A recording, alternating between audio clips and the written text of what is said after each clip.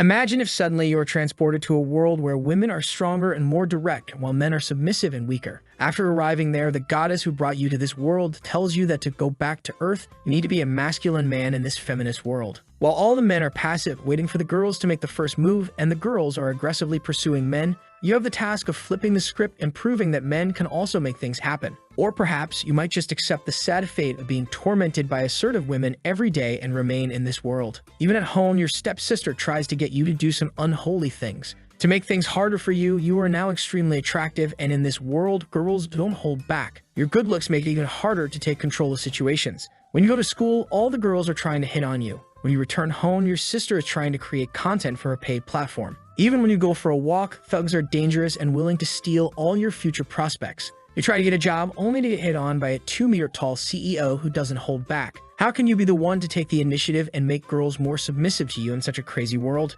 If you fail, you will assimilate into this world, unintentionally becoming more and more feminine. You need to rush to prove you're a Chad. The name of our protagonist is Zhang Hao, and let me tell you a little something about him. He's a straight shooter who goes out with his brothers to drink every day after work and hits on girls without hesitation. But right now, he feels like something is in the wrong genre here. What is this gender bender stuff? Is this some sort of dream? He asks himself. He explains that he was going home after a stressful day of work when suddenly, the mood became red. Everyone in the city vanished, and the next thing he knew, he woke up as this young pretty boy with all his memories intact. Suddenly, someone shouts at his door. It's his dad saying, How, why aren't you awake yet? Our protagonist is confused. Dad? His dad tells him to get up, saying, I was told that you and Long Long made some sort of appointment to go shopping today. Your dad is going out to get some groceries. Did you forget? We're having dinner with Aunt John. You're a boy, and you need to take better care of yourself. Go learn how to put on some makeup with your friend, because I'm sure he could teach you. Now get up and dress. Our boy is lost, thinking, what am I? My friend will teach you makeup.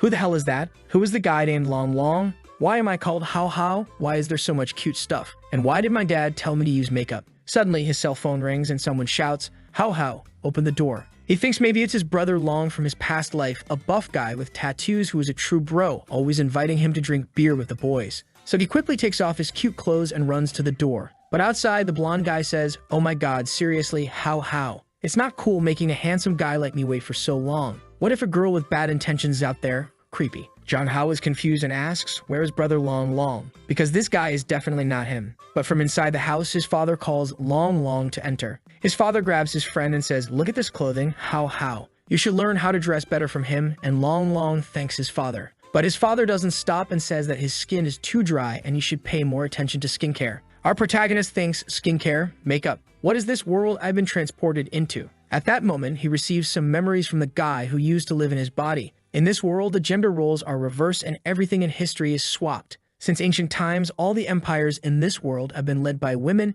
and men stay at home to take care of the children. Women are biologically stronger than men who have less strength, stamina, and power. Our protagonist just wants to know how he got into this mess. Sometime later, while walking in the city, his friend says, oh my god, how?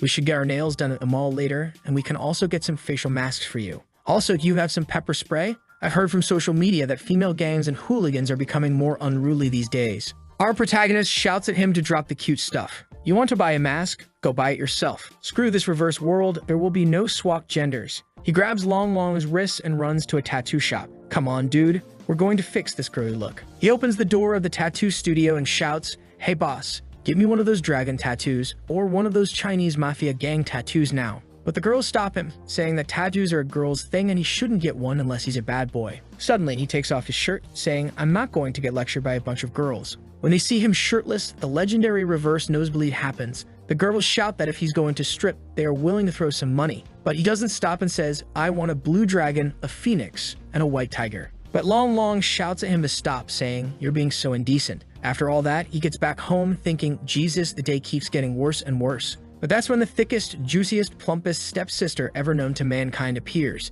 He enters her room without thinking and quickly runs out. Later that day at dinner, his dad says, didn't I tell you earlier? Your aunt and Kin are going to stay here for some time. That's when he understands the situation. His dad is marrying again, and that's why the girl is here. They are moving in because this house is bigger. But Kin doesn't stop looking at him. Back in his room, he's exhausted because his body is really weak since the guy who lived in it never exercised. He thinks he can imagine himself getting dolled up with cute makeup and dresses. Goddammit, I couldn't even get a tattoo today. So this is it. I'm living in a world where females are ruling. Dad and brother Ho became different people. If everything is reversed, do I need to act feminine? He shouts, I would never do that, and throws a teddy bear. I don't want to do this cute shit. But the bear becomes the smallest toy in the room when compared to two gigantic spheres. Jang Hao apologizes, but his sister rushes and throws him without a single ounce of hesitation. Poor boy. Our hero tells her that she's drunk, but she just takes his face to a warm, oozy mountain exploration while asking, How, did you miss me? He doesn't know what to say. She sees that he's getting shy and asks, Why do you look so red? Are you sick? Want me to take a look? Zhang Hao, with his nose bleeding and a plain face, says he's very oak. Later that night, someone says, Wake up now. His eyes are half closed, but suddenly he notices another one of those plump creatures ready to attack him. Our boy gets scared and asks, What the hell? Who are you? She asks, You don't remember who I am. Then she grabs him by the chin and says, I'm the entity that brought you to this world. He remembers the moment the red moon appeared and feels the same sensation. He says, So it was you. You're crazy. Why did you even bring me to this world? What did I ever do to you? She explains that she is the goddess of the red moon. I heard your pathetic prayers. Weren't you the one who complained about still being a virgin in the old world? There are so many girls in this world, and all of them would like to dry you up. But he asks her to take him back, saying, There's not a single normal girl in this world. Send me back home. She stares at him, calling him an ungrateful human. She says that if he completes a task, she will let him go. He asks what the task is, and she says, Back in the old world, didn't you always rant about trying to become a real man? Weren't you the one who said real men should always lift? Isn't that something you said? The task I will give you is very simple. If you become a real man in this feminist world, you might have an opportunity to find your way back. But if you are unable to do that, you will have to assimilate into this world. He asks if that means he's going to become a femboy, and she answers, Maybe, but is it really so bad? Then she vanishes, telling him to give this world a chance, and he would have a great time every day if he wanted. The next day, he wakes up and thinks, Damn, that was a strange dream. But when he looks to his side, he realizes it wasn't a dream. He starts to get ready, thinking, How the hell am I supposed to feel about all of this? But there's one thing I know, I look way too pretty for a dude. He decides he needs to learn more about this world. Sometime later, after reading a lot of newspapers, he thinks, You gotta be kidding. A 20-year-old male college student was sued for refusing to marry a rich cowgirl. Another student boy was sentenced for murdering his wife. What the hell is this? Even the crimes are reversed. And that isn't even the bad part. In this place, they have a way to know if a guy is still a virgin. Scientifically, males in this world are just too feminine. Physiological quirks resemble women in my previous world. Even male menstruation, dear God. This world is a nightmare for me. Is there no other way to go back?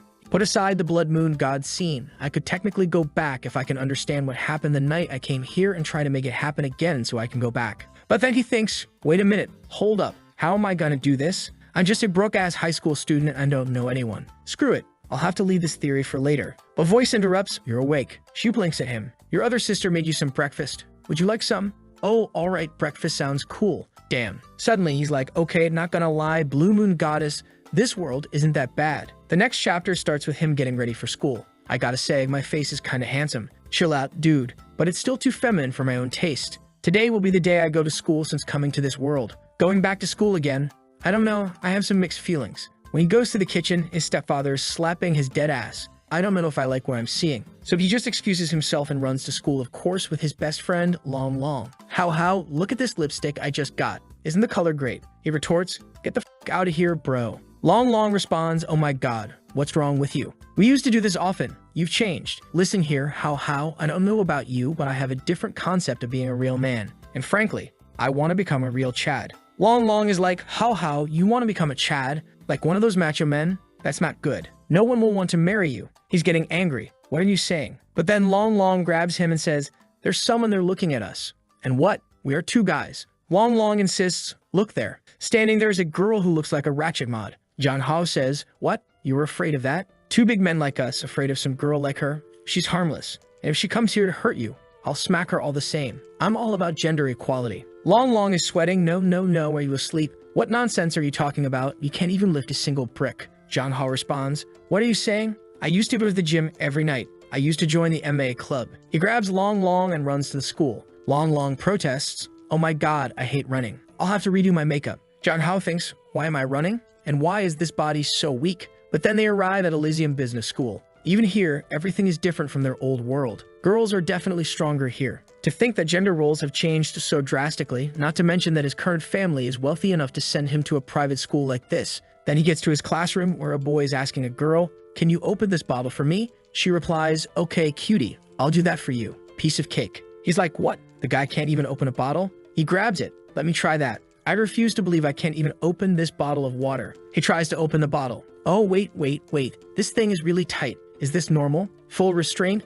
Ultra instinctive. Everyone is looking. His hand is already hurting. I give up. I've become so freaking weak. What kind of man am I? If I can't even open a bottle of water, I'm a failure. The girl opens the bottle easily for the guy. A bunch of girls gather around him. What's wrong? How? Do you want me to open the bottle for you? I can do it. Not gonna lie, this world isn't that bad, is it? But he just sits at his desk, feeling defeated. Long notices and says that he's been acting strange. So don't worry about him. Emotional damage. The next chapter starts with him walking down the corridor. Long wants to stay with him. Wait for me. How? We should head to the toilet together. He just runs off. No shit. I don't need him with me. As he walks through the corridors, all the girls are like, oh my god, look at his skin. It's so porcelain smooth. His buttocks are so pretty. I want to squeeze it. He's so dreamy. Damn, so that's how sexual harassment feels, right? He thinks. I need to do something about my body. I'm still too weak. I need to find a place where I can exercise. Somewhere I can get stronger. On his phone, he looks up Muay Thai beginner classes.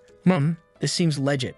I should check it out. But muscle training alone won't help me become a true Chad. I need to be mentally prepared for this too. Who's gonna carry the boats? Becoming a true Chad is a state of mind. That's when his classmate Yuan comes up to talk with him. He's shocked by her sudden appearance. Are you some sort of ninja? You're sneaking up on me. She apologizes, saying she was calling him, but he was just looking at his phone. Suddenly, she gets way too close, way too fast, asking if he's sure he's not doing anything wrong. You're not talking to a girl, right? He panics, no. Like hell I would. I'm a traditional guy. Don't get so close to me. Men and women shouldn't get so close in public. But she's fast. She takes his hand, commenting on how soft and beautiful his hands are. Oh my god, these girls are so aggressive, he thinks. Pay attention to yourself, Yuan. Girls shouldn't act this way. She notices he's different today. You weren't acting like this before, she remarks. Maybe you haven't slept well recently. I know a good massage method. Let me rub your hands. She moves to grab him, but he tries to stop her. What? How is this girl so strong? I can't push her away. Fortunately, the teacher enters the room. Hurry back to your seats, students. The class is about to start. Miss Madeline, English teacher. Zhang Hao reads the book and realizes he understands everything, which is strange because he graduated a long time ago. At least in this alternate universe, he's a top student. He confidently looks at the teacher. Ask me anything and I will answer with no problem. She adjusts her glasses, Zhang Hao. Hey, I'm ready. She asks, are you all right? Is it hot today? Do you want to visit the infirmary? He replies, what the hell? I'm fine. There's nothing wrong with me, teacher. All the girls comment that he's acting strange today. He shrugs, you know what? Screw it. I'll just do whatever I want. Next, he's walking with Long, who asks, what's wrong? You look so tired. How? He responds, you have no idea how I feel. Of course I'm tired. I'm very mentally tired. Then a girl holding 3 basketballs comes up to him. How? I just scored a 3-point shot. Didn't I look kinda cool? He's like, what the hell? As they walk down some stairs, a guy throws himself on the floor. How? Why did you push me? Trying to frame him. God damn it, he thinks. Getting attention from girls is one thing, but them grabbing my booty is another. This shitty reverse world is bullshit. I just want to go back to the old Earth. That's when another girl comes up to him. How? I've liked you since I met you. Will you go out with me? He's frustrated, thinking, God damn it. That's why I hate this world. Why is a girl confessing to me? Sorry, right now I'm not looking for a relationship. My mental health is deteriorating. He walks away and Long jealously remarks, oh my god, you received 20 confessions just today. I want to be a popular boy like you. He's just like, cut it out. Let's eat something. In the cafeteria line, he's thinking, what should I order? He looks at the other guy's plates, which are barely filled with food. He asks Long, why is everyone eating so little? Long replies, what are you saying? How? Every guy needs to eat like that or you're gonna get fat. He goes to take his food and asks for some salads and fried veggies. He's puzzled. What? Not even rice. You're gonna faint in the afternoon. But Long says, oh no, I'm just trying to lose some weight. That's when our boy realizes the difference in calorie needs in this world. He makes a mental list. How to be a real man. Step 1, exercise. Step 2, ask your bro Long to coach me. Step 3, get rid of all the flirty clothing I've got in my wardrobe. Step 4, be a Chad instead of a pretty boy. He rushes to the counter. Hey aunt, give me everything you have. I want to eat pork. I want a ribeye steak. I want a large portion of everything. Give me some good Asian rice as well. Long is shocked. Why are you eating so much? You'll get fat. How responds, a real man should eat more. I gotta eat to exercise after all. You wouldn't understand. Everyone in the cafeteria is staring at him, whispering, oh my god, why is he eating so much? I think he's just showing off. Then Li Feng shows up. Why do you eat so much? You look like some desperate foreigner working at hard labor jobs. Our boy just stares at him. Who are you? Li Feng responds, Zheng Hao, are you joking with me again? We studied together. Or have you gained so much weight that it went to your brain? Zheng Hao retorts, you're blind. I'm just trying to eat. First, you diss immigrant workers. Next, you diss fat people. So you're a racist and fatphobic. You're all sorts of nasty, huh? Liu Feng is taken aback and starts to cry. I was saying all that for your own good. Why do you say that about me? The girl starts siding with Liu Feng. Why did Zheng Hao make him cry? That was so unnecessary. But clearly he's just trying to manipulate everyone. Public opinion seems to be against Hao Hao until another girl steps in. How much Hao Hao eats is his business. Are you saying boys can't eat a lot? That's just discrimination against your own gender. She turns to our protagonist. Hao Hao, you're very hungry today, aren't you? If you need more meat. Hao Hao was momentarily taken aback, thinking, not gonna lie, she's pretty. But Liu Feng yells, Zhao Yun and Zheng Hao, you two. Hao Hao cuts him off. If you have something else to say it. If not, shut up and let your grandpa eat, alright? Leave now. Long Long, puzzled, asks, why are you calling yourself a grandpa? That doesn't make sense. But the girl, Zhao Yun, seems to like it, saying it's more attractive, like a wild kitty. Liu Feng storms off, you're all vulgar people, you know. Zhao Yun tries to offer more food, saying Hao Hao has all the time to eat. Hao Hao asks Long Long, who is this girl? Long Long replies, did you hit your head? That's Zhao Yun. She's had a crush on you for ages. Zhao Yun turns to Long Long. That game I introduced to you, League of Legends, have you tried it? Long Long hesitates. No, the game is too difficult. Boys aren't suited to play such games. Don't you want to play something like Candy Crush? Zheng Hao interjects, League of Legends. Are you talking about a 5v5, MOBA-style, arena-type PvP game? Long Long is surprised. What? Do you even know about it? You said games were just for girls. Zheng Hao retorts. Only girls play games in this world. What is the logic? Zhao Yun clarifies, that's not true. There are boys playing the game too. They're just not as good as the girls at the pro level. But hey, Hao Hao, shall we play together? Hao Hao stands up. I usually play support or jungle. I'm going back to the classroom. Boss Long, are you coming? They leave and Zhao Yun laments, oh my god, when will Hao Hao ever accept me? Back in the classroom, Hao Hao contemplates there are no pro players like Yuzi or Faker, but are the girls really that good in this world? What if the skill level isn't the same? I need to find a match to watch. The definition of being a real man in this world, what exactly does it mean? He asks Long Long, who's the girl alone in the window? Long Long responds, you mean her? Her name is Ming Wu Weiha, a transfer student. Long Long then shies away asking, hey Boss Long, are you interested in her? Zhang Hao replies, I mean, she's pretty, but she doesn't talk. I don't know. Zhang Hao grabs Long Long and says, nonsense. Just go up there and talk to her right now. Come on, boss. But Long Long hesitates. No, it should be the reverse. Men now have to take the lead. Zhang Hao insists, this is the past. Men now have to take the lead. He approaches her. Hello, I'm your classmate Zhang Hao, and this is Boss Long. Nice to meet you, Ming Wu Weiha. Normally girls would flock around him, but this girl doesn't react that way. Zhang Hao wonders about her story. He prompts Long Long, hey, say something. Long Long awkwardly asks, how are you? She replies, good. Zhang Hao notices the novel in her hands and asks, is that a novel you're reading? Long Long tries to discourage him. Stop it. She doesn't want to talk with us. But Zhang Hao presses on, yo, my bro here thinks you don't want to talk with us. She responds, I don't have an opinion on that. Zhang Hao thinks maybe she's just a little antisocial. He extends his hand. Hey, if you want to chat with someone, let's be friends. She hesitates, then says, oh, okay. Zhang Hao feels like this is the beginning of his journey to becoming a real man. Just then, Yuan shows up. Why are you bothering a transfer student? Zhang Hao gets an idea. Bingo. I know what I'm going to do. Thanks, Yuan. He then says to Ming Wu Weiha, you want to be friends with this girl? She's reluctant. Gaiden doesn't want to. But Zhang Hao blinks. Yes. She finally agrees. Okay, I'd love to. As Zhang Hao walks back to his desk, Yuan says, thank you. He smiles back. Back at home, Zhang Hao is listening to some Sigma male music. Can you break my heart? Suddenly, his sister shows up. What are you doing here in your room? He responds, I'm just listening to some music. Do you need something?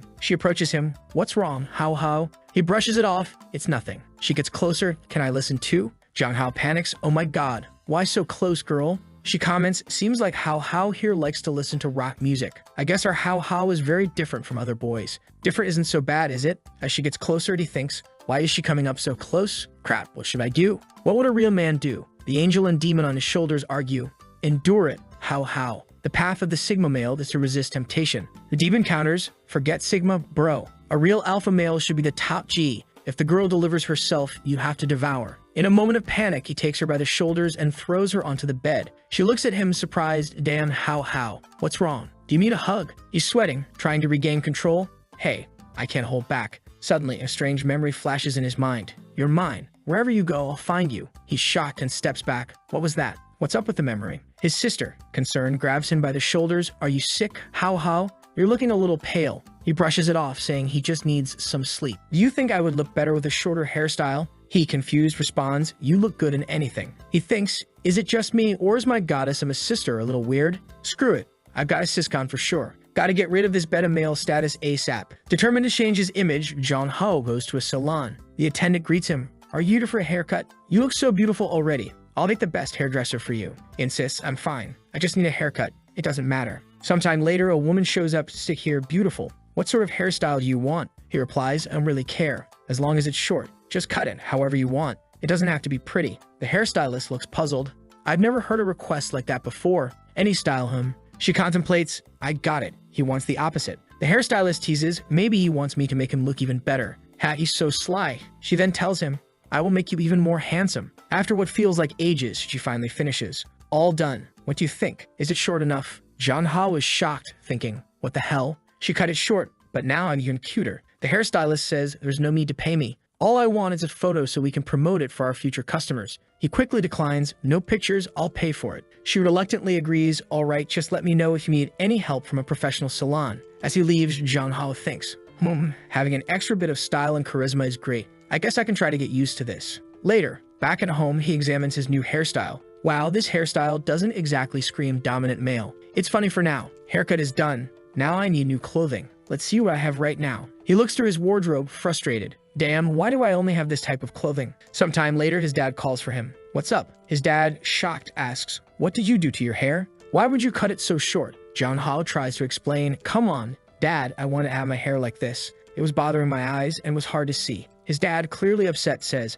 are you trying to piss me off? Is this fun for you? Why did you cut it? Before things escalate, Kin steps in. She smiles, how you like it. Jong Ho thinks, God damn it. She then tells their dad to take it easy, saying there's nothing wrong with what he did. He looks way cuter this way, so don't be so mad. With things settled, she asks Jong Ho to come to her room, saying she has a present for him. He's curious, wondering, oh my god, what's her room going to look like? I don't know what I'm expecting. It's probably just going to look normal. She goes to her desk and grabs something, saying she bought it in a hurry but hopes he likes it. Jong Ho is surprised to see it's a pair of earrings. He thinks they look expensive, but she reassures him, as long as you like them, I'll buy you anything. He thinks to himself, damn, did I get a new sister or a sugar mama? In his room, Jong Ho stares at the black diamond earrings, contemplating whether to return them. But being a broke kid, he decides to keep them. Just then, he receives a message from Long Long. How, take a look at this. My new novel is up. I've already signed the contract. Soft and cute femboy versus the sassy CEO boss lady. A tale of forbidden love. Jong Ho thinks, what is this? Then he gets an idea. That's right. I could write a novel too. I could bring some stories from my world to this one and make some quick cash. Let's see. What should I write? The Return of the SS Soldier? Or maybe Solo Leveling? Or should I write Overflow? He boy. A few hours later, after expanding on his ideas and borrowing elements from various novels, he's done. I'm calling it A Real Woman in a Patriarchal World. The next chapter starts at school. He receives a message.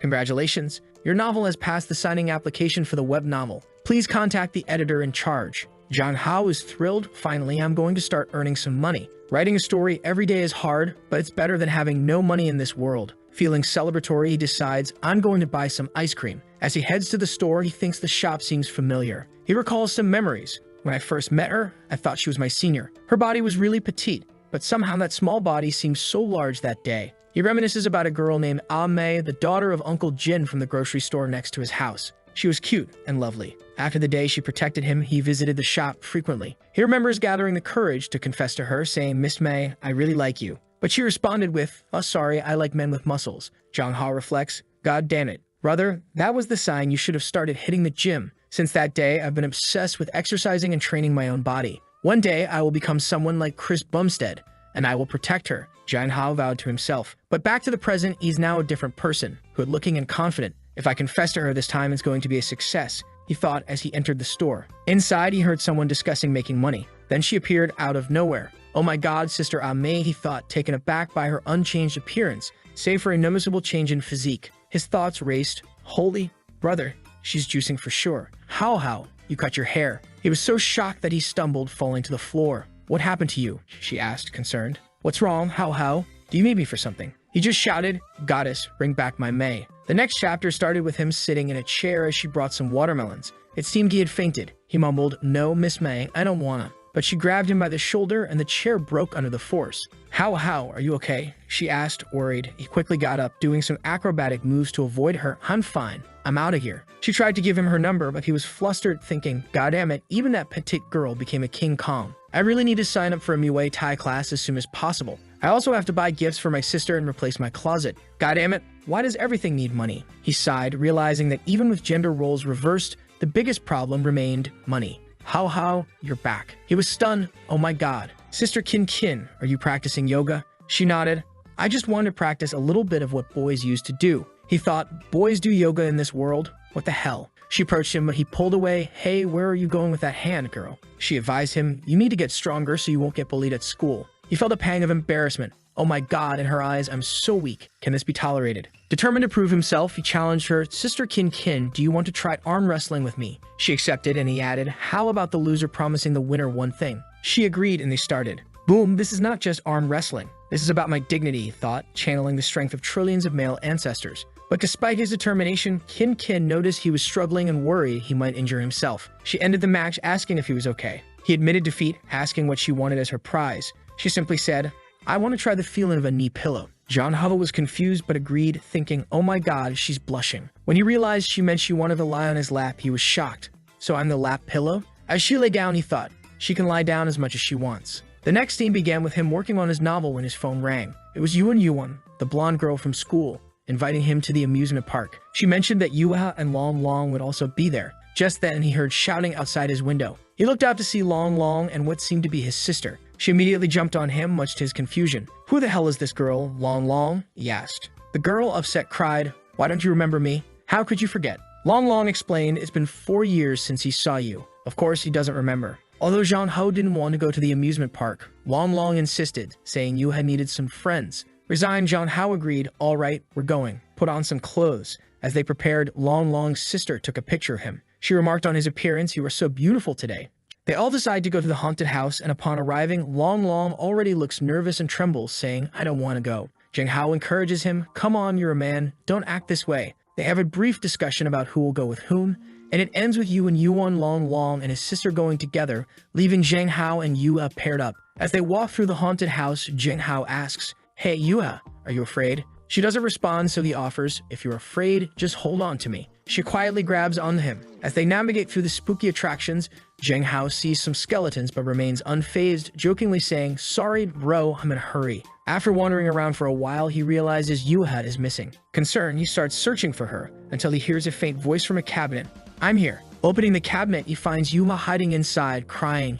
He gently reassures her, hey, don't be afraid. I'll take care of you. She timidly takes his hand, calming down a bit. Sometime later, they exit the haunted house. Long is shouting, I would never go in there again. Yuan teasingly says, you've been inside together for a long time, haven't you? Zheng Hao flicks her forehead and retorts, stop thinking nonsense. Yua appears, looking tired, and suddenly collapses. Everyone panics, suggesting calling an ambulance, but Zheng Hao calmly suggests, let's just take her to a bench and let her relax. She probably just fainted from fright. They lay her on a bench and Long suggests, you need to do mouth-to-mouth resuscitation. Yuan protests, no, why don't we just call an ambulance? She's clearly distressed, not wanting the situation to escalate. Zheng Hao tells her, shut up, just go buy some water and some food, and then lays Yuva's head in his lap. As he gently massages her ears, she wakes up confused. What are you doing? He explains, I was just trying to wake you up. She admits she was scared, and he reassures her, it's fine now. It might be better if you avoid haunted houses in the future. She nods and closes her eyes, drifting back to sleep. Zheng Hao thinks to himself, this is by far the quietest and shyest girl I've met in this world.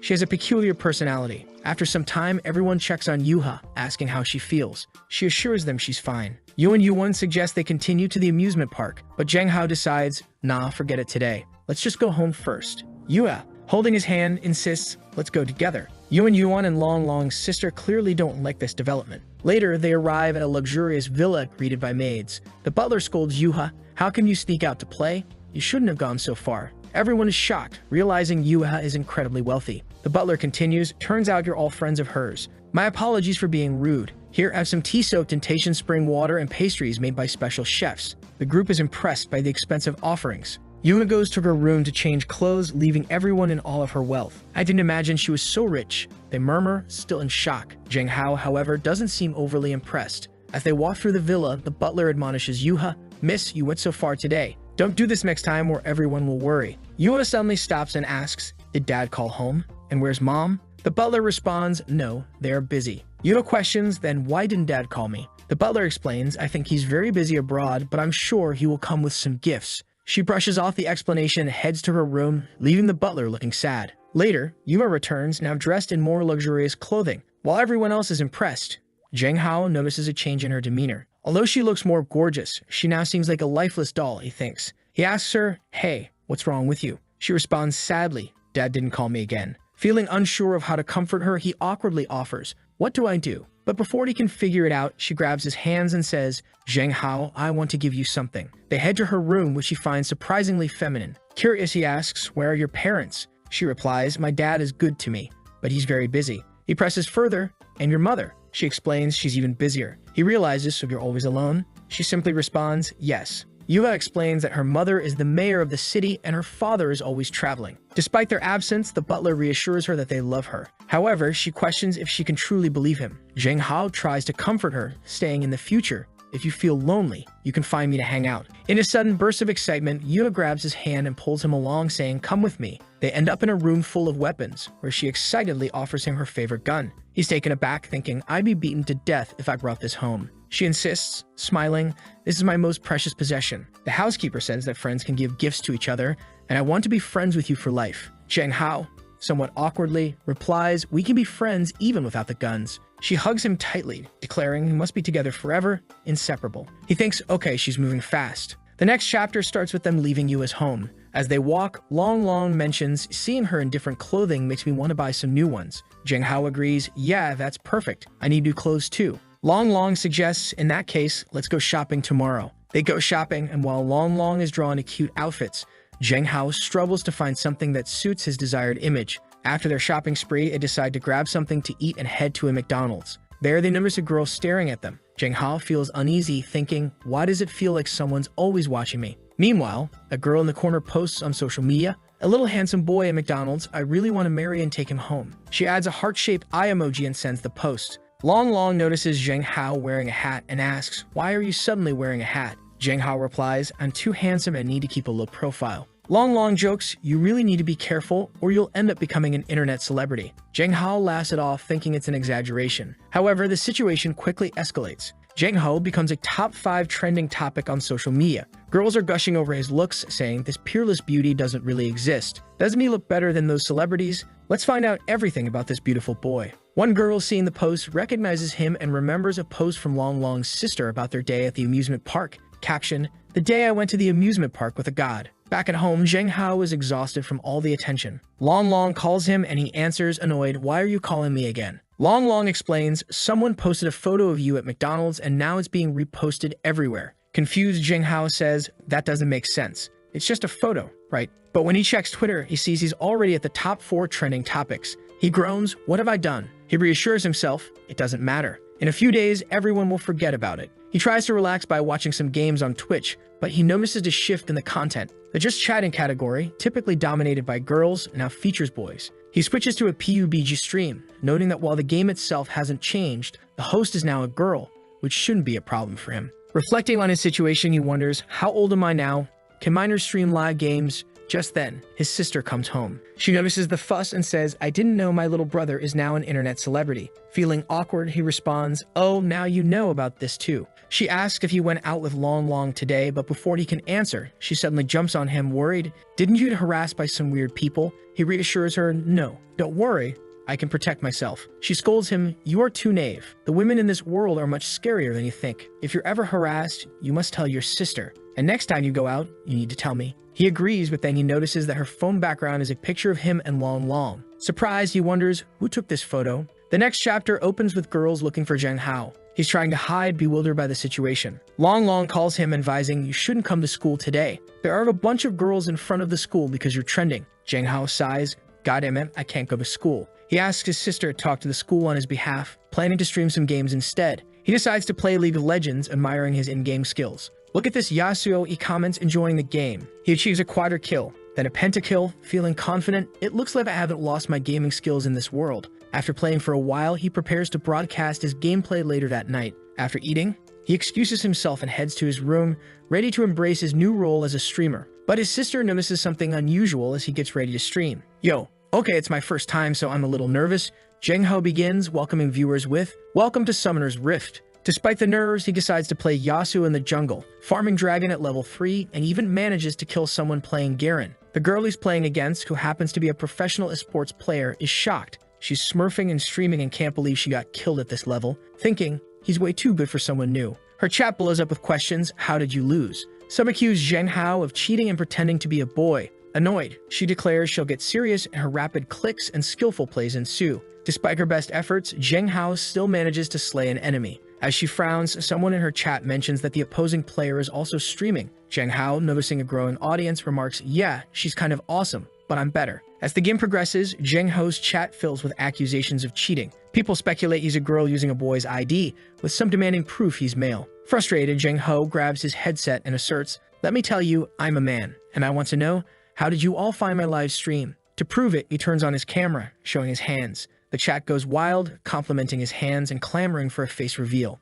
Some even fetishize his hands, much to his confusion. Starting a new game, the scene cuts to a girl in her office watching his stream. "God damn it, another one," she mutters, recognizing his potential. She thinks, if signed, this newcomer could definitely become a cash cow for the company. After finishing his stream, Zheng Hao signs off, "All right, let's stop for today. Thank you all for the support. This was my first day of broadcasting. See you later, boys." The next day, he talks with Long Long about school. "How is it today? Are there still many people asking about me?" Long Long replies, "There are a lot fewer people today, probably because they didn't see you yesterday. But still, there's a lot of talk." Relieved, Zheng Hao says, "Thank goodness this popularity is fading fast. I should be able to go to school tomorrow." Long Long then asks, "So how, what you been doing at home these past 2 days?" Zheng Hao admits, "I've been writing my novel and doing some live streams." Shocked, Long Long shouts, "What? You started live streaming? When? Tell me everything." Zheng Hao quickly covers his mouth, "Keep your voice down. No one can know. All right? And I haven't signed a contract with the platform."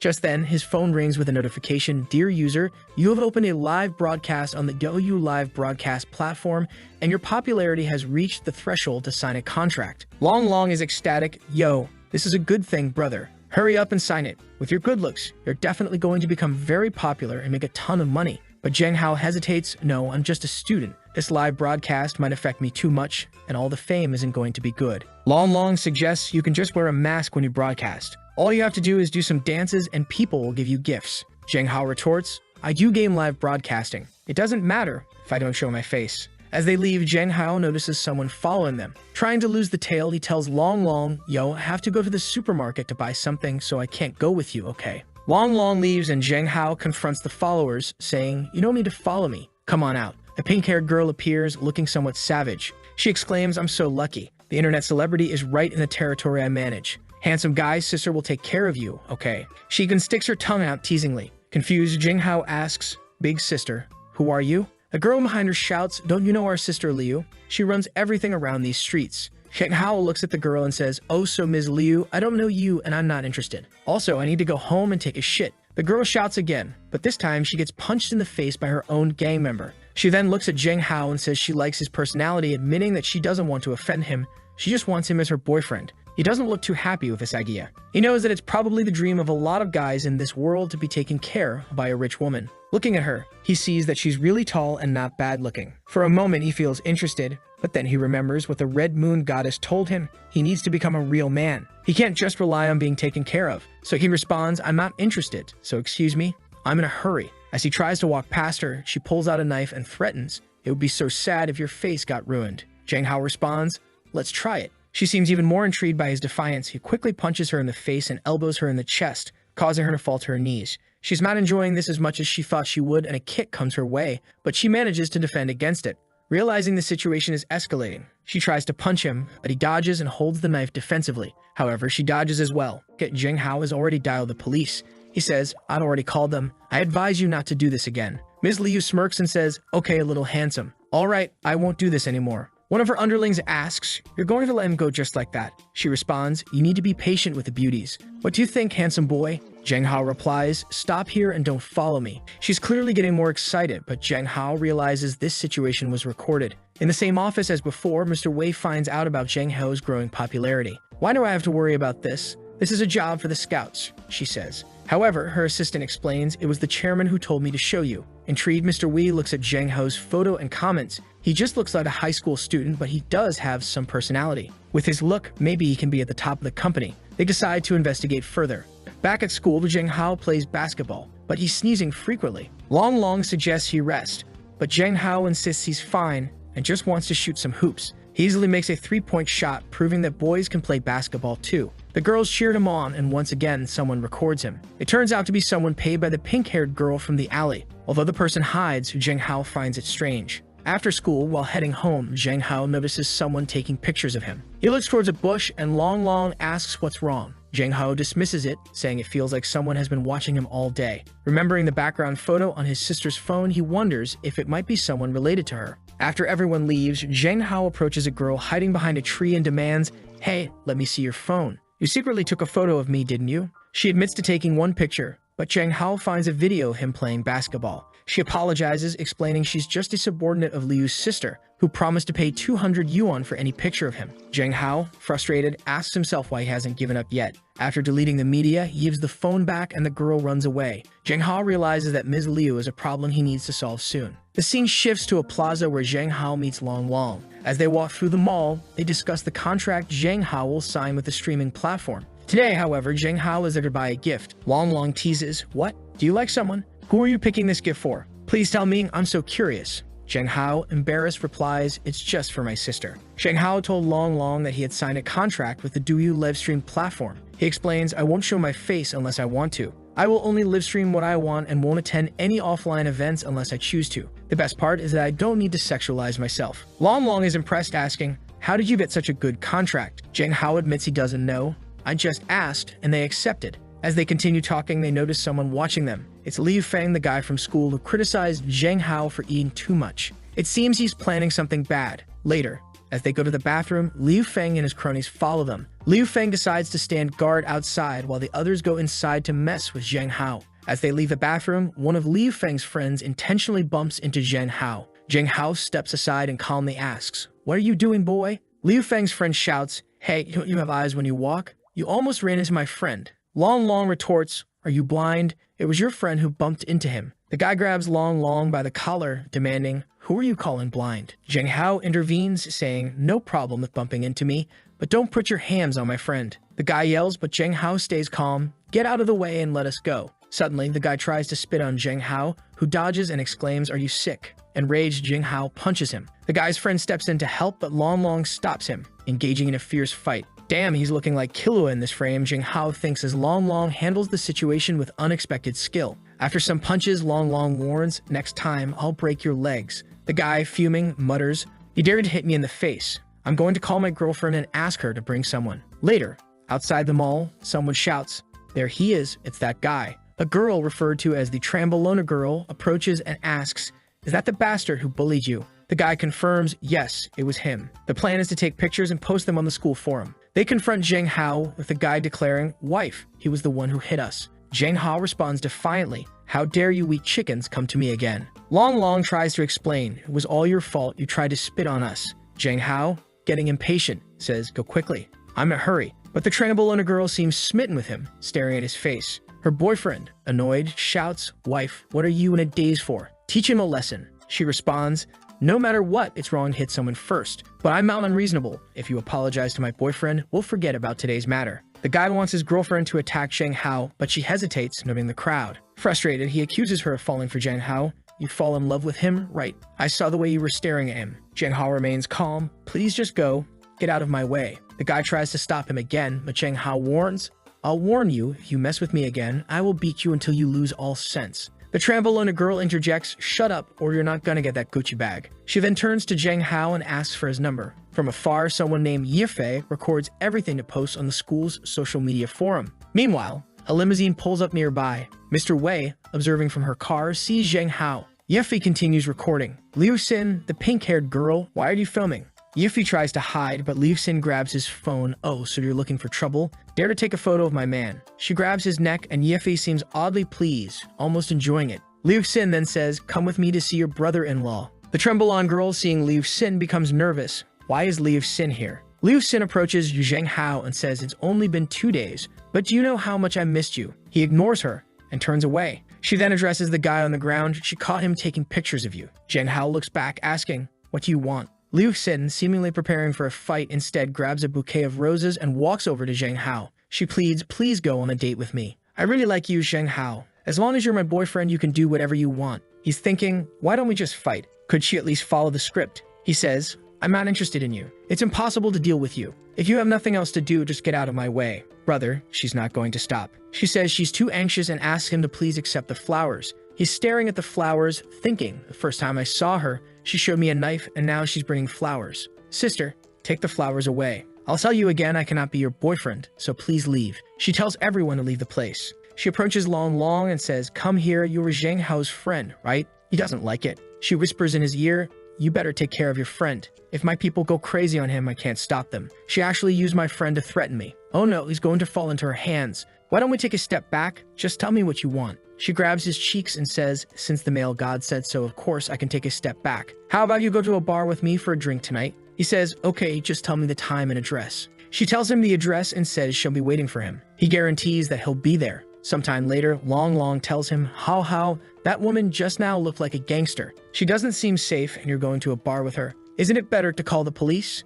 Zheng Hao explains that unfortunately, they can't do that. They don't have any criminal evidence, so she would just be released and then come back to bother them. He says, tonight, I'll go see your attitude first. Don't worry, I have practiced Kung Fu. They can't do anything to me. Long Long grabs him, no brother, you must not die. Relax, dude. It's just a bar, not an execution. At that moment, a woman wearing glasses shows up and asks Zheng Hao to come with her. He's annoyed. Again, this is so inconvenient. Then a group of what should be intimidating girls shows up, and he reluctantly agrees, all right, lead the way. He tells Long Long to go home and to call him if he needs anything. The scene shifts to Zheng Hao walking into an office. Seeing the woman, he thinks her aura is too strong. Her name is Wai Nan, president of Feng Hong Media Group. She looks at him, gets up, and walks closer. Good qualifications. There's no one like you in the market. Now look, sign this contract. I can make you famous. He grabs the contract, glances at it, and says, sorry, you may have got the name wrong. I don't intend to be a star, and I don't want you to make me popular. I'm in a hurry to go home for dinner, so I'm leaving. The secretary grabs his shoulder. You're just a high school student. Don't be so ignorant.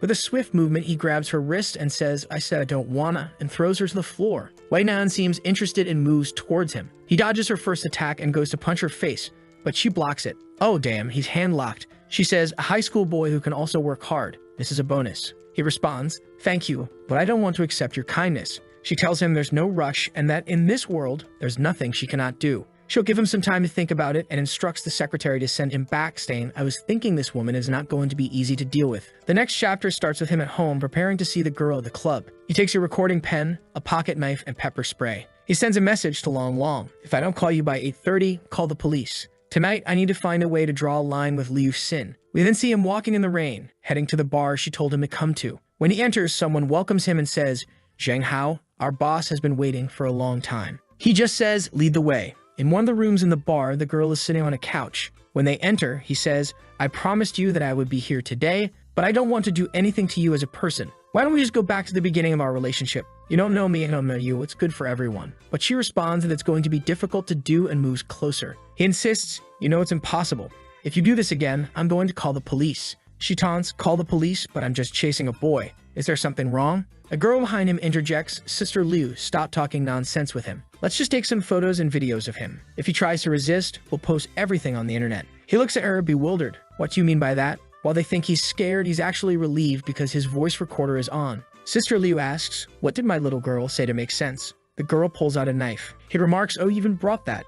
Is it because if I refuse, you're going to kill me? Sorry, but I... Then he quickly uses his spray, rushes to her, grabs the knife, and holds her as a hostage. Sister Liu is impressed. You are brave enough. He warns, don't even think about sending anyone over unless you want to see blood in the streets. It also won't do you any good to call the police. He heads to the door, releases the girl, and walks away. The girl, undeterred, thinks, Zheng Hao, I have all the time to play with you. But then she receives a message, Sister Liu, Zheng Hao asked me to send this picture of you. He said that he recorded all the conversations in the box just now. If you don't want him to send these things to the police, don't provoke him anymore. Enraged, she shouts, no wonder you dared to be so rude just now, you little bitch. Meanwhile, someone observes Zheng Hao running away and informs Mr. Wei that he's fine. The next chapter starts at school. Zheng Hao reflects on what he did yesterday, hoping the threat will keep the crazy girl away. He overhears two girls talking about Sister Liu, mentioning that someone from the Feng Hong group has just taken over her place. He wonders, Feng Hong group, what's happening? Why do these names sound familiar?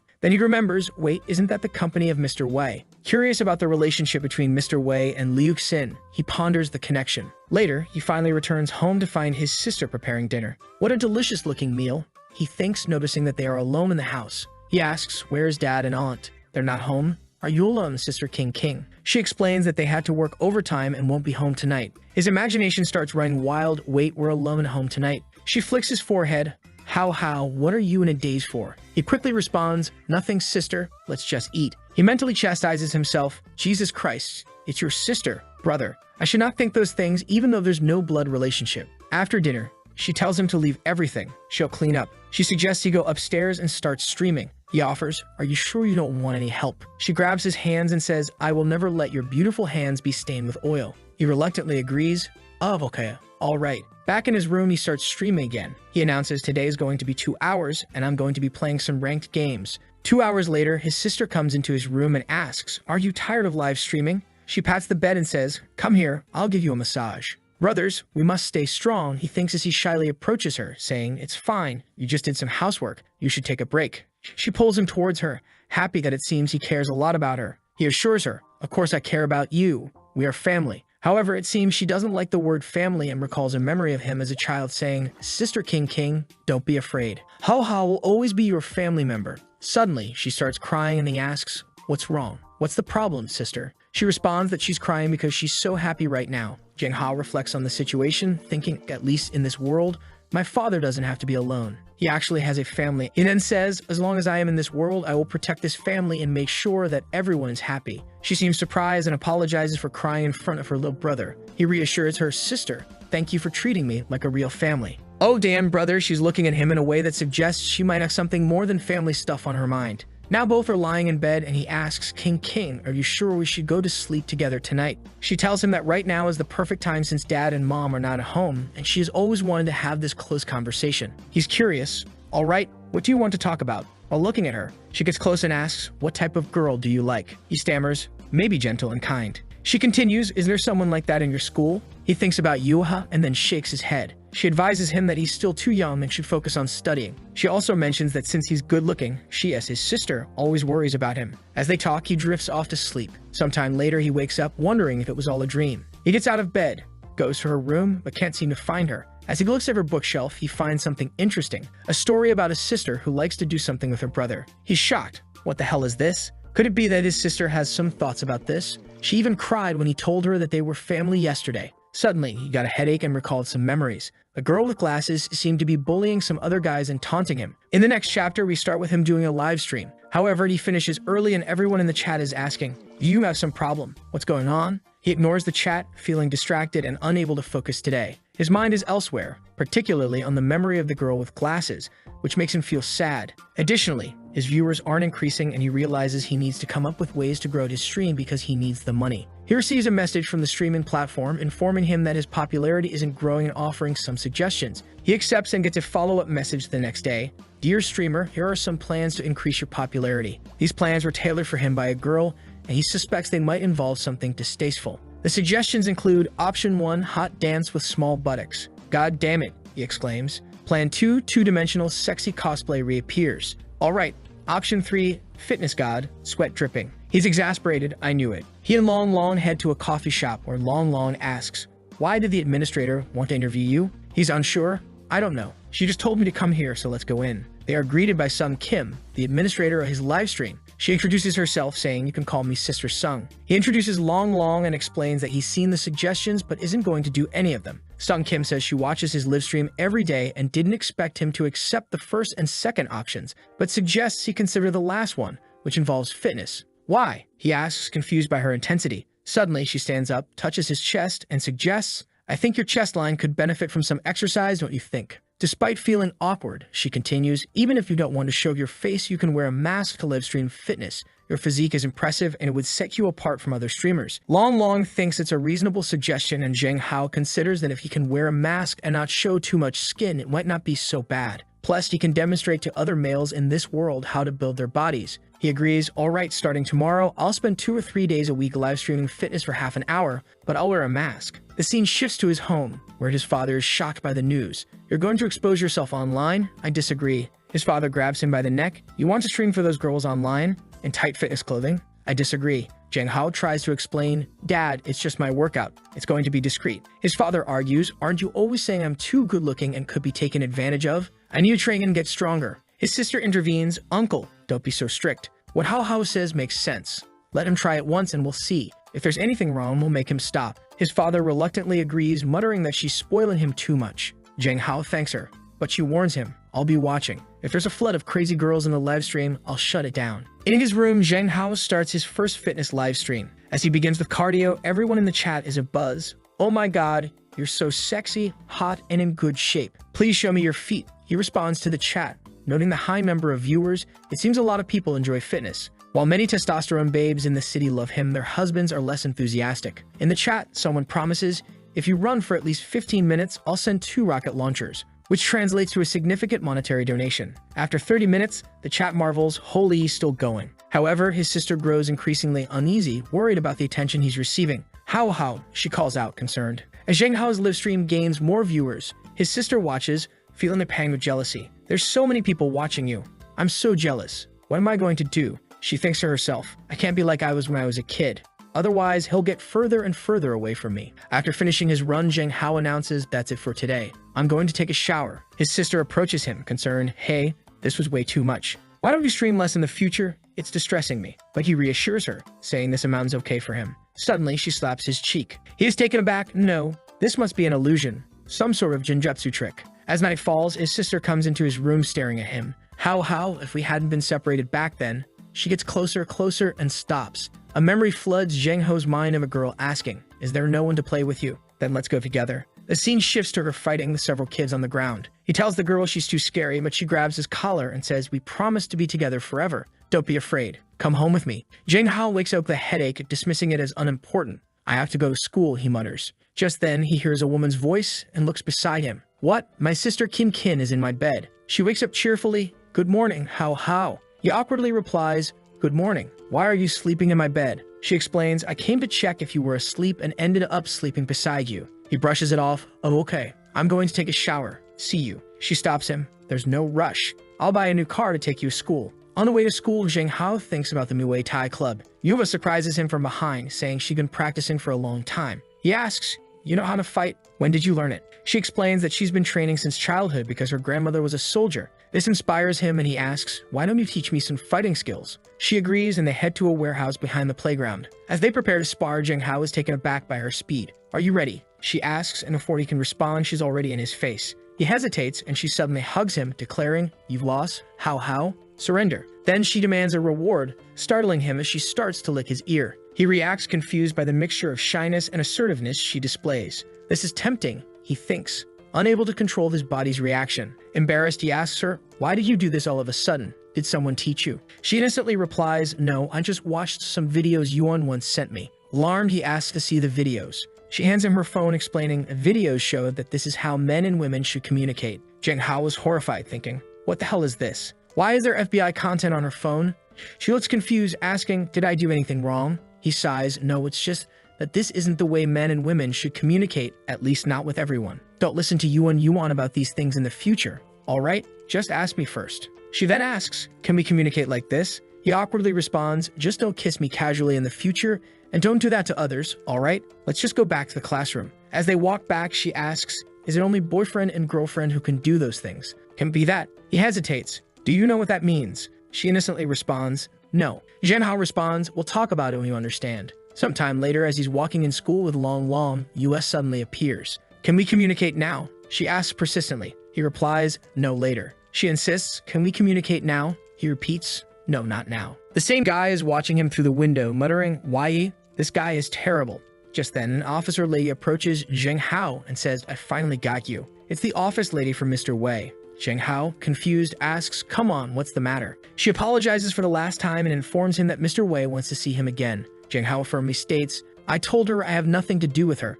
I will refuse. Don't waste everyone's time. Stuttering, The secretary explains, Zheng Hao, I'm just following orders. It would be hard for me to return without any answer. At least talk with her through my phone. He's frustrated, thinking, damn this girl again. She's richer, more powerful, and stronger than me. This is not going to go well. Reluctantly, he agrees, okay, call her. I'll explain things. He picks up the phone and says, hello, it's Zheng Hao. Your secretary told me to call you. But Mr. Wei, my thoughts are the same as before. Nothing has changed. I know your time is precious, so don't waste it on me. Mr. Wei responds, Zheng Hao, do you want to be as powerful as a woman? I know you hate to look weak. I saw it last time we fought. I not only cultivate stars, I can give you more time to think about it. Then she hangs up. Zheng Hao thinks this woman really knows what I want. I don't know if it's the best decision, but I'll have to find some time to meet her again. Back at Mr. Wei's office, she muses, so he hates being thought of as a weak man. The next day, Zheng Hao arrives at school in a supercar. His sister, who drove him, fixes his hair before he heads inside. As he walks through the school, everyone is talking about him. They seem to be checking their phones, discussing a rumor that he's some sort of POF worker or Instagram thought. Long Long notices and asks, do you feel something is wrong? Zheng Hao sighs, yeah, I found out. It's been like this since yesterday. Everyone is clearly avoiding us, but we don't know what happened. A guy with green hair approaches and sarcastically asks for his homework. Are you so busy every night that you don't have time to write? I know you're just planning to live off your looks, right? So it doesn't matter if you don't go to college. Zheng Hao hands over his homework, retorting, jealous of my handsome face. Just say it, brother. The guy scoffs, are you crazy? You're being nurtured by so many girls every night. I don't want to be like that. Zheng Hao, puzzled, asks, nurtured? That's a new one. The green-haired guy smirks, yeah, everyone knows you've been entangled with girls several times at the school gate. Some girl even brought you here in a supercar. Everyone saw it. Long Long, frustrated, shouts, what are you talking about? You're just spreading rumors about Zheng Hao. But then he looks at his phone and sees the post, look, there's our boy with his sister. Long Long exclaims, brother Zheng, everyone's calling you out as the guy older girls can take a free ride with. Zheng Hao's face is a mix of shock and disbelief. What the hell? Just then, the teacher knocks on the door and says, Zheng Hao, come with me to the office. In the office, she addresses him, Zheng Hao, do you know what's been happening on the school forum recently? He nods, yeah, I just found out. She continues, this type of incident has a very bad influence on the school. You need to be more careful. In this society, Zheng Hao interrupts, hey, stop. Teacher, there's no such thing. It was just my sister who brought me to school. If you don't believe me, I can call her. Moreover, this post on the forum is definitely slanderous, so I hope you can strictly investigate it. Sometime later, Zheng Hao's sister arrives at the school, causing a stir among the students. They overhear her conversation with the teacher and quickly realize that she is indeed his sister, confirming the scandal is nonsense. The students conclude that the forum post was pure nonsense. His sister apologizes for the fuss she caused, but Zheng Hao reassures her, saying it's fine and she can return to work. Back in the classroom, Yuan Wang declares I knew Hao Hao wasn't the type of person they made him out to be. Long Long and I were investigating and were sure it was Li Feng and his gang who spread the rumors. Zheng Hao asks where Long Long is and Yuan Wang replies he's searching for them alone. However, Long Long has not returned. Meanwhile, in men's bathroom, Long Long is found on the floor, shivering and distressed. It's so cold. Liu Feng and the others are such big bastards. When I get out, I must tell the teacher, he mutters through tears. Zheng Hao, Yuha, and Yuan search the school for him. Eventually, Yue informs them that some classmates from Class 3 saw Long Long near a bathroom. With a sense of urgency, they rush to the location and find the door locked. From inside, Long Long cries out, please, I'm so afraid. Zheng Hao instructs Yuha to kick the door, which she does, breaking it down easily. Zheng Hao rushes to Long Long, who tearfully recounts, and not only did they lock me up, they poured milk on me. We must tell the teacher. Zheng Hao, determined, says, don't go to the teacher. I will avenge you. Later, Zheng Hao confronts Liu Feng, who is visibly scared. Liu Feng tries to deflect, saying, be careful. I will tell the teacher. All right, you'll get expelled. But Zheng Hao retorts, you should worry about yourself. My sister came to the school today to clarify the rumors in the forum post. We'd also know what you did to Long Long. It seems like you didn't realize there are surveillance cameras behind the playground. He presents Liu Feng with an ultimatum. Now you have two options. First, you tell everyone that the post was a lie. Or second, tomorrow I go to the teacher and tell her everything. Realizing there's no escape, Liu Feng reluctantly apologizes for making the video. Zheng Hao warns him, if you keep being arrogant like this, I'm going to make sure you're dealt with. Afterward, Long Long asks, how? Do you really think he's not going to try anything? Zheng Hao confidently replies he's a senior in high school. If I hand over this video to the teacher, he'll at least get a major demerit. But it's getting late. Let's go home. As they walk, Zheng Hao asks Yuha, have you heard of Wai Nan? She replies, Wai Nan is the current head of the Wai family and is a very powerful person. He then inquires about the comparison between Wai Man's family and hers, considering her mother is the mayor of the city. Yuha responds, they're on equal footing. Zheng Hao ponders, as powerful as the mayor of the city? This won't be simple to deal with. Meanwhile, at her home, Wei Nan is troubled. It's been 3 days since the last call, and she finds herself thinking about Zheng Hao. As she reflects, someone knocks on her door, informing her that some people are calling her for dinner to discuss negotiations about some lands. She instructs her secretary, prepare the car. The scene shifts to Zheng Hao and his sister dining out. He remarks, "Yo, sister, isn't this place super luxurious?" She smiles and explains it's a treat for what happened today at school. Zheng Hao expresses his gratitude. "All right, thank you, Sister Qin." "Oh, damn," Zheng Hao thinks as he looks around the luxurious restaurant. His sister reassures him, "Let's go." Once inside, she tells him he can order whatever he wants. He cheekily asks for a drink, asserting he's an adult, but she knows better. "I don't think you are, brother," she teases. Despite this, she relents, "It's fine if you want to be reckless. Besides, our parents aren't coming home tonight." Feeling a bit rebellious, Zheng Hao indulges. One drink in and he's already reminiscing about his old days with the boys, with his sister watching him intently. He's visibly tough but softens under her gaze. After a while, he starts feeling dizzy and admits, "Am I drunk? No, I'm fine. Maybe I just drank too fast. I'll go to the bathroom." On the way, he reflects on his past tolerance for alcohol. However, in his disoriented state, he accidentally heads to the women's bathroom. As he washes his face, he hears a voice, "Hello?" Startled, he looks up and realizes he's in the wrong restroom, encountering a woman in fishnets. "What the hell are you doing in the men's room?" he blurts out. She calmly corrects him, "This is the women's restroom." Panicking, he notices other women entering from both sides, trapping him. Feeling like a sheep among wolves, he's cornered. Suddenly, he's pulled into a stall by Wei Nan. She smirks. "You want to hide from me, but why should I hide with you?" He stammers, "Oh no, I accidentally dragged her in." Wei Nan, enjoying the situation, grabs his hand while people outside remark on the commotion. "Why are you crazy, girl?" he exclaims, trying to maintain composure. She leans in, "Don't you understand? You're a defenseless little man who should panic." He retorts, "A little man? Why didn't you call me?" Looking her in the eye, he says, "I was planning to meet with you tomorrow. It was by chance we met tonight." She grabs his chin, determined, "No, I've changed my mind. I don't need you to sign anything as long as you're my man." He responds, "Do you got some bossy syndrome? We've only met twice, right? The last person who refused me disappeared." She replies, "You mean Liu Xin? She was suspected of illegal transactions and was imprisoned by my people." Alarmed, he asks, "What do you mean by your people? Are you above the law?" She coldly replies, "You love to worry about other things, don't you?" Desperate to escape, he tries to tickle her armpits. Seizing the opportunity, he escapes, thinking, to be honest, she felt pretty good. Outside the bathroom, he finds his sister, who asks, "Why were you in there so long? Are you uncomfortable?" He lies, "I'm fine, just a bit too drunk." She gently guides him, "Let's go home and rest." At home, Zheng Hao, drunk and exhausted, collapses on the bed. His sister tenderly brings him soup and juice, strokes his hair, and whispers, "He's so cute, just one kiss." She leans in, thinking, "We will be together sooner or later." She gets on top of him, caressing his hair and planting soft kisses on his neck. He stirs awake, confused. Is this a dream? Her face, filled with longing, suggests otherwise. Overwhelmed, he flips her over, battling the demons in his mind. The temptation of the moment battles with his moral compass. In a moment of restraint, he kisses her forehead and steps back. His sister, surprised, asks, How are you asleep?" Before anything else can happen, she notices a call on his phone from Zhao Yun, the girl from the cafeteria who had shown interest in him. She answers on his sister. "You're Zhao Yun?" "Right." Zhao Yun, surprised, responds, "Hello, sister. I'm Hao's friend." Zheng Hao's sister abruptly ends the call of Zhao Yun, cutting her off. "I know you've been chasing him for 2 years. I have something to tell you. Forget about falling in love in high school. I hope you give up on this and stop imposing on him. Goodbye," she says before hanging up. She looks at Zheng Hao, thinking, asterisk, "You belong to your sister alone, and it doesn't matter. I will definitely take my time and control myself, but eventually." The next day, Zheng Hao wakes up with a hangover and notices something unusual on his neck. He recalls the dinner and wonders if the strange dream he had about his sister wasn't just a dream. As he examines the marks in the mirror, his sister enters. "Hey, Ao Hao, you're awake," she says. He stammers, unsure what to say, while internally panicking. Could it be that the dream last night with my sister wasn't a dream? She inspects his neck and comments, Hao, it seems you're allergic to alcohol." He asks, "Allergic to what?"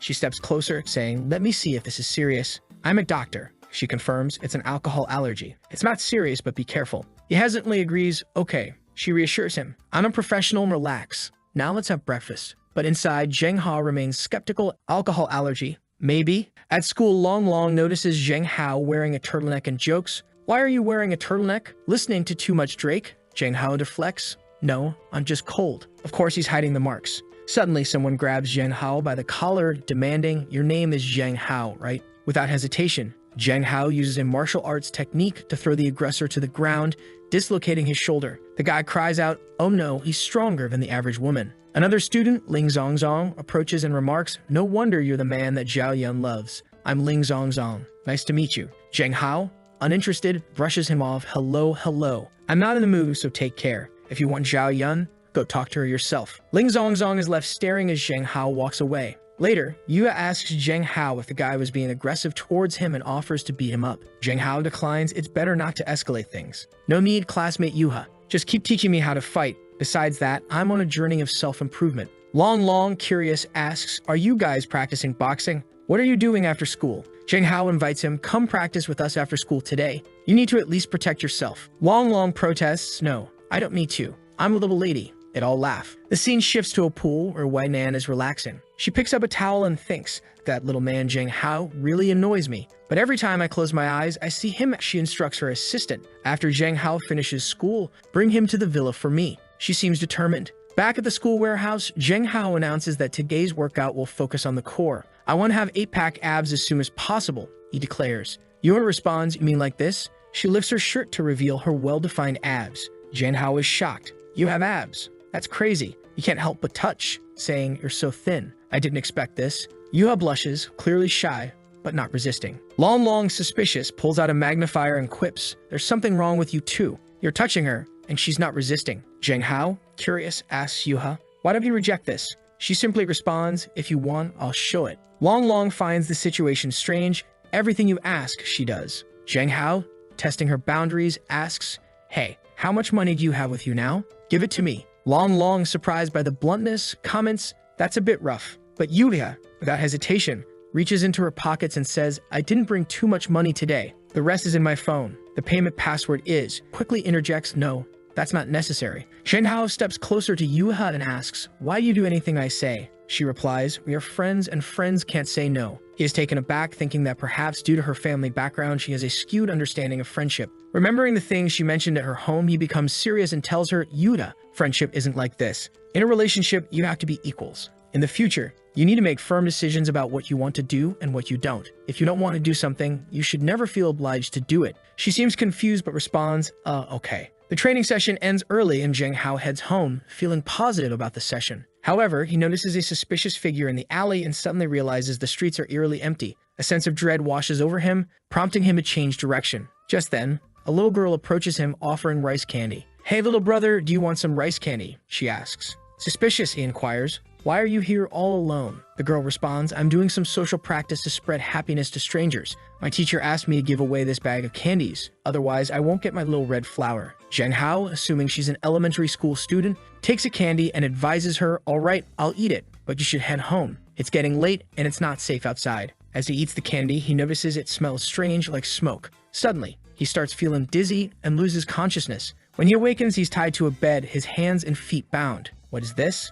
Where am I? What are they trying to do to me? And why are there so many mirrors? The little girl, now revealed as an adult, says, "Mr. Wei, he's awake." Zhang Hao recognizes her, exclaiming, "You kidnapped me. And why is an elementary school girl smoking?" She removes her disguise, revealing her true age. "Brother, I'm 30 years old.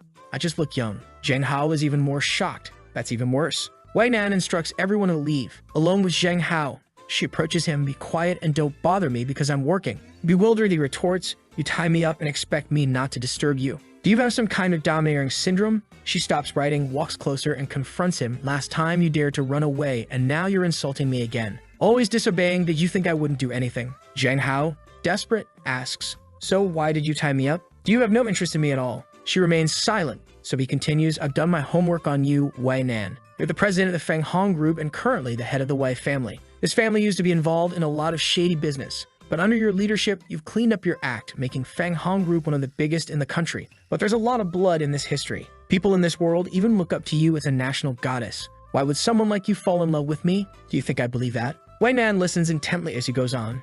"And you want to use me as a star for your business? To be honest, I have no idea what you're planning and I don't want to know. I just want to live a quiet, ordinary life. I don't want anything to do with you, so please let me go. Thank you." Wei Nan stays silent, her expression unreadable, before finally speaking, "Really? You're not Zheng Hao at all." Shocked, Zheng Hao asks, "What do you mean?" She continues, "Probably since the day you stopped being Zheng Hao. After being released, you changed." Bewildered, he commands, "What do you mean by that?" If I'm not Zheng Hao, who am I? Calmly replies, there have been too many changes in you before and after. I've done my research. You know what you were like before. You were raised by your father alone and received a very traditional education. At school, because of your good looks and academic performance, you were the dream of many girls. That's what people used to say about you, gentle, cute, and considerate. But now, everyone thinks you're a tough guy, right? You've completely changed. Zheng Hao thought to himself, damn, I got careless. I didn't expect someone to figure me out because I crossed over. I was still trying to adapt to this world and hadn't had time to understand this body's past. But how did she conclude that I'm not Zheng Hao based on just those materials? White Man continued, another point is that you weren't excited enough when I appeared in front of you. He was confused. What?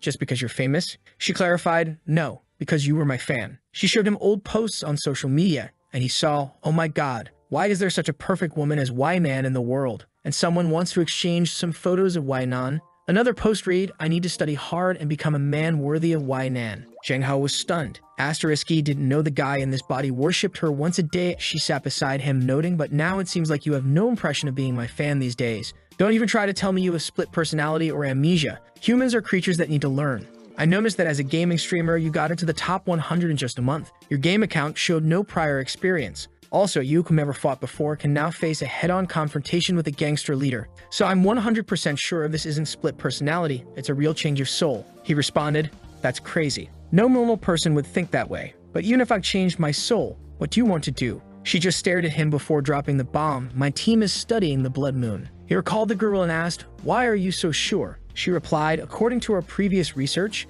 the personality change in you happened just a few days after the blood moon. I think you're related to it. She continued, as long as you're willing to assist with our investigation, I'll tell you why. He hesitated. I don't know. She reassured him, don't be so nervous. I guarantee your safety, and I won't take any samples from you for experiments. The contract is there. You can earn money just by cooperating. Take it home and review it. He asked, who else is researching the blood moon besides you? She said, as far as I know, just me. He nodded, understood. I'll go back and take a good look. He hadn't expected anyone else in this world to know about the blood moon. He decided it was best to proceed cautiously. As he prepared to leave, he said, I have nothing else to do here. It's late, and I need to see my family. She warned, I hope this time you won't make me wait too long. As he turned to leave, she suddenly spun him against the wall. Hey, what are you doing? He exclaimed. She smiled. This is the price for attacking me last time. She pinned him down and spanked him repeatedly, much to his embarrassment. Damn this domineering female president. To be held down by a woman and spanked. I'll remember this humiliation. When he got home, his sister ran to him and hugged him. Oh, you're finally back. I was so worried about you. He apologized. I'm sorry, sister. I made you worry.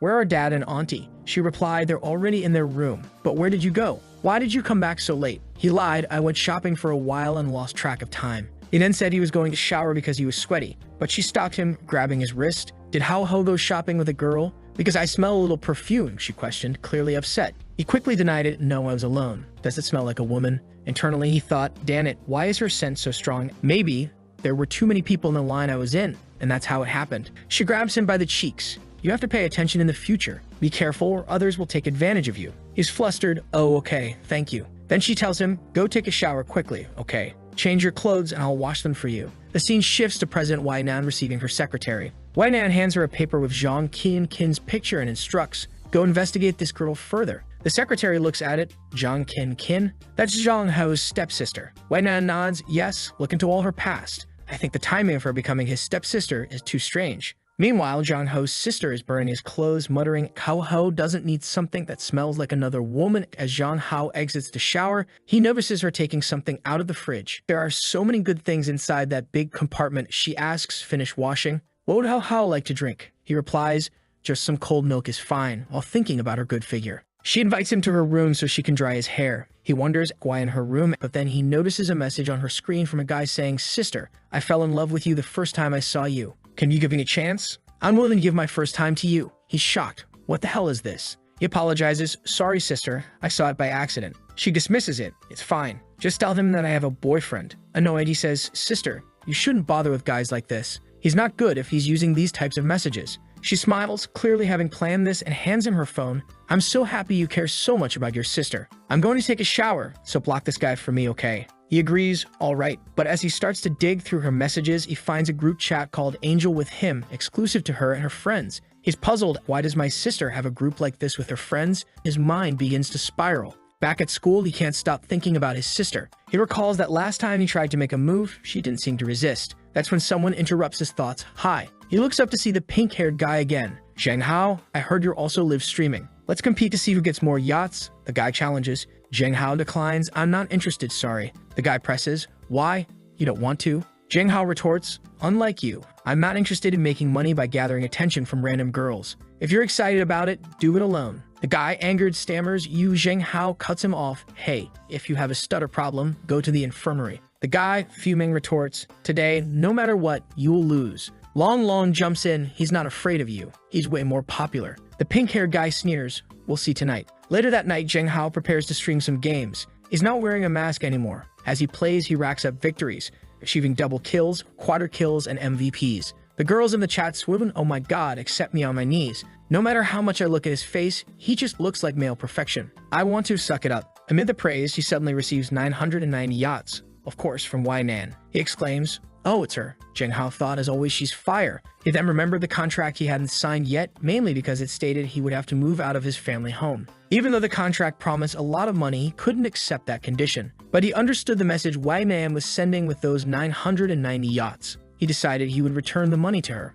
Meanwhile, the guy who made the bet with him was also streaming and angrily ended his stream. Oh, my stomach is hurting. I have to end this here today. Clearly frustrated, he muttered, Zheng Hao, you're a bloody bee. You pretend to be innocent, but I know the type of guy you are. He then called someone. Hello, it's me, and I need your help with something. Don't worry about the money. Zheng Hao, I will ruin your reputation for sure. The next day, Zheng Hao was walking through the city, thinking about how Sister Qin wanted to buy some lilies. On the other side of the road, two people were talking. The girl said, Yo, Sister Mu, this is the Zheng Hao that guy wants to punish. The girl on the left responded, he's not bad looking, but why do I feel he's familiar? She then recognized him. This is the guy Mr. Wee likes. Quick, call her. The secretary approached Nan and reported, I have something important to report about Zheng Hao. Nan asked, what? The secretary explained. Someone under my staff informed me that a streamer asked one of my subordinates to take nude photos of Zheng Hao. Nan coldly replied, terminate the contract with the guy. The rest is up to you. Now go. Back at home, Zheng Hao was contemplating the value of the 990 yachts, wondering how Nan could afford so much. That's when he received a call from Nan. However, his sister walked in and asked, who are you talking to, Hao? He quickly lied, oh, it's just a girl who sells insurance. But he knew he was in big trouble now. He hung up the call, and Nan was not happy. She shouted, get me a car right now. In his room, Zheng Hao thought it was rude to hang up on her. I need to discuss how to return the money from the yachts. Suddenly, she called again. Come out of your house alone right now, or I will send someone to arrest you. Shocked, he responded, are you going to break into my private house? What are you doing? Then he heard a car horn outside his window. When he looked outside, he saw a dozen cars. Hey, are you serious? I'll call the police. She calmly replied, go ahead and see if it's illegal to park on the side of the road. He conceded, okay, fine. I'll come out, but tell everyone to leave. He told his sister, I'm going to the convenience store to buy something, okay? She offered to accompany him, but he insisted, no need. I'll be back fast. Outside, he called, Nan, I'm out, so hang up. She asked him, besides me, who else have you offended? Because someone has been watching you. Walking through the city, she guided him, keep going. 30 meters in front, turn right into the dark corner. The person might have a weapon, so be careful. Nervously, he replied, do you think this is a good plan? If the person really has a weapon, this could be dangerous. She reassured him, don't be afraid. I'm close by. Just lure him, and I'll help you deal with him. As Zheng Hao waited in the alley, he thought, hurry up. Suddenly, a masked individual appeared. Hey, who are you? Zheng Hao asked. The masked person seemed unhinged, glaring at him before charging. Dodged the first punch, then another. The masked attacker taunted, damn like a rat. Zheng Hao realized the person was dangerous but not very fast. As the attacker went for another punch, Zheng Hao sidestepped and executed a leg sweep, causing the attacker to fall. He quickly got on top of the masked person, demanding, who are you? Why are you attacking me? The attacker, now revealed to be a woman, angrily replied, it's all because of you. Otherwise, how could I have ended up in such a situation? Zheng Hao, still reeling from the events, questioned, what are you saying? Take off the mask and speak. He tried to remove the mask, but she hit him with an acrobatic elbow. The hell is this? He was disoriented and fell to the floor. The masked person stood over him, pulling out a weapon. Just as they were about to strike, a punch came out of nowhere.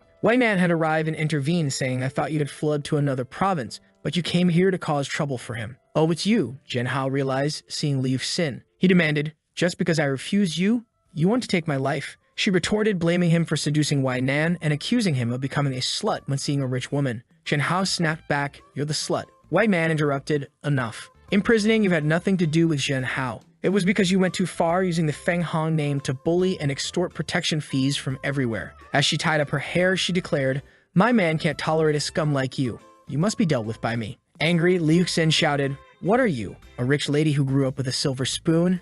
No one agree. She lunged for a punch, but White Man countered, "I may not understand your situation, but that doesn't excuse bullying." With that, she landed a punch on Liu Xin's face, knocking her to the floor. Zhen Hao stood in shock. Sometime later, with the situation resolved, Zhen Hao apologized. "Sorry, please send me back now. My sister will worry." Wei Nan stared at him and reminded him, "Do you forget why I came to see you?" He was confused. "Why did you come to see me? Was it because of the contract?" She clarified the contract was one reason. The main reason was to warn you that someone is planning to secretly take compromising photos of you. He was bewildered. Why would anyone want to do something so stupid? Wei Nan, seemingly annoyed, retorted, "It doesn't matter. What matters is that you hung up on me before I could explain. Do you not want to talk to me?" He was speechless, apologizing. "Sorry, I was wrong to hang up. I apologize." She asked with a mischievous look, "So are you willing to accept punishment?" He was taken aback. "Punishment? What punishment?" Suddenly, she kissed him. "Call the police?" He wrestled with his thoughts, considering pushing her away, but her soft lips made it difficult. He began to reciprocate, but suddenly remembered his sister and pushed Wei Nan away.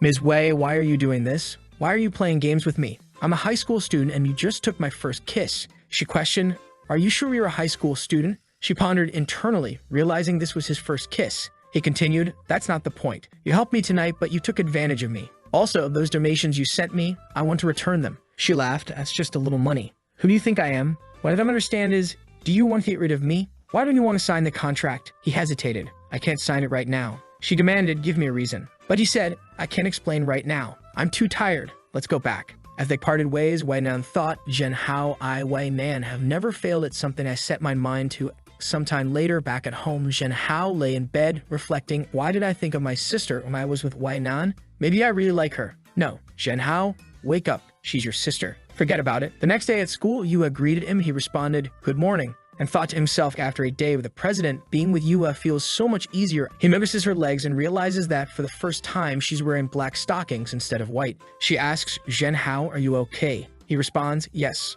I have a gift for you." He hands her an AK-47 pendant and says, "Thank you for always teaching me martial arts. Wasn't this the gun you said you liked the most at your house?" She takes the pendant and thanks him, saying she will cherish it very much. He replies, "As long as you like it, it's fine." Internally, he thinks, "Why does just a change of socks make me feel something different?" Later, during lunch break, they are eating together. He asks her, "Why are you staring at your own legs?" She replies, "Because you were staring at them the whole day." "Do you like my legs?" He admits, "I like them. It was so obvious. Your legs are really beautiful." She seems shy but then moves closer, saying, "Zhen Hao, you could touch them if you want." Surprised, he thinks such a well-behaved girl asking me to touch her legs, there's no reason to refuse. But then he realizes just touching her legs seems a bit wrong. He suggests, "How about this? Would you resist if I let you sit on my lap right now?" She stands and sits on his lap without hesitation. He feels happy and thinks, "Oh, she's so obedient. She's like a treasure in this feminist world." He tells her, "If I only had an obedient sister like you." Realizing how odd that sounds, he questions himself,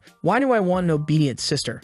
That's strange." He asks her, "Are you not disgusted at all?" She replies, "A little, but I also feel very comfortable. No one has hugged me like this before." He thinks she might just really crave love and affection, likely due to her family situation. Noticing the keychain he gave her hanging from her wrist like a bracelet, he asks, "Did you hang it up like a bracelet?" She tells him that it's the first time she's received a gift from a friend, so she wanted to keep it really close. He's shocked and asks, "The first gift? No one has ever given you a gift before?" She explains that her previous friends only asked her for money and never gave her gifts. He tells her, "Those aren't real friends. Don't bother with them in the future." He then asks, "But Yuan didn't ask you for money, did she?" She replies, "No, the only thing she does is give me strange books and movies. But since you told me not to listen to them, I didn't look around." He's thinking, "Yuan, do you really think the FBI isn't out there?" He then tells her to put the keychain in her bag and promises to buy her a bracelet instead. Back in class, he's relaxing at his desk when he notices something pixelated on the floor. Curious, he reaches for it, but someone else grabs it and shouts, "Zhen Hao, how could you bring this type of thing to school?"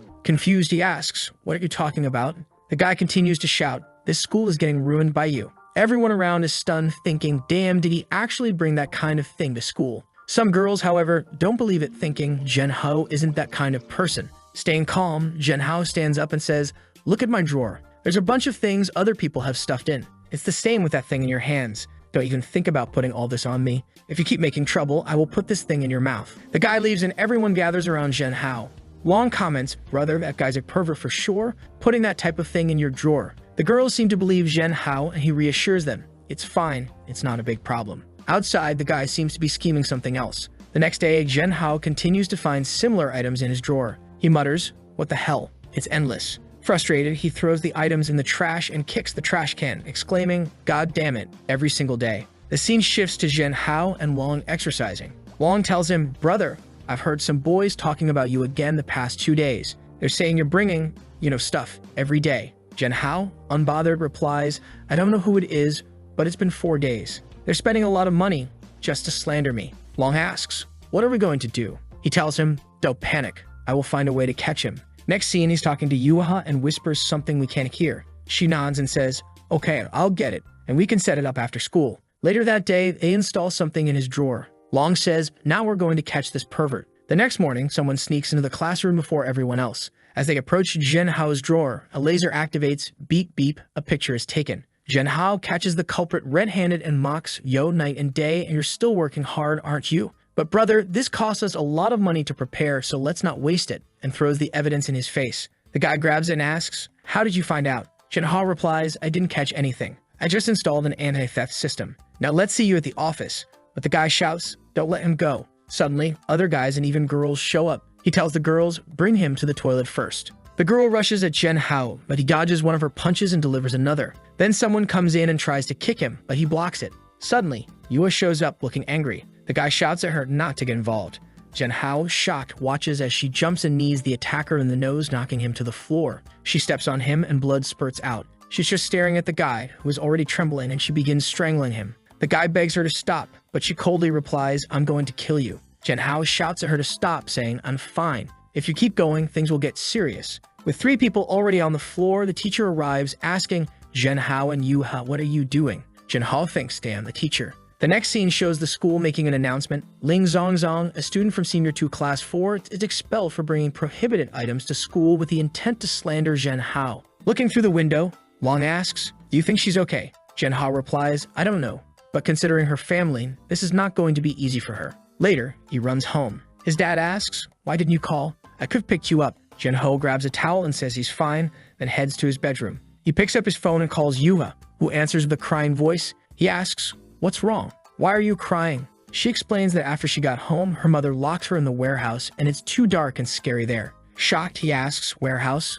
What the hell?" Yuha explains that whenever she makes a mistake, her mother sends her there. Feeling bad for her, Zhen Hao says, "Do you want to talk about something? I can talk with you." They talk until she falls asleep. The next day, he wakes up with a headache and realizes he caught a cold. Just then, Sister Qin shows up, explaining that she was going to wake him for breakfast but noticed he had a fever. She insists he take medicine, but he feels weak all over and thinks, "And why is my body so weak? Just a little rain did this to me." She smiles and asks, "Can your sister feed you?" He's flustered but says, "No, we're siblings." She backs off, seemingly confused. He thinks she might have noticed something but quickly dismisses the thought. She asks, "What's wrong? How? Isn't your body so weak? I can help you." He has some hallucinations but brushes them off and takes the medicine himself. She wonders why he seems resistant and asks, did he actually notice something? She brings him soup, and he's touched, thinking it's normal for a sister to care so much about her brother, especially since they're not blood related. He asks Sister Qin, "Why are you so kind to me?" She pauses before replying, "Because I'm willing to take care of you for the rest of my life." Zhen Hao is shy, thinking this sounds like a marriage proposal. What's she saying? He quickly takes the bowl from her and says he can eat by himself. Watching her, he thinks sister always seems so calm. Maybe I'm overthinking. Maybe she's just a caring sister-in-law. After eating, he goes back to sleep and she stays by his side. He feels a sense of peace with her presence. When he falls asleep, she seems happy, thinking if this was before, this would be impossible. But I really want to know, do you hate your sister? The scene changes to Mr. Wei, who is thinking about Zhen Hao. She can't get him out of her mind. "I actually forcibly kissed him because he was so cute," she says. She likes his self-confidence and finds him the most unique guy she has ever met. Then she stops and thinks, "Why, Nan, aren't you thinking too much about that little man?" Meanwhile, Zhen Hao is sleeping while all these girls are thinking about him. His cell phone rings, waking him up. He answers, seeing that Wai Nan is preparing to talk with him. She's nervous. "It's me, Wai Nan," she says. He responds, "Mr. Wei, what's the matter? Does someone want to deal with me again?" She tells him, "I can't sleep." He's confused, and what? He gets up thinking, look at yourself, calling a high school student at 2 o'clock in the morning. "You want me to tell you a bedtime fairy tale or sing you a song?" She's angry. "Talk to me carefully." He retorts, "You want me to be polite when you call me in the middle of the night. What's your business with me?" She then asks, "Did you learn your fighting skills from your classmate Lin Yuha, right?" He says, "Are you investigating me again?" She smirks and tells him Lin Yuha is average. "Why did you come to me? I can give you professional training. You have a good base. If you work hard, you can become a good bodyguard." He's baffled. What the hell? First, she wants me to become a star, and now she's asking me to become a bodyguard. God damn it. So he tells her, "I'm just casually practicing with her. Don't call me again if you have nothing to say or I will change my number." She's taken aback but tries to continue. "Wait, there's no one else around you right now." He says, "No, babe," and hangs up. That's it. He gets up preparing to start his day. He notices a note beside him. "If you go to the bathroom, wear a jacket." He's touched, thinking, "Damn, my sister really cares about me." Suddenly, his sister shows up. "How are you awake? Can you help me choose some clothes?" He turns to see her in a long outfit and was already bleeding. "Don't come out like this," he thinks. "If it weren't for my strong determination, I would have died by now of losing so much blood." He hastily chooses an outfit for her. As she turns around, he notices a tattoo on her ribs. The scene shifts to her leaving for work. She tells him to stay home and recover. "Okay, sister, good work," he replies. He's contemplating, "I need to go back to my old life, but I also need money. How can I make money faster?" He recalls receiving a 50K bonus for reporting Liu Xing's actions and decides to follow up on it. At the police station, the guard informs him that he can't take the money yet. It might take a month if everything goes smoothly. He insists, "I am an adult. Can't you just give me the cash directly?" She apologizes, explaining that the conditions were set by Mr. Wei and you should go to the Feng Hong group to find her. Meanwhile, Wei Nan receives a call informing her that Zhen Hao went to collect the money. She thinks, "You hung up on me last night, but now you're going to have to talk with me." Zhen Hao, visibly unhappy, finds himself back in front of her. "Jesus, I just finished talking with her last night and now I came here to ask for the money. This is embarrassing," he thinks. In the elevator, a guard notices him and comments, "Little brother, are you still a middle school student? And which school do you study at? You're so handsome." He responds awkwardly, wanting to get out of this situation as soon as possible. They arrive at the top floor and Zhen Hao says, "Oh, I'm going on." But the guard grabs his hand and says, "I really like you, little brother. You may not believe in love at first sight, and I didn't either, but that changed when I saw you. I feel like I could never love another man again." As she speaks, someone stares at her. "Can you give me a chance?" she pleads. Wei Mian, the company president, is there glaring at the guard. "Hi, President Wei," the guard says nervously.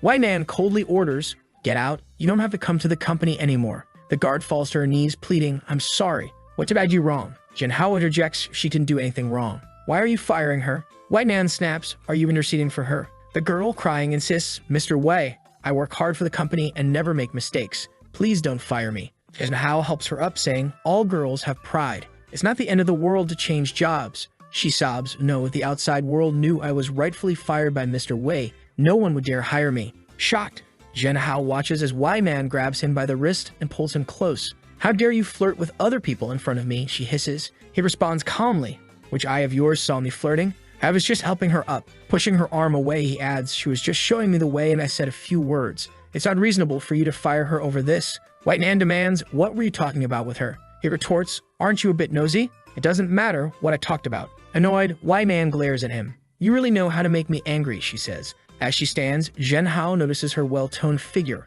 a result of regular exercise. "You can't help but stare," she smirks. "You can keep her if you want. Let's play a little game.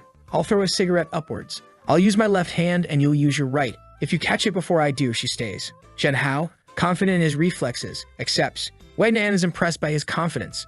She tosses the cigarette and both of them reach for it. Zhen Hao catches it first. "Yes, I won," he exclaims. But Wei Man doesn't stop and falls onto him. "You won and I lost," she murmurs. He's flustered, thinking, is she just taking advantage of me? But he decides, forget it. I don't suffer anyway. She teases, "You don't know how to be reserved, do you?" Rolling up my skirt and touching my leg, with shame. He insists, "I caught the cigarette, so you can't fire her. Now please get up. You do this every time. I think you really like me." She admits, "I don't know if I really like you or not, but you're the type of guy who attracts me the most. I've never met a man like you. Self-assured, brave, and responsible." He brushes off her praise, asking, "Just give me my 50,000, please." She agrees but says she needs to go to the bathroom first. Zhen Hao thinks she's overly happy and just stalling. He then receives a call from his sister, who scolds him for not staying home. He lies, saying he was helping Long with his homework. She reminds him to come home soon and be careful. As he waits, Wei Nan returns from the bathroom in a different outfit. Zhen Hao, shocked by her beauty, thinks she's not only a boss, but also has beauty that rivals my sister.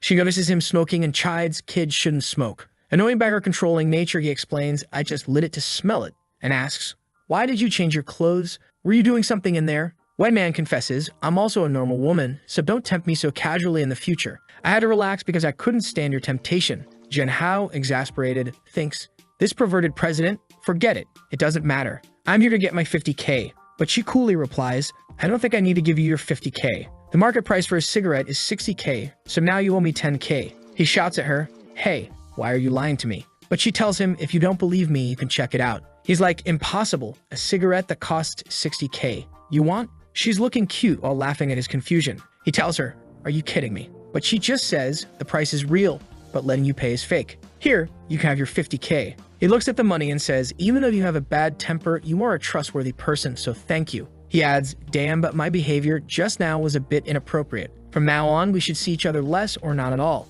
This way, your work efficiency can return to 100%. Goodbye. She smirks and mutters to herself, I will get you. Back at his home, his sister and her friend are looking at some of his old photos. Her friend remarks, you have way too many photos of your brother, don't you? She's thinking, of course I have.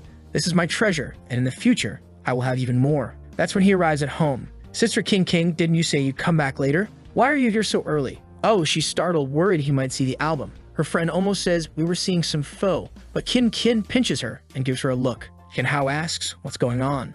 She quickly covers, nothing, we were just reading some literature, that's it. Her friend's like, yeah, we were reading literature. Jen Hao, curious, asks, is that so? What literature?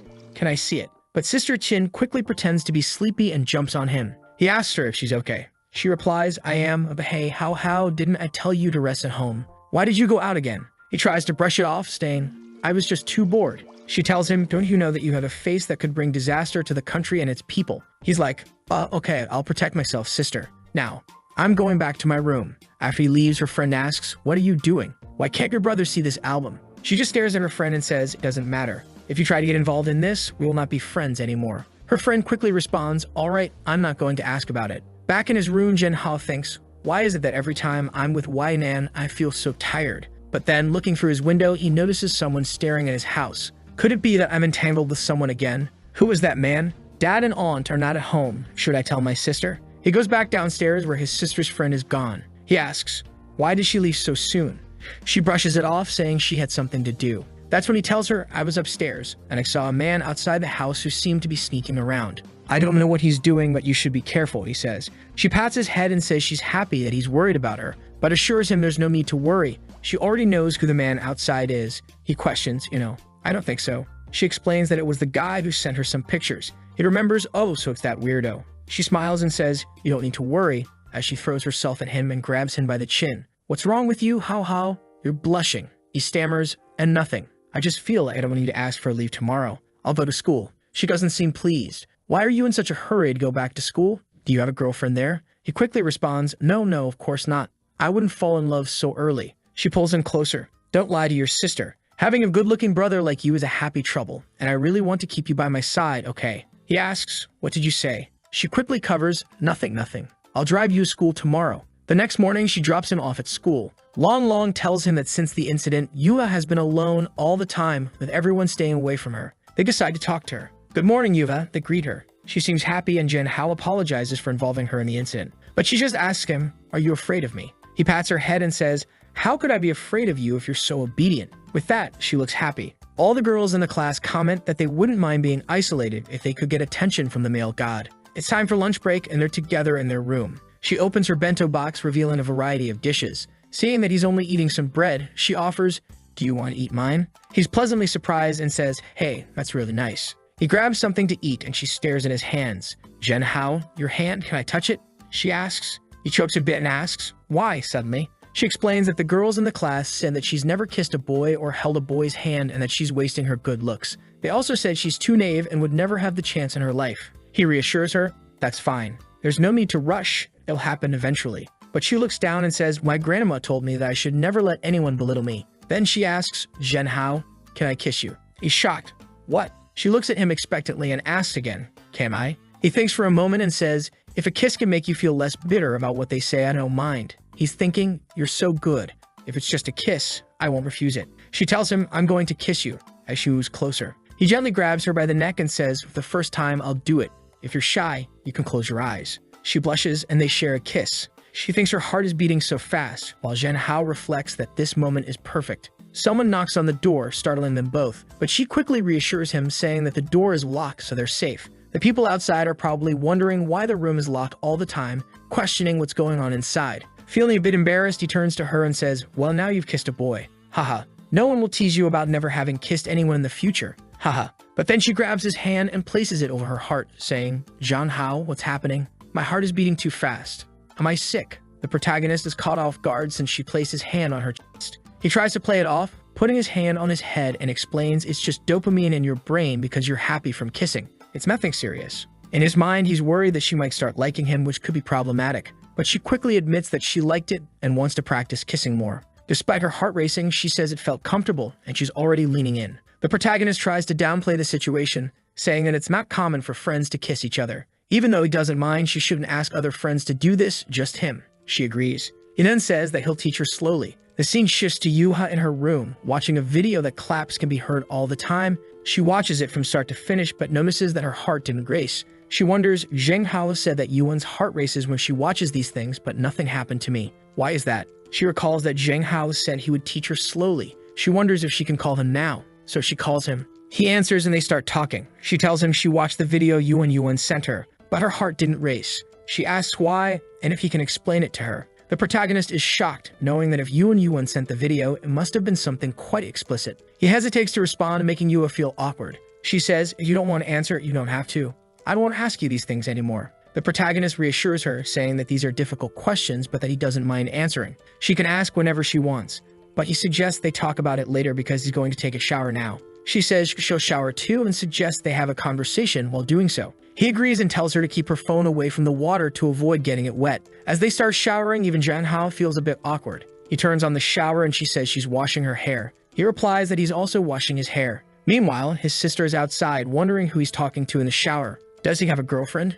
Should I do something? She sits on the bed, grabs her phone, and starts chatting with Long Long, asking if Zhang Hao is being pursued by many women. Long Long responds, he's very handsome, so obviously he is. She then asks if he has a girlfriend. Long Long says no, and she can relax. She gets up thinking, perfect, if he doesn't have a girlfriend yet, I still have a chance. She decides to make her move and lies down on his bed. Meanwhile, the protagonist is having a peculiar conversation. He says he's going to lie down and later find some information on how to improve their exercises and send it to her for careful study. He heads to his room thinking it's better for her to learn things properly rather than from nonsense. When he arrives in his room, he sees a lump under the blanket. He pulls it back and finds his sister, the nicest person on the planet, saying, I was waiting for you to get out of the shower so we could watch a movie together, but I ended up falling asleep. He replies, sorry, I took too long in the shower. Meanwhile, on his phone, there were some peculiar things open. His sister in his bed and him seeing those things. My God, what's happening? He says he'll talk to Yuva later and sends a message saying he'll get in touch.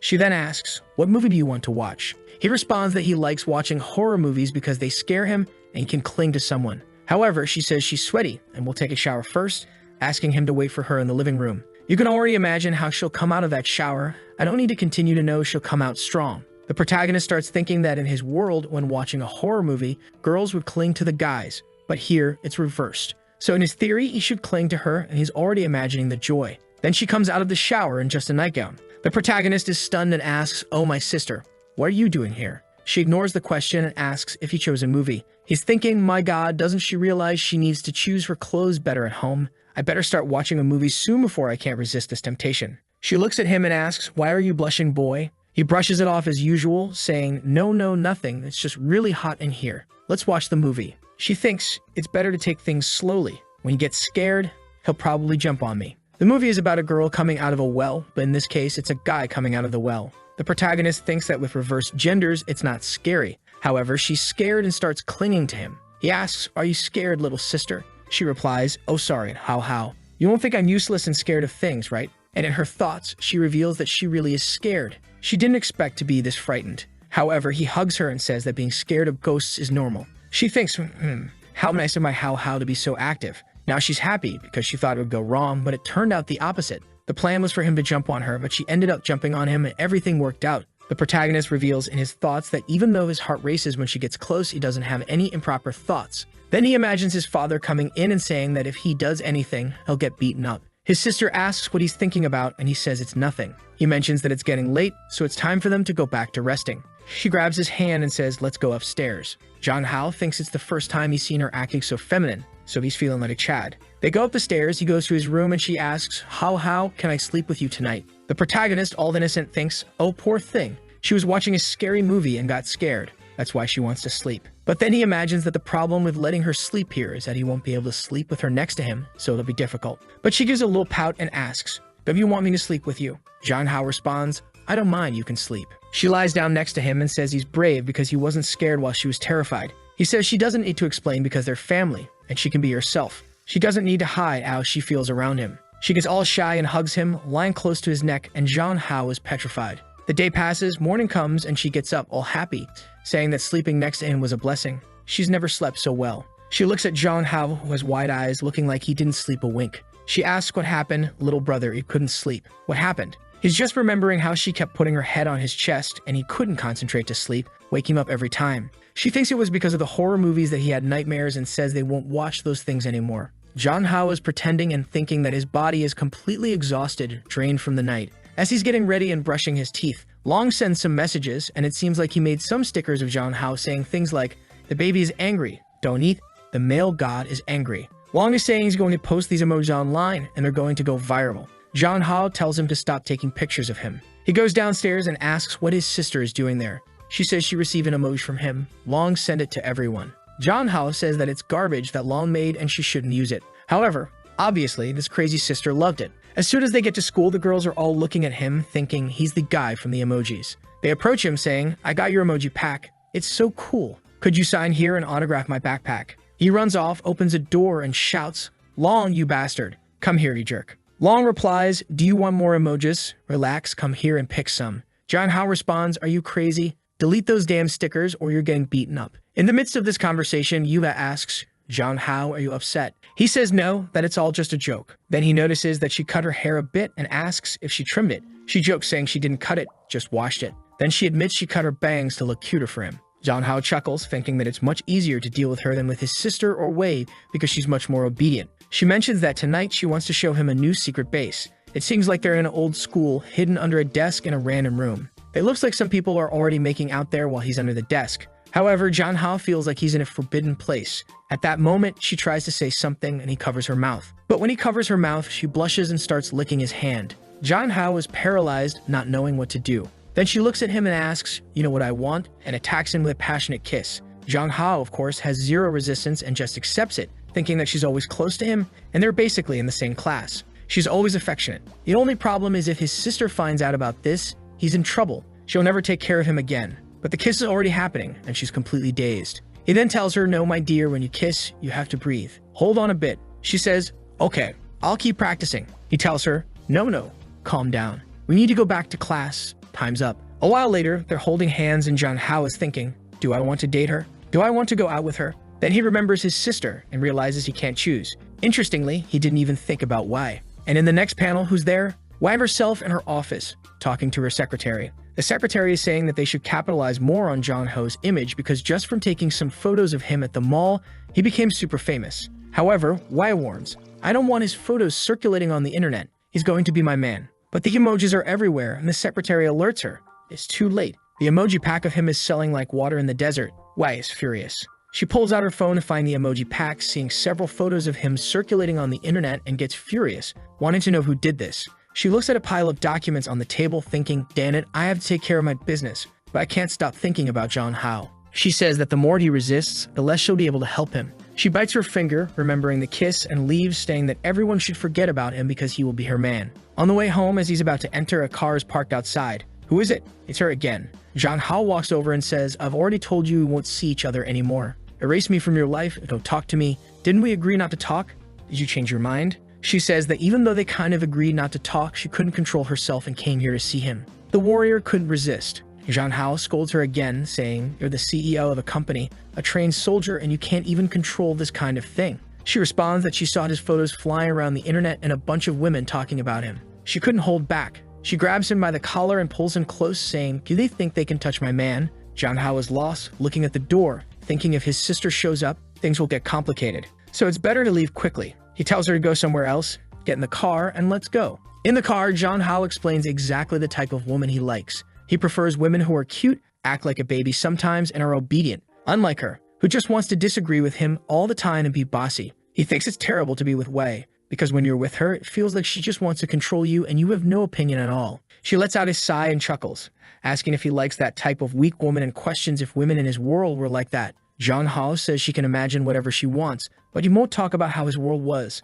However, she needs to know that she is not his type. Then she asks, "How can all these incompetent women compare to me? I have money, status, fame. None of that is a problem for me. If you were my man, you could stay at home and I'd give you everything you want. What's the problem?" Jong Hao thinks that it does sound quite tempting, but he responds that he understands how she feels. But if she finds another good-looking guy, she'll forget about him soon. So they just need to give it some time and everything will pass. Then she grabs his chin, leans in, and says that, "Yuha, do you think she's like that? You just don't know the kind of woman she is." Jong Hao snaps, telling her not to involve Yuha. However, he accidentally used a pet name for Yuha, which Wei noticed and got a bit angry because it showed their intimacy. Jong Hao notices Wei's anger and gets upset that she's upset, saying, "What's the problem with using a different name for her? If you want, I'll call you by a different name too." She feels a bit embarrassed and turns away, saying that's enough of that. However, Jong Hao notices that she got shy just because he said that. He explains that it's just a way friends communicate, and she doesn't need to overthink it. And if she wants, they can even be friends. Just don't follow me around everywhere. Got it. Jong Hao's plan is for her to gradually distance herself, while they grow apart and she forgets about him. However, at the entrance of the house, he encounters the same guy who was watching him from the corner before. The guy says he's a friend of his sister and wanted Jong Hao to deliver a gift to her. Jong Hao thinks the guy looks familiar and remembers that this was the guy who sent semi-nude photos to his sister. He confronts the guy saying, "Oh, I know who you are. You're the one sending lewd stuff to my sister. Right. Just know that what matters to my sister matters to me too. If I see you here again, I'll call the police for sexual harassment." So scram. The guy leaves but thinks he'll make his sister like him no matter what it takes. When Jong Hao gets home, his sister greets him and says she was too lazy to cook today, so she bought fast food for them to eat. She mentions that it's good to indulge in junk food every once in a while. Jong Hao doesn't know what to do with the temptation in front of him, feeling a bit flustered. He notices she sighs a little and asks her what's bothering her today. She says she's upset because he's too popular on the internet after that emoji pack. She explains that while she was at work, a lot of people were looking at photos of him on their phones and it made her jealous. Jong Hao tells her to stop being silly, saying that all of it will fade away soon because he doesn't want to be an internet celebrity. She says it's good that he doesn't want to be a celebrity because being one is dangerous, especially if you're the type who uses your image to make money. People will start wanting to take pictures of your butt, your arms, and everything else. And those are things only I can see, she jokes. She tells him she's just kidding and for him to drink up. As she looks at him, she thinks to herself that she knows a lot of people will be fascinated by his appearance, so she needs to resolve this quickly before too many people get involved in the future. Time is running out and actions need to be taken. The scene shifts to the evening, and she is knocking on his bedroom door. He seems to be studying programming. His sister asks if she can stay there and work beside him and if it will bother him. He says it won't and she can stay. Looking at her, he thinks that for once she's acting like a real big sister. He says she can sit there and work as much as she wants. It won't affect him. She thanks him, says she's happy, and has a gift for him. She mentions that she spends a lot of her money every day, so today she's giving him her daily salary of 3,000 yuan. Jong Hao thinks about how unfair the world is. In his previous life, he worked a whole month to earn a fraction of that. He asks how she earns so much at such a young age. She explains that although she's not yet a qualified surgeon, she can assist in some surgeries, so earning 3,000 isn't much compared to what she'll make in the future. In her mind, she wants to show that she can easily provide a good life for him. Jong Hao asks if 3,000 isn't too much. She explains that she was accepted because of her talent. It's not normal for people to be able to assist in such operations. She was the top student, so she has some special privileges. As a cardiac surgeon, a field with few specialists, she's in high demand and her salary will only increase. Jong Hao responds, "Sister, you're really amazing. If I could make that much money one day, I'd be happy." Moreover, with all the money she's earning, his father and her mother won't have to work so hard or late. She says it's sweet of him to think that, but they haven't been working much lately, and they're even going on a trip that she's apparently paying for. Jong Hao asks if they're going to be gone for a while, and she confirms it. He realizes that they'll be alone in the house for quite some time, and the look on her face suggests she's planning something during that time. The next scene starts with Jong Hao at the sink, shouting in desperation, not knowing what to do because he can't resist being alone with her at night. He mutters to himself, "Don't look, don't think, don't speak." But as soon as he sees her, the poor guy collapses again. Then he asks why she changed her clothes, noting that each one is shorter than the last. She responds, "Because I wanted to work more comfortably, so I put on some pajamas to feel free," and she's lying on his bed just studying. Hours pass, and Jong Hao notices that she's constantly looking at him. She realizes she's been noticed and says her shoulder hurts a lot, and asks if she deserves a massage.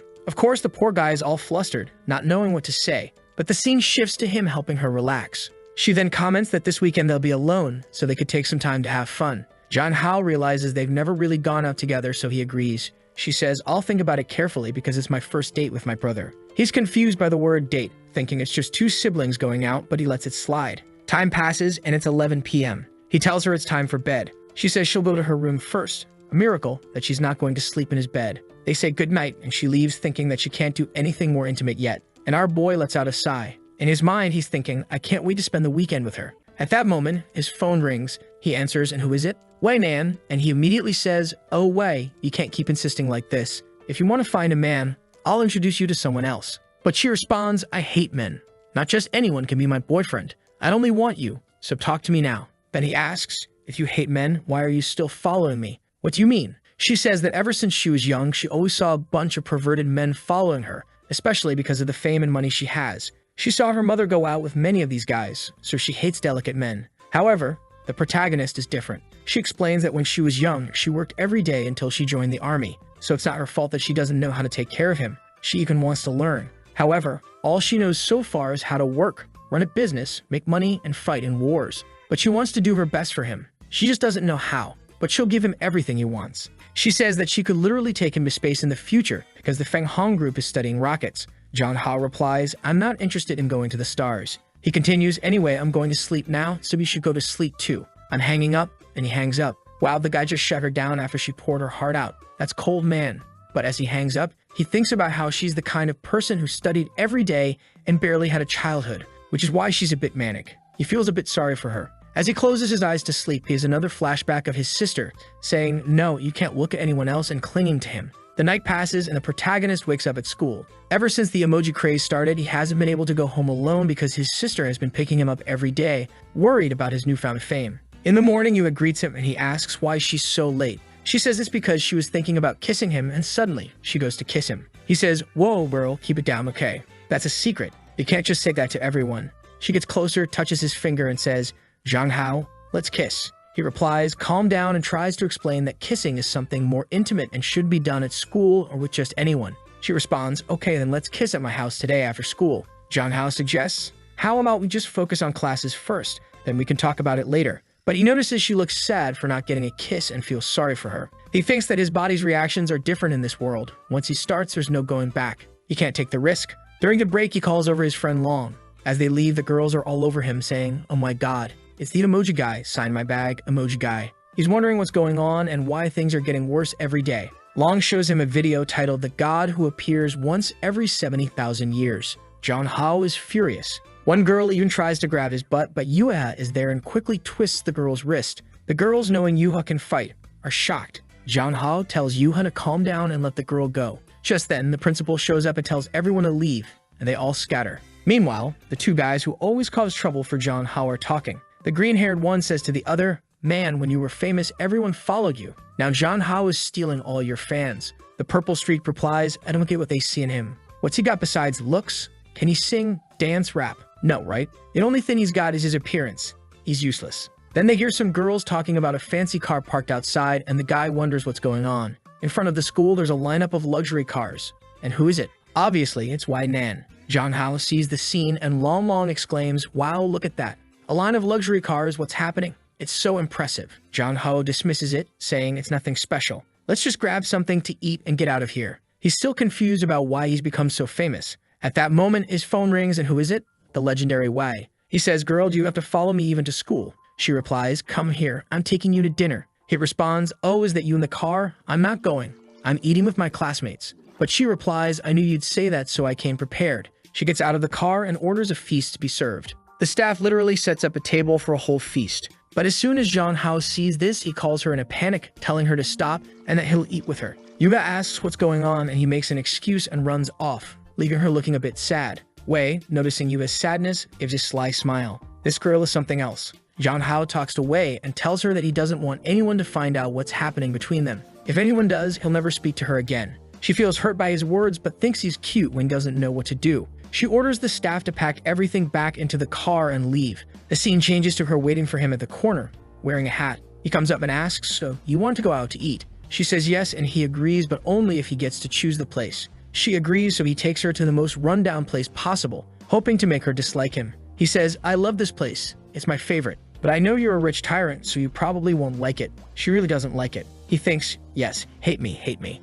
They go into the shabby restaurant and she's shocked by how rundown it is. She pulls out her card and tells the owner not to let anyone else eat there while she's around. John Hao quickly intervenes, saying, "You may be rich, but if you do that, where will poor people eat? If you're just going to flaunt your wealth, let's leave right now." She thinks, "Man, you're really difficult." John Hao orders a big bowl of instant noodles with a fried egg. She looks at the menu and wonders if something this cheap is even edible. John Hao, a bit embarrassed, says, "I've eaten this my whole life. If it were poisoned, I'd be dead by now." The restaurant owner glares at her and tells her to order quickly because she's holding up the line. John Hao places his order, and Wei insists the staff wear gloves and use only fresh ingredients for her. The owner gets upset but quickly changes her tune when Wei flashes some cash, promising to use all the proper attire and ingredients. John Hao watches and thinks this is getting a bit mean, but then Wei grabs him and says, "Stop looking at her. Only look at me." He thinks, "Wow, you're even jealous of the restaurant aunt." But she cuts him off, asking if he really eats here. He confirms, saying, "Yes, this is where poor people eat." She can understand it because she's always surrounded by wealthy people and doesn't realize how her actions are inappropriate. He makes it clear that he doesn't have a Cinderella complex. He doesn't want to be pampered or supported by her. If that's what she wants, she can just leave. The scene shifts and a restaurant lady comes out dressed like a top chef, complete with a mask, hat, and vest. She's almost like a surgeon. The food she brings is impressive. Wei looks at the meal and says, "This is actually edible. I had worse in the army, especially considering that I love you." John Hao thinks, this girl is crazy. Wei doesn't want him to eat it, saying it's not clean or nutritious. John Hao is puzzled by her madness, but her words show that she's trying to care for him in her way. Out of nowhere, she asks, "Why do you kiss so well? Who taught you that?" He dodges the question, saying it's not the right time to talk about such things and claims he learned it all from watching TV. Wei warns him, "You better not let me find out you have any kind of relationship with another woman. If not, I promise I'll do something about it." John Hao is taken aback. The scene shifts to John Hao talking with Long in the room. Long is asking what he thinks about a particular lipstick and whether it will look good. John Hao, uninterested, says, "I don't know, man. I just want to go home." Long insists, saying he wants to see his sister's reaction when she sees it. John Hao brushes it off, and they head to his sister's room where she's drawing something. Long enters and says, "Sister, are you drawing again?" Scared, she replies, "Brother, what are you doing here?" The scene cuts to John Hao holding her book. It turns out she was drawing John Hao being surrounded by several girls. John Hao starts to scold her, but she quickly defends herself, saying, No, it wasn't me. I was forced to do it by my friends." She starts crying, begging him to believe her, claiming she can't even read properly yet. However, John Hao opens a file on her PC, revealing 500 gigabytes of study material, showing she clearly can read. She gets angry, asking, "How did you find this? How did you discover everything I was doing so quickly?" John Hao cuts her off, saying he has to teach her a lesson since she's the sister of his best friend. He confiscates everything, stating that at her age, she should be focusing on her studies and not drawing such things. He adds that if she follows his rules, he'll grant her a wish. At that moment, John Hao's sister calls, asking what he's doing. He replies that he's leaving Long Long's house. She offers to pick him up, concerned for his safety. At her office, a colleague asks who she's talking to. She suddenly turns and leaves. Her friend at the office suggests they go to a bar this weekend to hang out and meet some good-looking guys. However, she declines, saying she already has a very handsome guy she's going out with on Saturday. The friend, curious, asks who it is, but she says she'll reveal it once she has the results. Her friend then pulls something out of her pocket and says she's giving her a baby, but the exact item is censored. She looks at it, and her friend advises her to take precautions. Meanwhile, a guy who's been following her, possibly a colleague, overhears everything. He's clearly upset and has learned where they'll be shopping, planning to confront them. She arrives home and hears a voice in the room. Why is he doing a live stream at this hour? She wonders. John Hao is furious during the stream because people have discovered that he's the once in 70,000 years guy, and he didn't want his personal image tied to the game. He wanted to keep it strictly a gaming stream. To make matters worse, even players in the game have been stream sniping him, recognizing him and asking him to remove his mask. He can't even play in peace anymore. Suddenly, his sister shuts off the PC. "Stop playing," she orders. The scene changes to the school, but honestly, if someone shut off my PC like that, I wouldn't be happy either. There'd have to be some compensation for that. They recall what happened the previous night. As soon as she turned off his PC, she grabbed his arm, pleading, "Stop live streaming. They've already recognized you. Everyone will know who you are and where you live." Desperate, she worried that if he became too famous, he wouldn't be able to stay at home. "Can't you just stay home and let your sister take care of you?" she asked, afraid that he might be taken away from her. Because if he starts meeting a lot of people, they'll definitely forget about her. He reassures her that he's only streaming for now, it's just a temporary thing. It doesn't matter if other people know about him because she is his family. and he won't forget her. But even though he reassures her, she still doesn't feel well with those words. The scene shifts back to him at school. Jeon-hao is thinking that lately, she's been trying to follow him more than usual. Is it just because they're siblings, or is there something more? At that moment, Jeon-hao sees that from the previous night's stream, he earned 38,000 yuan. Let me translate that for you, it's around $5,000 to $7,000, man, from just one stream. He thinks, wow, I didn't even ask for donations or anything. The platform took their cut, and I still got all this? Seriously? If I keep making this kind of money? This is the power of being an internet celebrity. However, he remembers that the main goal isn't to get rich. The main goal is to return to his own world. Then the scene changes. Jeon-hao arrives at school and finds a crowd of fans there, accompanied by Long Long, all welcoming him. Now the protagonist has a fan club at school. The girls are all saying they'll always support him. The guys who dislike him are discussing, damn, Jeon-hao was already a celebrity at school. Now he's an internet celebrity, and it's ruined everything. However, as always, they claim that the only thing that matters about him is his looks because he doesn't do anything special. It's obvious the guy has a malicious plan. While Jeon-hao is changing in the bathroom, the guy is secretly taking photos with his phone. Long Long walks in and comments, wow, Jeon-hao, your abs are already defined. Meanwhile, the guy keeps snapping pictures. However, he accidentally drops his phone and Jeon-hao notices, asking, man, what are you doing here? The guy checks his phone screen to see if it's broken and realizes he's been caught. Jeon-hao confronts him, dude, what are you doing here? Are you taking pictures of me? The guy denies it, but Jeon-hao takes the phone, obviously finds the pictures, and starts undressing, taunting the guy, go ahead and take as many pictures as you want, while handing back the phone. The guy thinks, wow, this guy is really crazy. Jeon-hao uses this strategy because he can't afford to be scared of people taking pictures of him. If they find out he's sensitive about it, the situation will only get worse. It's better to boldly face it. The scene shifts to Jeon-hao following the guy on the street, thinking he needs to find a way to get this guy to leave him alone and stop taking pictures of him. The guy is looking at his phone thinking, that jerk Jeon-hao caught me, but I won't give up. Just then, someone grabs him and pulls him into an alley. Jeon-hao turns the corner to see who it is and realizes it's Wai-nan's goons. So he understands that she's the one orchestrating this. One of the goons tells the guy to say that nothing happened and disappear. Jeon-hao realizes that Wai-nan probably has someone watching him at school, knowing what happened and that this green-haired guy was taking pictures of him. So he calls her, asking what she's going to do with the guy. She responds, oh, so you know it was me who did this. Jeon-hao says, well, your goon pulled the guy right in front of me. How could I not see? Wai-nan replies that since the guy wanted to provoke Jeon-hao, he has to face the consequences. But Jeon-hao tells her not to worry about this kind of thing. He'll handle it himself. Even more so at school. However, Wei says she doesn't care what he thinks she should do. She's going to handle things her way, even if it means doing so at school. Jeon-hao, angry, says he's going to hang up, knowing there's not much he can do. All he hopes for now is that the guy shows up at school tomorrow and doesn't disappear for good. The next day, as soon as he sees the guy is visibly startled and acts overly polite, as if afraid. Jeon-hao realizes that the guy was probably beaten up. While they're eating, Yuha notices that Jeon-hao seems a bit down and asks what's wrong. He replies, ah, nothing much, just a headache. Out of nowhere, she gets up and starts giving him a facial massage, saying that when he did that for her at the park, she felt better. So she just wants to help. At that moment, she suddenly hugs him, saying she wants to stay close to him. She says that hugging makes her happy and kissing makes her happy. Jeon-hao, trying to play it cool, responds, I want to make you happy too. He's standing there thinking about how obedient she is and how romantic the scene feels. He just thanks her and gives her a hug, but he realizes that even though he likes the hugs from his sister and Yun Wei, he doesn't feel as relaxed with them as he does with Yuha. Even though his half-sister is very beautiful, it doesn't feel right because she is family. And with Wei, he fears that getting involved even a little could be dangerous. Considering all this, it's only with Yuha that he feels a sense of calm and peace. Suddenly, she starts kissing his neck and asks for a kiss, even beginning to take off her shirt. Wow, she's really going for it. He tells her to calm down and not be so forward. But the truth is, he also wants it. He just doesn't want anyone at school to see. He asks her what kind of movies she's been watching. She says she hasn't watched anything. However, he still thinks that she probably watched something to make her act like this, like a crazy person. He then tells her that these kinds of things are only for couples to do. Only really after you understand what love is and you're actually like dating. She then asks him, so what is love? He gives a generic response saying that love is when you love someone. Wow, a perfect 10-tense answer, well done. He knows she won't understand anything, so he tries to give a half-hearted explanation, saying it's when you feel relaxed around someone. He asks if that's how she feels around him. Because if they ever start dating, he doesn't want it to be just for physical things, but for love. After giving her all this advice, he says it's time to go back to class. She didn't say anything the entire time. Out of nowhere, Wong calls him, telling him to be careful.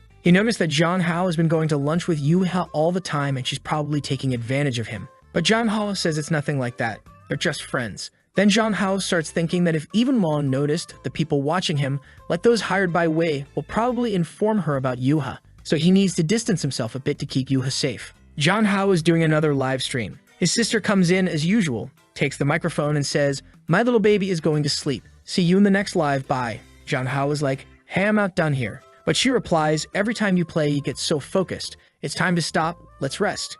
Come to bed and lie on your sister's lap, and I'll give you a massage." John Hao lies on the bed, thinking, my sister is so nice, always taking care of me, not knowing her true intentions. She's just trying to convince him to stop streaming, saying that many of his viewers probably have bad intentions. She suggests he should stream less.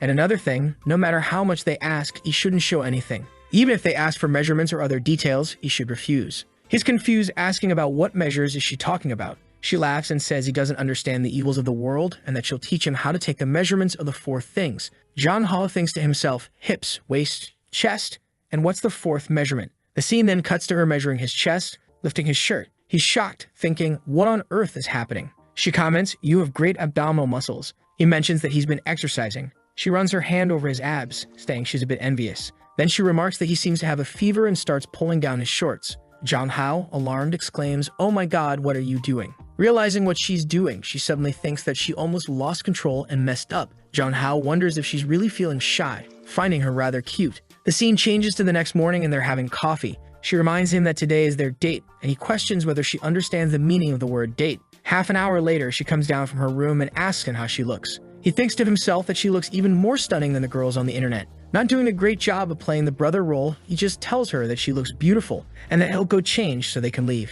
As they walk around the mall, John Hao notices the guy who's always lurking around their house is there too. She comments that it seems like he's found them again and that they were followed. John Hao asks, "Is it that guy in the hat, sis? I'll go deal with him." She stops him, saying, No, don't do anything. He works with me in the same lab. If you cause trouble, it can make things difficult at work, and I might lose my job. She wants to handle it more indirectly and asks him for a favor. He asks what the favor is, and she requests that they pretend to be a couple to make the guy back off completely. John Hao agrees, saying he'll do it for her since she doesn't mind. She feels a bit embarrassed but happy and thanks him. The fun begins as they go to a claw machine with stuffed animals. She mentions that she's heard all guys love receiving stuffed animals, so she wants to win some for him. They enjoy some ice cream and cat ear headbands, just having fun at the mall. Then she suggests they go somewhere else, and John Hao, noticing the guy is still following them, suggests they hold hands to make it look more convincing. The guy has been following them all day like a maniac and isn't leaving. John Hao asks her, does he still not believe we're together? She replies, I guess not. Suddenly she says, oh my god, he's coming toward us. She kisses John Hao, catching him off guard, while the guy behind them is shocked, thinking they kissed in public. John Hao's sister is mentally praising the guy for not disappointing her. She had anticipated the situation and deliberately gave away their location earlier, setting up this whole scene to justify the kiss. She's playing a fourth-dimensional chess game. She apologizes for kissing him without asking and asks if it scared him. He assures her it's okay and asks where the guy went. She tells him it looks like he ran away. She's thinking, this isn't a dream, I kissed him, and he wasn't even mad. He's just a little shy. Does he like my physical affection? Again, she apologizes, explaining that she didn't know how to handle the stressful situation and couldn't control herself. John Hao reassures her that it's okay. He's not mad. However, he points out that kissing in public is problematic. She tells him not to worry about it, explaining that even though they are theoretically siblings, they aren't related by blood. Therefore, there's nothing wrong with it, and since they have such a good relationship, kissing isn't a big deal. And she continues, hey, how are you going to tell me you didn't enjoy kissing me? John Hao is taken aback and wonders why she's asking him that. As a man, he obviously enjoyed it to some extent. However, he knows that if he admits to enjoying it, their relationship could take a step in a direction he's not sure if he wants to go. Moreover, if things escalate, it could ruin the family they have now, driving their parents crazy. He tells her that even though they kiss, it was just a casual thing because they're family. They have to keep things appropriate. She gets excited, realizing that he didn't dislike it, which likely means he does have feelings for her. If he didn't like it, he would have acted differently. She then gives him a look, clearly planning something mischievous with this new understanding. She says, that's fine, but today we're not related. Today we're a couple. We agreed to be a couple for the whole day, and maybe that stalker is still following us. So we need to keep up the act until the end of the day, okay? Meanwhile, two girls in the corner are talking. Hey, could you see that couple over there? The guy's handsome, and the girl's all dressed up. Let's get some money out of them. They approach, trying to threaten them for money. The sister puts her hand in her pocket, ready to pull out a knife, thinking if they take another step forward, I can cut one of their organs. I might try to keep them alive, but they'll probably die. This sister is ready to kill, but she doesn't want to risk her brother's safety. So she pulls out a bunch of cash and throws it at them. The girls warn her to be careful or they'll break her boyfriend's face. But Jong Hao, entering psycho mode, says that's not going to happen. His sister looks at him, confused by his confidence. One of the girls tries to punch him, but Jong Hao easily dodges and lands a hit on her stomach, sending her flying. The other girl is shocked and Jong Hao challenges her. You want some too? Come on. The two girls run away and Jong Hao turns to his sister, exclaiming, I will always protect you. She is surprised, thinking, when did my brother become so strong? As far as she remembers, he was always timid and hiding behind her. She starts having flashbacks to their childhood when she never wanted to be separated from him.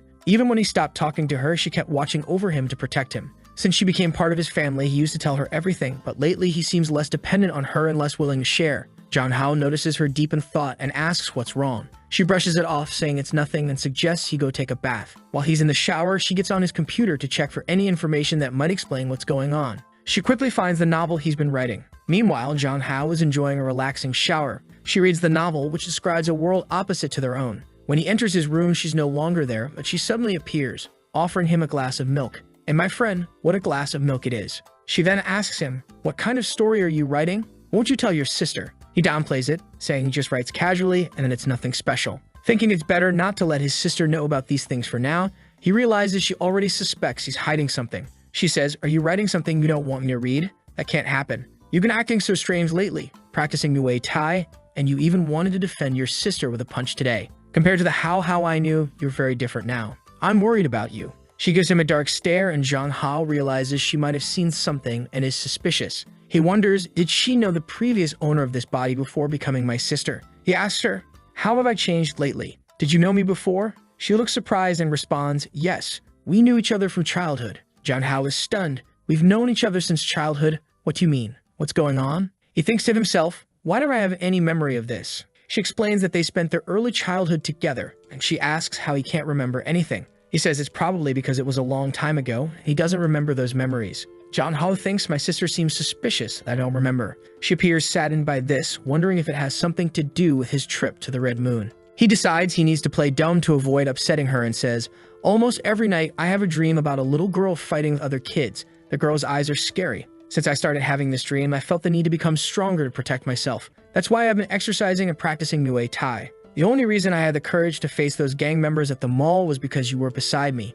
I knew you wouldn't let anything bad happen, right? He places a reassuring hand on her shoulder, saying everything she wants to hear. She blushes and says, of course, I wouldn't let anything happen. He thinks the best strategy with her is to act weak because she tries to protect me. She wonders if she had scared him so much that he forgot everything from their childhood. But she resolves that it doesn't matter now because she has a chance to change everything.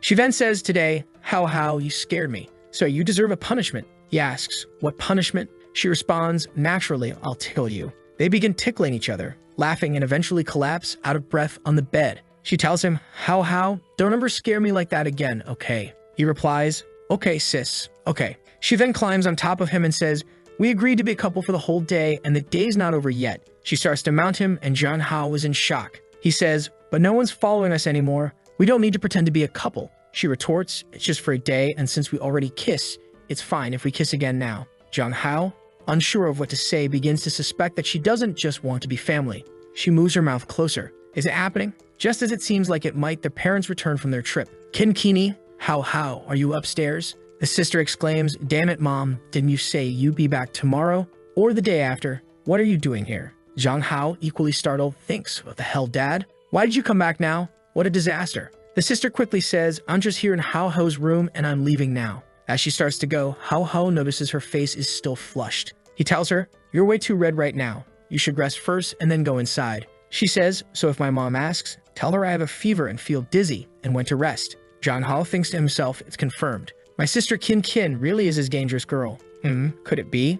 What should I do? The world is so upside down that Jong Hao even remembers that his mother went out to buy cigarettes and never came back when he was very young. That's why his father works like a condemned slave, and it's the reason Jong Hao was raised in a daycare, spending his entire childhood there. It was there that he met the coolest little sister. It seems like no one in the room talked to her until the protagonist came up and said, hey, little sister, why are you always alone? You just got here. What's up? Let's play.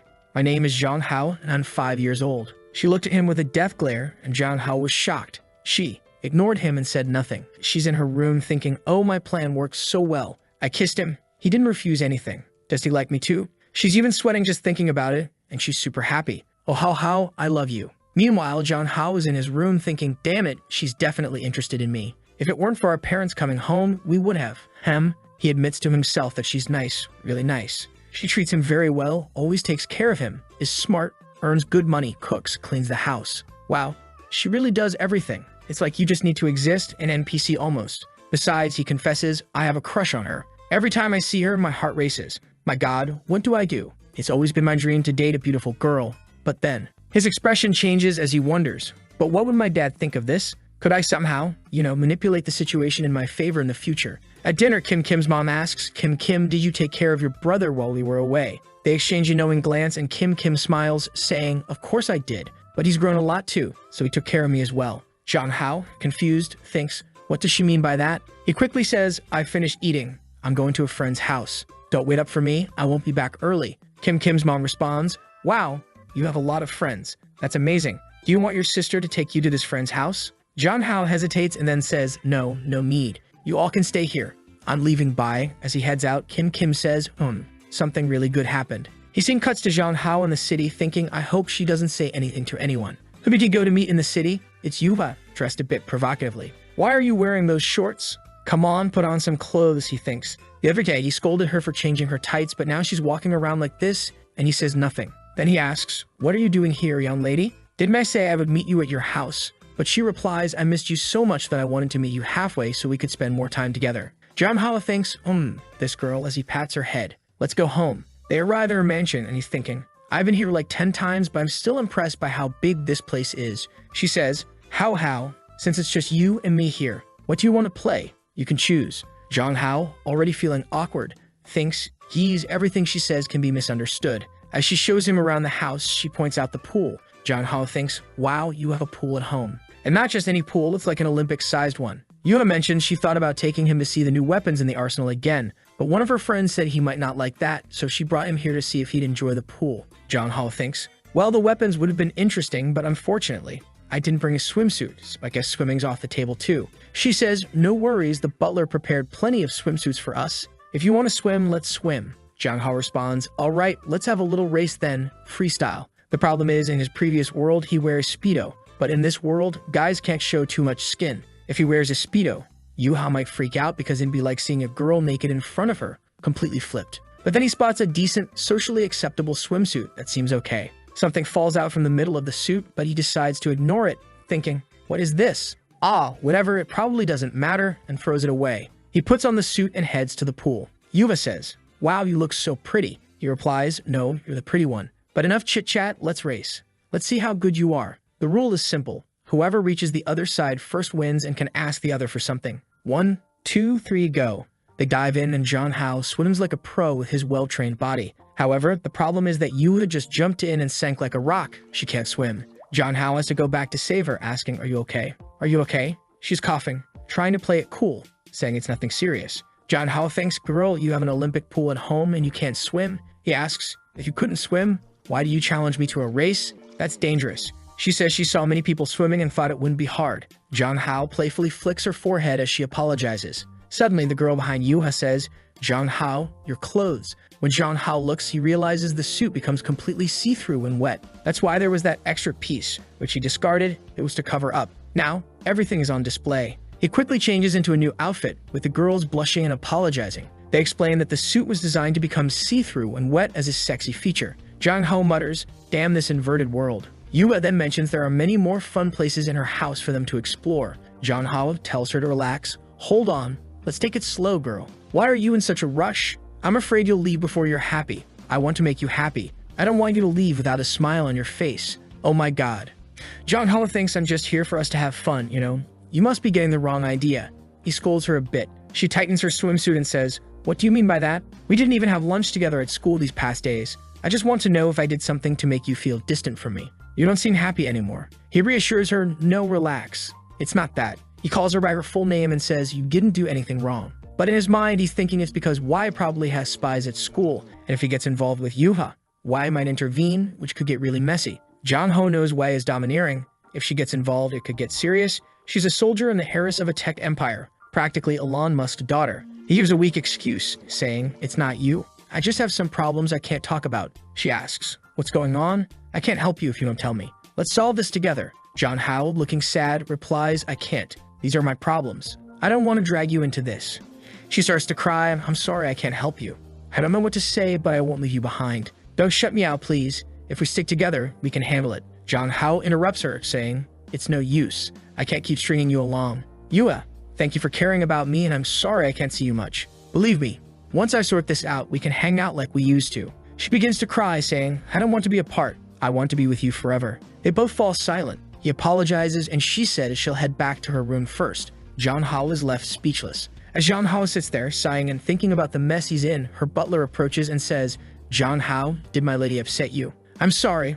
I overheard your conversation. She can be very spoiled sometimes. John Hao replies, No, it's not her fault. It's just that for personal reasons, I really need to distance myself from her. But I know she's a bit of a complicated personality, and it'll be harder for us to stay apart since we're so close. I messed up by ignoring her feelings. He realizes he made a mistake by kissing her and now feels like he can't see her. The butler continues, Sir, she values you a lot. Every time she comes home, she keeps mentioning how do you spend time together at school, and she only talks about you. If you suddenly start distancing yourself, I believe, no matter how oblivious she might seem, she'll feel your absence and be very sad. From my experience, that's the last thing she wants because she likes you very much. The butler then asks if she had been threatened at school. John Hao remembers she had mentioned her friends only asked for money. He replies, She didn't tell me the details, but it has nothing to do with that. The butler explains that because she was rich and didn't know how to make friends, people always took money from her, so she was bullied and beaten every day. One time, she came home badly beaten, and her mother got furious, demanding to know what happened and how she dared to get beaten being from such a family.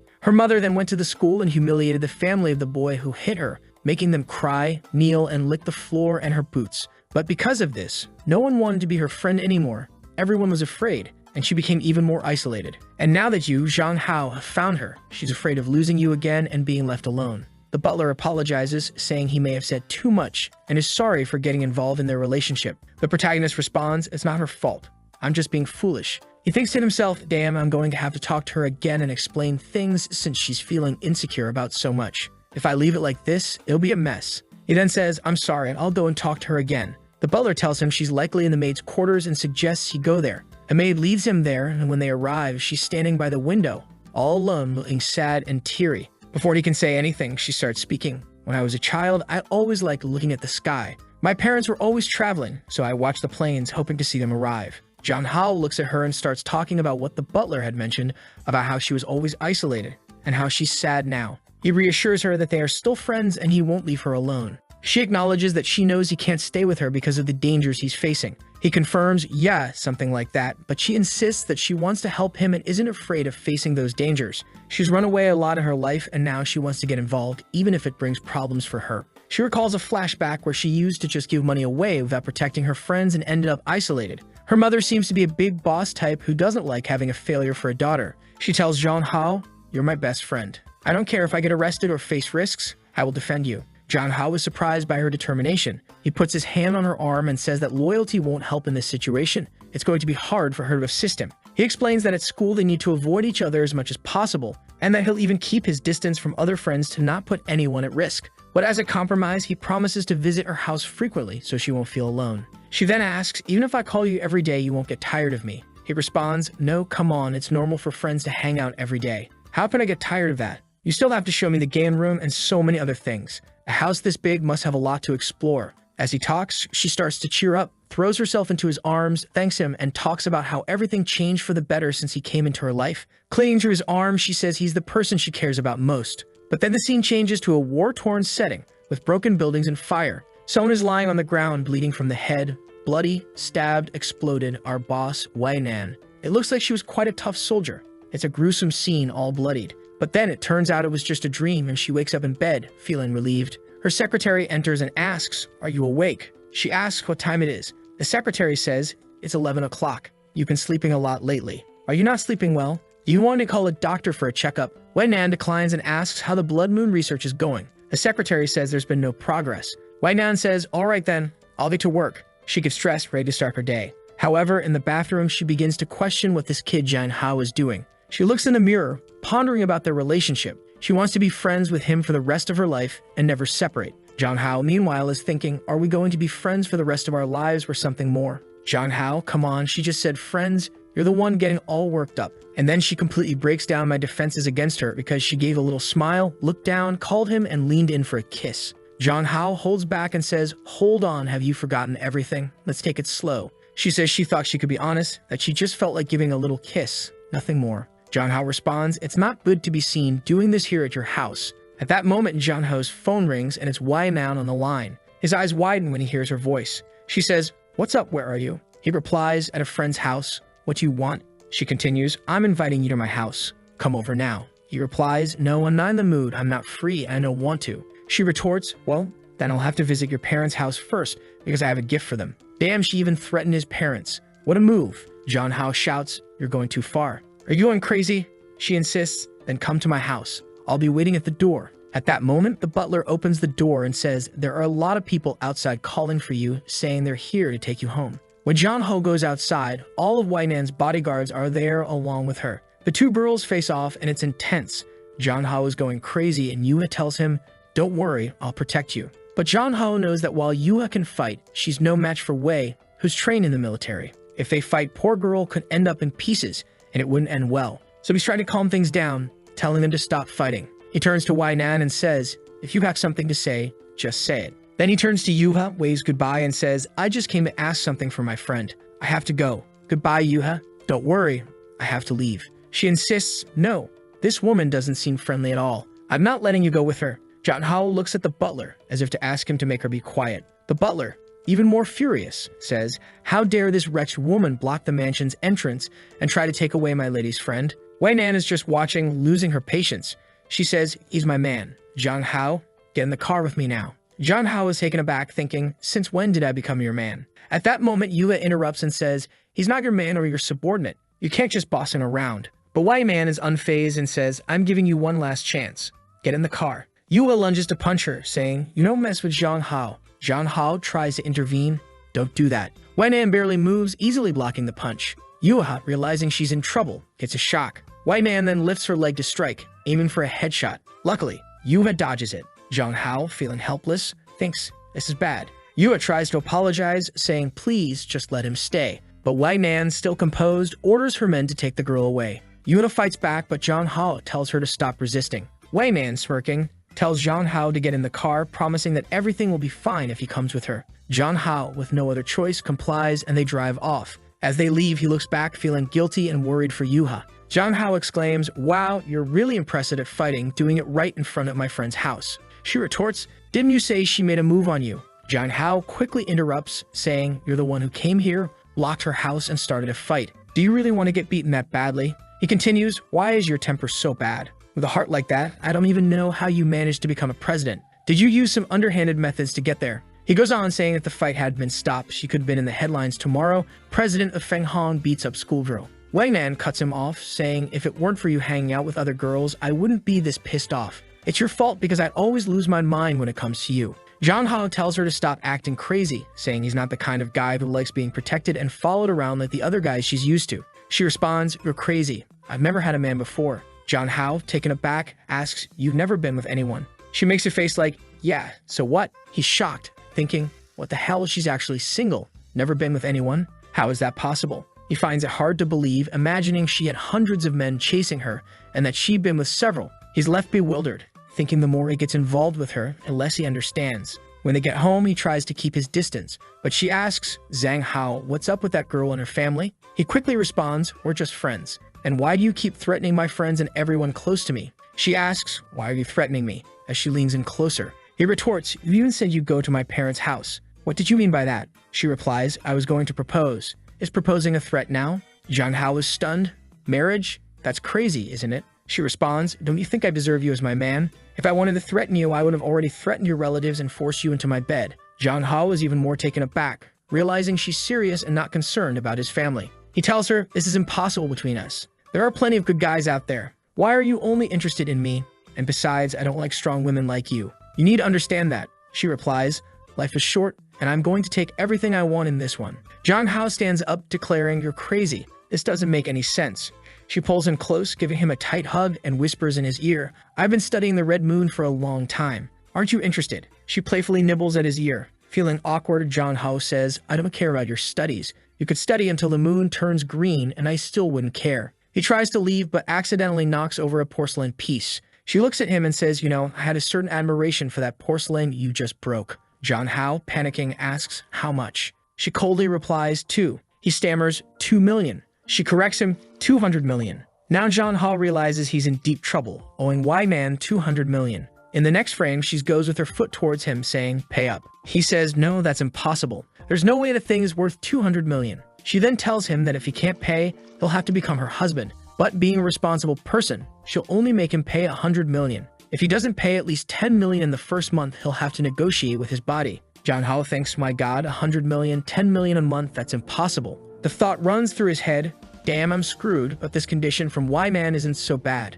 Maybe I can use my body for this. At that moment, the girl from the Red Moon appears and gives him a flick on the forehead, asking, are you sure? John Hao snaps out of it, confused, wondering what just happened. He mumbles, well, 100 million is 100 million, stating the obvious. She responds, as expected from the man I like, you're brave. He replies, a real man was born under the heavens and the earth. How can I be depressed? Suddenly, he finds himself thinking he can't even dream of an easy life. He concludes that he must find another way, he can't do this. Night falls and John Hao returns home to find his little sister waiting outside. He asks, hey sis, why are you out here? She smiles and says, I was just waiting for you. He tells her, you didn't need to wait outside. I would come eventually. She notices something in his hand and asks, what's that you're holding? He replies, just an old antique a friend gave me, nothing special. She offers to buy him an antique if he's interested in studying them, but he declines, saying there's no need to spend her money. Despite his reluctance, John Hao decides to ask, hey sis, how much money do you have saved up? She responds, I don't know, around 3 or 4 million. Why? Do you need money? Are you asking for access to your sister's bank account? I'll give it to you. I'll give you everything. Here, let me go get it. He quickly grabs her wrist, saying, no, relax. I'm just concerned because you're spending so much money. She gushes, oh my God, my brother cares so much about me, even worried about my finances. He then heads to his room, saying, I'm going to my room, see you later. John Hao decides to do a live stream. But let's be real, needing 100 million, he's going to have to go all out. So he messages his manager asking, do you have a plan? I need to make money. What should I do to blow up the views? The scene shifts to the chat going wild, people saying, oh my God, the God of Men has arrived, so hot. The protagonist is thinking, I haven't fully planned out what I'm going to do, but I have a few ideas. People in the chat suggest, if you take off your mask, I'll give you 10 super yachts. He's tempted, thinking, 10 super yachts? Maybe it's worth it. Just take off the mask for a second. But then a message from his manager pops up advising, don't do it. Wait a bit longer. When you're a top streamer in the future, you'll make way more than that. She plans to reveal later that he's the boy seen only once in 70,000 years and capitalize on that. John Hao tells the stream that he won't be taking off his mask just yet, but they can stay tuned as he might consider it. He mentions that he's tired of the current game and isn't in the mood for exercise, asking, what do you guys want to see? One person says they're tired of watching the same game he keeps playing and wants to see if he knows how to play a shooter game. Another person suggests he spread his legs and film it, and yet another suggests he do a singing stream because it's easy. The protagonist thinks to himself that there's no way he's wearing a short outfit and shaking his butt, not even for 100 million. So he decides to sing a little song instead, thinking that as long as he doesn't sound like a complete lunatic, he'll be fine. He's not a professional or anything, but he sang decently in his past life. He starts the stream singing a little song, and the chat lights up with comments about how wonderful his voice is. He starts receiving super yachts as gifts, and he begins to wonder how much they're worth. At one point, someone requests a specific song, but he refuses, saying he won't sing that one but can sing others. As he continues singing, the donations keep rolling in, and the chat is filled with adoring fans gushing over the delicious guy seen only once in 70,000 years. The protagonist is eyeing the gifts and thinking, at this rate, could it work out? He then announces that whoever donates 3 yachts will get their wish granted. After wrapping up the stream and thanking everyone, he ponders that while he would like to stream more to earn money, he can't stay up too late, as his sister might scold him and his father might stop him from streaming altogether. He realizes that his singing streams bring in more money than gaming ones, making 50,000 in this session. He acknowledges that even if he streams all month and makes 50,000, it won't be enough. He needs to earn much more. Suddenly, his phone rings and Wainan is calling. He immediately thinks she's calling to ask for the money back, but she surprises him by saying she just wants to see him and asks him to send her a picture, calling him a silly fox. Annoyed and confused, he agrees but asks for 5 million to deduct from his debt in exchange for a photo. She negotiates down to 1 million, and he agrees, thinking a million less is a million less. He sends her a picture of him thinking, why is she being such a pain? The protagonist then considers asking Yuha for money, but realizes that even with the money from his streams, he still needs to make a lot more. He decides that he can't rely solely on his sister's funds. The scene shifts to the next day with the protagonist writing down his plans to make money, find someone to lend him money, avoid selling his body, sing live, and send photos to Wai Nan. He notes that he's currently in debt for 100 million, thinking he's doomed. Reflecting on his recent singing streams, which have been quite successful, he considers calling his manager for more tips. He calls her and says, "Song, I need to make more money. What should I do?" She replies, "I didn't expect the god of men to take the initiative to call me. You want my suggestions for your streams? Obviously, I won't suggest you act cute or start stripping. I've noticed your singing streams have done well. If you're interested, we could explore new ideas. I recommend trying out a game that recently launched." He asks her to send him the game and she suggests PUBG. He wonders if he can secure a sponsorship or some kind of promotion for the game on his streams. Midstream, his sister enters the room, asking if he's hungry or wants to go to bed. The chat explodes with comments about a possible forbidden love between them. She leans close to him and Zhang Hao quickly ends the stream to avoid more speculation. He checks the stream's results and finds it did well, but it's still not enough. Making money is harder than he thought. His sister notices the stream's popularity and teases him about it. She suggests he should rest and even offers to give him a massage. Zhang Hao, noticing her suggestive outfit, tries to resist but eventually agrees, thinking it's just a massage. As she massages him, he realizes she's being sincere, but he can't help but notice her attire. She asks if it bothers him and he denies it, though internally, he worries he might lose control. She insists there's a reason for her dressing like this, hinting at her deeper feelings. Zhang Hao, curious, asks what the reason is. She internally debates whether she can make him fall for her, believing it's the only way their relationship can work. Then she says that when the time comes, she'll explain everything to him. He just nods, okay, fine, whatever you're talking about, I'll just go along with it. She reveals that she has a new plan in motion, and once it works out, their relationship will deepen significantly. The scene shifts to the next day with the protagonist waking up at 6 in the morning. He's thinking about how her massage was so good that he slept peacefully. But as soon as he checks his phone, there's a message from Wai Nan saying, "Just give up, you won't be able to pay. Just bow to me every time and be my obedient man." That wakes him up with a shock, ruining his relaxed morning. At school, which he had almost forgotten about, our protagonist is slumped over his desk, looking exhausted. Yua comes over and greets him with a good morning, to which he responds in kind. He asks her why her backpack is so huge, and she pulls out a bunch of treasures she stole from her house, saying she doesn't know their worth, but her grandmother said they're valuable. She even tries to give him a diamond ring. Zhang Hao tells her that if she stole these from her family, it's dangerous and he doesn't want anything to do with it. He insists she returns everything to the butler. She feels a bit hurt and says she just wanted to help him. Zhang Hao reassures her, thanking her but emphasizing that he doesn't want her to get into trouble. He then asks her if she can find someone who specializes in antique appraisal. She agrees and says she'll look for someone. The scene cuts to an antique shop where two women are discussing a vase. Our protagonist arrives and one of the women immediately recognizes him as the immortal god who descended to Earth 70,000 years ago. Zhang Hao tells her he's a friend of Yuha and wants her to appraise an antique he has. She agrees but suggests they move to a private room, suspecting that anything recommended by Yuha must be valuable. In the private room, they recognize the plate as the royal plate of Jianyang from the high heavens, previously sold for 200 million. It turns out Wai Nan wasn't lying and Zhang Hao realizes its true worth. The women are curious about how he acquired it. He downplays the situation, saying a wealthy friend gave it to him because it was broken. He asks if it can be repaired. They say it can, but it won't be worth as much as before. The assistant offers her card, suggesting they go out for a meal to discuss everything further,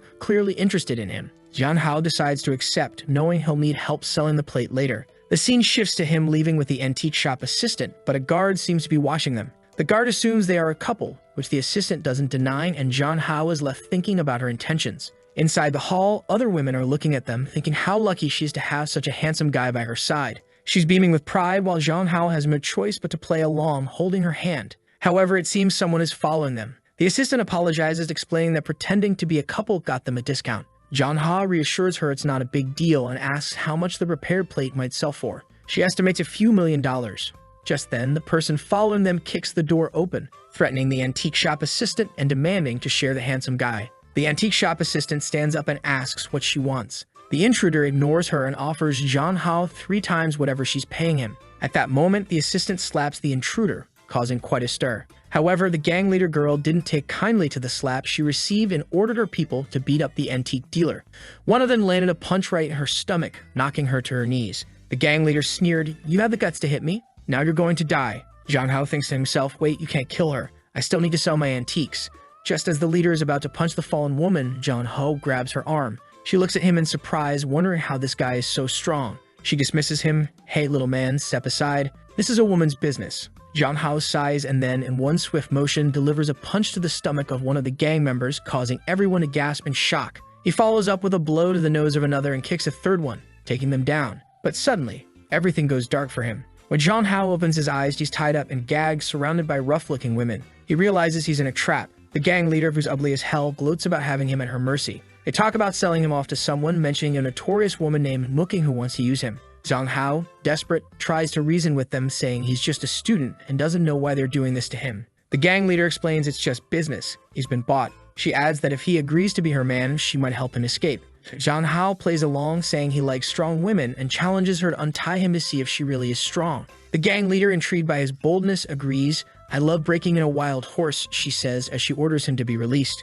Meanwhile, Wei's secretary informs her that everything is set and they can proceed with the final stage of their plan. Wei signals to go ahead. Back in the warehouse, Zhang Hao is freed and prepares to fight. He notices some metal bars in the corner and thinks if he can reach them, he might stand a chance. The gang leader taunts him, ready to make him comfortable, and lunges at him. Zhang Hao dodges and heads for the bars, impressing the gang with his courage. He quickly grabs a bar and hurls it at the gang leader, who dodges, but he follows up with a blow to her elbow, dislocating her arm. The gang leader, now enraged, admits she underestimated him, but warns she can't ruin his face since he's to be sold. Zhang Hao, unfazed, taunts her, "Let me go, or you'll regret it." She sneers, dismissing his threat, confident in her gang's numbers. The scene cuts to the antique shop assistant, now battered on the floor, muttering that messing with Zhang Hao is dangerous because anyone carrying an antique worth 200 million must be connected to powerful people. However, the gang dismisses this, thinking he's just a thief. But then the gang realizes something's wrong. They look towards Zhang Hao and see a shocking sight. He's fighting off and beating up everyone. Zhang Hao manages to deliver a swift punch, followed by a hit to the chin, knocking the gang members to the ground. The leader of the gang is surprised but unfazed, ready to retaliate. Suddenly, someone arrives and Zhang Hao feels the tension rise. Wei appears, looking furious. "I can't believe you had the audacity to tie up my man." The gang leader, shocked, stammers, "He's your man. I didn't know. I'm sorry. I didn't mean to mess with you." Wei calmly explains that because the gang leader stole from her, all of her gang members now belong to Wei. She also demands that the gang leader drop out of the inheritance dispute, leaving everything to her useless brother. The gang leader, horrified, refuses, stating she'd rather die than let her brother inherit everything. As she pulls out a knife to attack Wei, one of Wei's bodyguards swiftly intervenes, pinning her to the ground. The antique shop woman, now revealed as the gang leader's sister, watches in horror as the bodyguard twists her sister's neck, ending the confrontation. Wei then walks towards Zhang Hao, remarking how impressed she is with his ability to handle the situation. Zhang Hao, realizing the extent of Wei's influence and power, accuses her of orchestrating everything to take control of the Mu family. Wei, clearly irritated, denies planning everything just for him and insists they start getting along better. Zhang Hao, still cautious, warns her not to come closer, brandishing a stick. Wei effortlessly breaks the stick with a punch and orders him to come with her. When he hesitates, Wei picks him up and carries him off, smacking him playfully on the butt. Zhang Hao, humiliated, finds himself in a helicopter looking down at the scene below, where the antique shop woman lays defeated. Concerned, Zhang Hao asks if Wei will get into trouble for killing the gang leader's sister. Wei dismisses his worries, explaining that it was self-defense as the sister attacked her first. Zhang Hao awkwardly gives a thumbs up, relieved she won't face consequences. Wei, pleased with his reaction, reassures him that anyone who messes with him will face severe consequences. As the helicopter soars, Wei begins to question Zhang Hao about the differences between her and the gang leader. She asks if he considers her as bad as the woman who tried to kidnap him. Zhang Hao hesitates, unsure how to respond. Wei, noticing his discomfort, leans in closer, teasingly biting his ear and asking if he holds double standards. Zhang Hao, flustered, struggles to find the right words. And while he's talking, she turns his face and plants a kiss on him. Fast forward to the next scene, Wei is already in the room, taking off her shoes, and Zhang Hao is asking, "What are you doing?" She tells him not to move, and as he tries to protest, she comes closer. Zhang Hao shouts for her to stop, but she moves in, clearly breathless and blushing, and then jumps on him. Wei tells him, "I've saved you so many times, when are you going to repay me?" Zhang Hao, trying to reason with her, says, "I even gave you a kiss. What more do you want?" She licks him and responds, "It's not enough," clearly indicating she's serious. Zhang Hao, flustered, doesn't know how to react. She grabs his neck and says, "I want you." When he tells her to stop, she retorts, "Then why is your hand there?" Zhang Hao, confused, realizes the situation is escalating beyond his control. Wei teases him, saying, "It seems your body is more honest than your mouth. It's time for you to date me officially. Whether physically or mentally, I will satisfy you." Zhang Hao, lost and unable to speak, looks overwhelmed. Cut to the next scene where Yuha learns from the antique store girls that Zhang Hao was taken by Wei Nan. Determined, she decides she must go and rescue him. Back with Zhang Hao and Wei, he tells her, "Okay, you want to date me? I'll consider it if you do one thing." Wei asks, "What?" He replies, "It's simple. Sit on my lap." Wei, puzzled, asks for clarification. "What do you mean? Sit on your lap?" Zhang Hao explains, "Sit on my lap and put your hands on my shoulders for 3 minutes. Don't resist anything I do." Wei, skeptical, asks why he wants this, and Zhang Hao challenges her. "You're saying you'll satisfy me and all that, but you can't do this little thing." Wei smirks, then gives him a somewhat menacing look. She raises her hand as if to slap him, but instead places it gently on his shoulder and sits on his lap. Zhang Hao, surprised by her compliance, didn't expect her to agree. Wei reassures him 3 minutes is nothing. But Zhang Hao realizes even with her on his lap, the feeling is completely different from with Yuha. Wei's dominance is palpable. Just then, the secretary bursts in, and the sight shocks her so much her glasses nearly fall off. Wei angrily asks, "Why did you come in without knocking?" Zhang Hao notes with amusement that they didn't complete the full 3 minutes. The secretary, now on her knees, apologizes profusely, explaining it was an urgent matter requiring immediate attention. Zhang Hao feels a twinge of pity, seeing that Wei has no private life and is constantly interrupted for issues. He reflects on someone from his past life who was similar. Wei dismisses the situation, asking the secretary what was so urgent. The secretary informs her that Yuha, the daughter of the Min family, is at the door wanting to see Zhang Hao. Both Wei and Zhang Hao are taken aback. Wei, now serious, declares that it's time to deal with Yuha once and for all. The secretary advises her not to take drastic actions, reminding her that Yuha is the granddaughter of the great General Min. Wei coldly tells the secretary, "You're suspended for now to think about what you've done. You're not qualified to be my secretary at the moment." The secretary, visibly sweating and nervous, can only accept the order. Wei adds, "Besides, we've retired a long time ago. We're not soldiers anymore." It seems Wei and the secretary were once subordinates to a powerful figure, Wei's grandmother. Then she turns to Zhang Hao and says, "Come with me since she wants to see you. I'll grant her wish." Zhang Hao, worried, thinks to himself, "I've never seen Wei this angry before. I'm afraid a real fight might happen." Meanwhile, Yuya is at the door holding her phone, saying she's going to call the police if they don't let Zhang Hao go. As Zhang Hao appears, he asks Yuya how she got there. She explains that her aunt from the antique shop told her he had been kidnapped, so she came to rescue him. Zhang Hao, touched, thinks how sweet it is that she cares so much for him. But Wei interrupts, saying that if it weren't for Yuha's recommendations, Zhang Hao wouldn't have been kidnapped in the first place. She blames Yuha for all the trouble and warns her to stay away from him, stating that if he wants to learn boxing or anything else, it will be with her. Zhang Hao tells Yuha to ignore Wei and asks Wei to stop glaring at Yuha with a murderous look. However, Yuha starts to take off her coat and challenges Wei to a one-on-one fight, saying whoever wins gets Zhang Hao a deal. Wei, furious, agrees, "All right, let's finish the fight we started before." As the tension rises, Zhang Hao, tired of the drama, grabs his phone and walks away, saying, "If you two are going to fight like idiots, I'm out of here." He leaves and Yuha quickly follows him, running to catch up. But Wei isn't one to back down. She catches it up and insists on taking Zhang Hao home. Zhang Hao declines, saying that if he arrives home in her luxury car, people will start asking questions. He reminds her that she has a company to run and tells her to go handle her responsibilities because he has to make a lot of money for a certain crazy person. Yuya, seizing the moment, sticks her tongue out at Wei, clearly enjoying the victory. Wei, infuriated, orders her guards to stop a taxi and tells the driver, "I bought your taxi, it's mine now. Get out and deal with the bodyguards." She then turns to Zhang Hao and Yuya and says, "This little car is ready. I told you I'd take you home, and I will." Back at Zhang Hao's house, his sister, always the caring one, is waiting for him. She notices he looks preoccupied and asks, "Why are you home so early, my Hao Hao? You seem so distracted." Zhang Hao replied, "No, nothing happened. I'm just thinking about my streams and stuff." In reality, he was receiving threats from Wei on his phone and was panicking about how he was going to make the money. He remembered that when they left the taxi, Wei told him, "Forget about the money.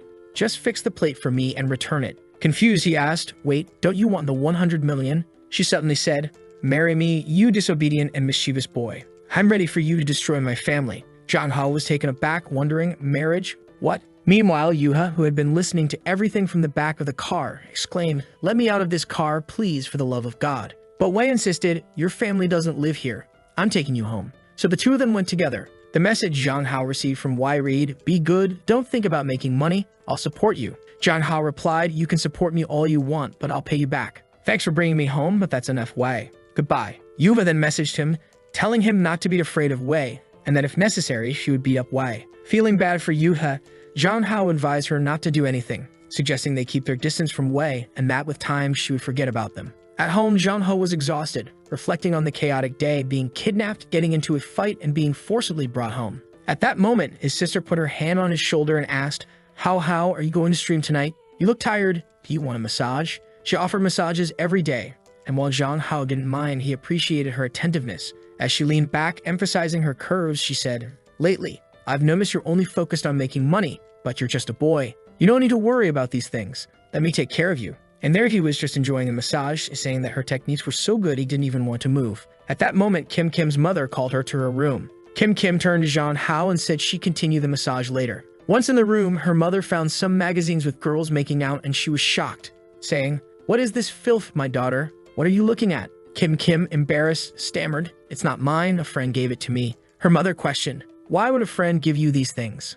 And why are they in the house? Kim Kim nervously replied, She thought it would be funny if you found them and thought you'd punish me. It's a trap, Mom. Don't believe it. Kim Kim, why don't you get a boyfriend? You're all ready. But Kim Kim interrupted her, saying, No, I don't want one. I don't want one. Suddenly, a pair of panties fell out of the book she was holding. Her mother, shocked, said, Panties? Kim Kim stammered, I don't know how to explain, Mom. And then her mother scolded her harshly, even giving her a smack on the head. You better find a boyfriend or else I'll come here and give you a beating. Spending some time alone in her room, Kim Kim let out a sigh of relief and said, Haha, the plan is working. As soon as I ignite the flames of doubt in my mother, things with How won't be able to go wrong. Once again, my little sister is playing chess in the fifth dimension, man. No one can predict her moves. The next day, Zhang Hao was already exhausted because as soon as he arrived at school, a bunch of crazy girls called him the god of masculinity, and everyone wanted to talk to him. He didn't have a moment of peace in school. Long approached him, saying, You finally arrived. Zhang Hao was saying he had to take a day off because he was very tired. Long said he was worried and even thought about going to Zhang Hao's house because it was unusual for him to miss school. The protagonist was eating, and it seemed that after the day of all the drama, he and his sister had stayed at home. Zhang Hao was thinking that a day at home was full of benefits. Drooling, Long asked him, What are you thinking about? You seem a bit distracted, you know. He replied, Nothing, just some good stuff. At that moment, Long mentioned that he saw him playing and was impressed by how he could dominate the girls in the game, saying it was even better than singing, and that he was a legend. Zhang Hao responded, Oh, so you like that kind of game, huh? Are you going to keep watching my streams? Long replied, It's different when it's you, Brother Hao, and mentioned that he had dragged Yuha into it as well. She appeared with dark circles under her eyes. The protagonist jokingly asked, Did you see a ghost? Why didn't you sleep? She explained that she stayed up watching all the streams he had done and ended up forgetting to sleep. Zhang Hao was shocked, telling her that's not how you watch streams. You can't consume 10 hours of content in 10 hours of the day. She said she was just happy to watch him after school. Zhang Hao tells her not to do that anymore and to get some rest. They have a little back and forth about whether or not she should keep watching, and they share a hug. The day goes by, and as they're leaving, Long mentions that there's a swimming class on Friday, so they need to buy some swimsuits. And then the ridiculousness of it all hits. Whoever designed those swimsuits deserves a punch in the face. Zhang Hao's expression says it all. The scene cuts to Zhang Hao's sister on a date. She's glued to her phone, clearly uninterested. The guy is rambling on about how he'd make a perfect husband, staying home to take care of the kids. But she seems completely indifferent, only focusing on her phone and thinking how lousy this is, while glancing at the last messages she exchanged with How. The guy notices and asks, Are you even listening? Don't you want to know anything about me? She gives him a deadpan look and asks, What's the advantage of being with you? He smirks and says, My looks are the advantage, striking a pose. She laughs a little and the guy is left wondering, Why are you laughing? She's clearly zoning out, obviously thinking about how good-looking the protagonist is. The scene cuts back home and there's Zhang Hao sitting on her lap as she asks why he's so desperate to make money. He responds, Even a guy needs to know how to earn his own money. The future of his family can't depend on just one person. This is another thing those guys doesn't compare to, because even though he has a little job, he's eager to quit and stay at home, whereas How wants to work and help pay the bills. So there's no comparison. How is a solid 10 out of 10, she thinks. She's also wondering why her mom sets her up on blind dates with these weirdos if they're so alike. Apparently, the guy had mentioned some figures for car, house, and wedding expenses, and she commented that paying those amounts is quite easy. He grinned and said, but she cut him off, asking if he really deserved it. The scene shifts to a shopping trip, where they're trying on clothes and Zhang Hao was just watching. But what a disaster, right? The classmate mentions that Long's choices are very conservative and that you should show a little more skin. Zhang Hao is taken aback, thinking, No, don't say that. While Yuha is watching, she looks disgusted by it all. Long feels embarrassed and tells her to stop looking at him with that obscene expression. Then she turns to Zhang Hao and says she knows he's looking for a swimsuit, and she has 2 perfect choices for him. However, the boy is already anticipating something crazy, decides he'll pick his own. The girl, visibly eager, mentions that the choices she has are really incredible. However, Zhang Hao and Long Long leave while she stays behind, feeling disappointed and thinking that she at least wanted to have seen him in a smaller swimsuit. Oh well, she sighs. Yua then looks at her and asks, "Can you help me choose one? I don't really know much about this." She responds, "Sure, I'll help you. Let's go." She then comments, "It's good that you're opening up more and more." Yua responds, "I love the skills you're teaching me. Having a friend is very useful." They share a hug and Yuan, her friend, asks Yuha, "Are you getting better at understanding your own thoughts?" Yua pauses, then suddenly blurts out, "I like Zhang Hao." Yuan is startled and says, "I understand, but I like him too." Both girls blush and look at each other a bit awkwardly. If Zhang Hao realizes that he left his friend in a room with these girls to buy swimsuits, it might cause trouble. He should probably go back. But it's too late. His friend comes out all ready for swimming, really prepared. Thankfully, the artist put a large white bubble to protect my wallet. Zhang Hao is stunned, thinking, "Is this for real? Can she wear this in class?"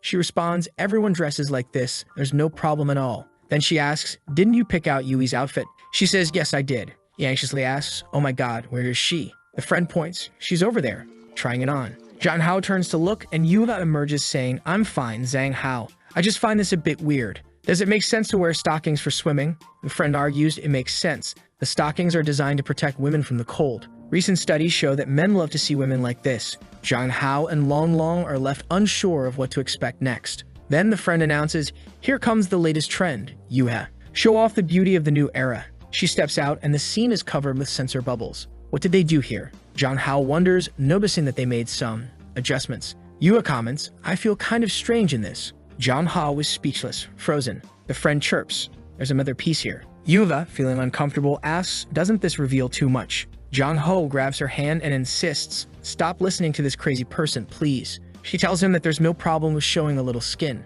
The scene shifts, and we get a little flashback of their friend, the blonde girl, talking to Yuha. She says she's going to confess her feelings to Zhang Hao. She knows he probably doesn't like her, but she's going for it anyway, telling Yuha that she wants to finish school without any regrets and that she'll regret it if she doesn't at least try. This plan of hers shook Yuha a bit. In the next chapter, it starts with her confessing. She says she knows she's not pretty enough, but begs him to give her a chance because she's been in love with him forever. Zhang Hao thinks, "Oh damn, so she just called me here to confess." Then she continues, "Sorry, it's impossible for us. I don't like you. Damn, that was harsh. No consideration at all." Then she goes, "Wow, you didn't hesitate at all. You didn't say anything, not even a pause." Zhang Hao responds, "Sorry, it's just that I don't like you." He thinks it's easier to just give the decisive blow and cut her off cleanly, no turning back. She then asks if they can still be friends. The scene changes and the protagonist is back at school, thinking he's becoming a criminal with all the hearts he's breaking. He's getting a bit full of himself. Long Long shows up, saying he's been looking for Zhang Hao for a while.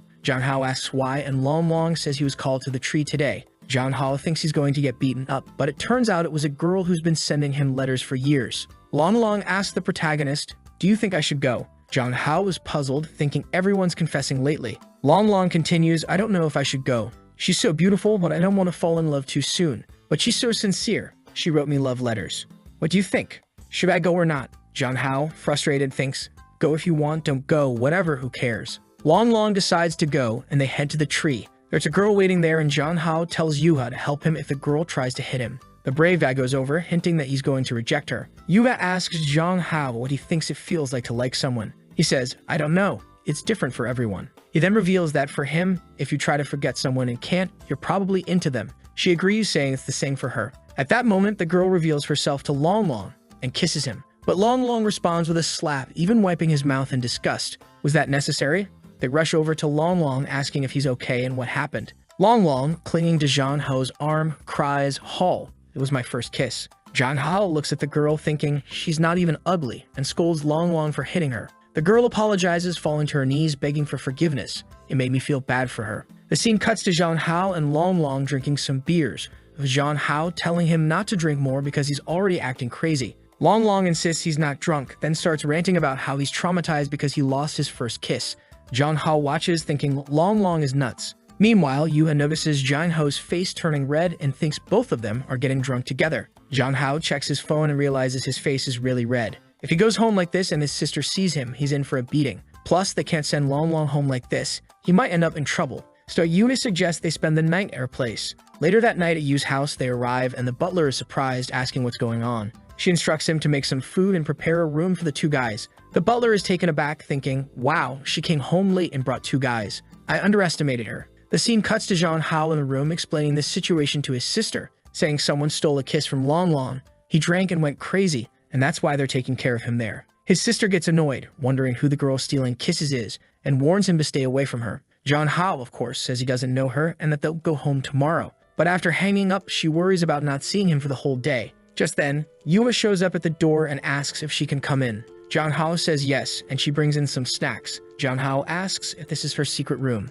She asks him why he left her in his secret room. She replies that everything here is hers, including him. In other words, she basically claimed him as her own. She continues, saying she wants to hide him from everyone because only she can talk to him every day, and she wants to be with him. Then she drops the big question, "Do you want to be my boyfriend?" Jean Hao is taken aback. He says that, to be honest, he does like her as the opposite sex, but right now, he can't control his heart because he still likes another girl. He calls himself trash, saying he's heartless. She looks at him and says, "No, you're not trash." He explains that she should know that indifferent men are bad and that, unfortunately, he knows it's not right, but he likes people he shouldn't. Despite this, it's hard to ignore his relationship with Yuha. She clings to him, saying she doesn't understand, but she's very sad. She wonders why he can't just like her. He silently apologizes to Yuha, feeling guilty. The scene then shifts to the next morning, where the protagonist wakes up next to her. They were coupled up, which is adorable, but he's startled to find his clothes have changed. He immediately asks her if she changed his clothes while he was sleeping. She reassures him that they just slept together, and it was actually the butler who changed his clothes. Relieved, he quickly gets up, worried that she might have undressed him. She tells him to hurry up and get ready for school. When they arrive at school, Long Long looks utterly defeated, suffering from a bad hangover. Long tells them that they should never drink again because they ended up spending the whole night at a girl's house just because of a few cans. He insists they shouldn't let that happen again. Yuva watches, noting that he doesn't seem to care about the situation. Suddenly, they hear the clacking of heels behind them. It's someone else. Oh no, if Wainan was trouble, this girl looks like she could be even worse for any competitors. She calls out Hao Hao. He turns and sees his sister, Kin Kin. He asks, "Why did you come here?" She replies that she was worried about him and was going to die from the concern. He tells her not to worry because he's not a child. Long abruptly says he's going back to class, looking a bit depressed, which Zhang Hao notices and wonders why he suddenly seems down. Kin Kin then asks Zhang Hao, "Who is this student next to you?" "I don't know her very well." He introduces Ming Yuha, and the sister politely responds, "Nice to meet you. I'm Zhang Hao's sister." She adds, "I've never heard him mention you before. Do you spend a lot of time together?" Ming Yuha, thrilled to be meeting someone from Zhang Hao's family, happily says, "Yes, we spend a lot of time together." Kin Kin, observing Ming Yuha closely, immediately thinks, this girl is definitely in love with Zhang Hao. Then she steps forward, puts her hand on the protagonist's neck, pulls him close and says, "Tonight, we're going to your room." Whoa, that's intense. Meanwhile, she's glaring at Yuha, who looks devastated, not understanding what's happening. She whispers in the protagonist's ear, "Sweetie, let's have a nice little chat." The protagonist seems to perk up, smiling slightly, clearly getting a bit excited. But he whispers back to Yuha, asking why she's saying that so quietly. But his sister tells him, "This is something only the two of us should know. Now go to your class." The protagonist and Yuha head to class, while his sister stands there, thinking that she can't wait any longer. She knows she'll have to take action soon. In the classroom, both the protagonist and Yuha look exhausted. The protagonist says, "You both seemed fine when we arrived. What happened?" Out of nowhere, Long Long mentions that seeing the protagonist's sister made him think about how he was forced into a kiss yesterday. The protagonist wonders, is Long Long talking to my sister? Does he like her? What's going on? Turning to Yuha, he asks, "And you, why do you look so down?" She responds that she's dying of jealousy. He goes, "Oh." She explains that she knows it's his sister, but seeing them being so intimate made her uncomfortable. Now she's jealous of his sister, who gets to do these things with him every day. Poor thing, she doesn't realize she's just scratching the surface, thinking she's deep into it. Back at the protagonist's house, he seems to be leaving his room, reflecting that today's live stream went well. However, he still needs to keep streaming to pay off Wei's vase. Since he rejected her offer to be her husband, he has to come up with the 100,000. As he steps out of his room, he sees something unexpected. Kin Kin's mom is spanking her with a belt. Ouch, he feels bad seeing the state of her bruised backside. He rushes in, saying, "Mom, what are you doing?" But the mom just tells him to stay out of it, claiming she's going to beat Kin Kin to death. Shocked, he asks, "Why are you hitting her? What's going on?" The scene changes to the aftermath, though it's almost too much to imagine. She's lying on the bed, clearly in pain. And what's the protagonist doing? No, not giving her a massage. The situation is intense. It looks like the protagonist has to clean her wounds with a cotton swab. But seriously, was all this necessary? His thoughts are calm, reflecting on how cruel her mother is and how injured she is.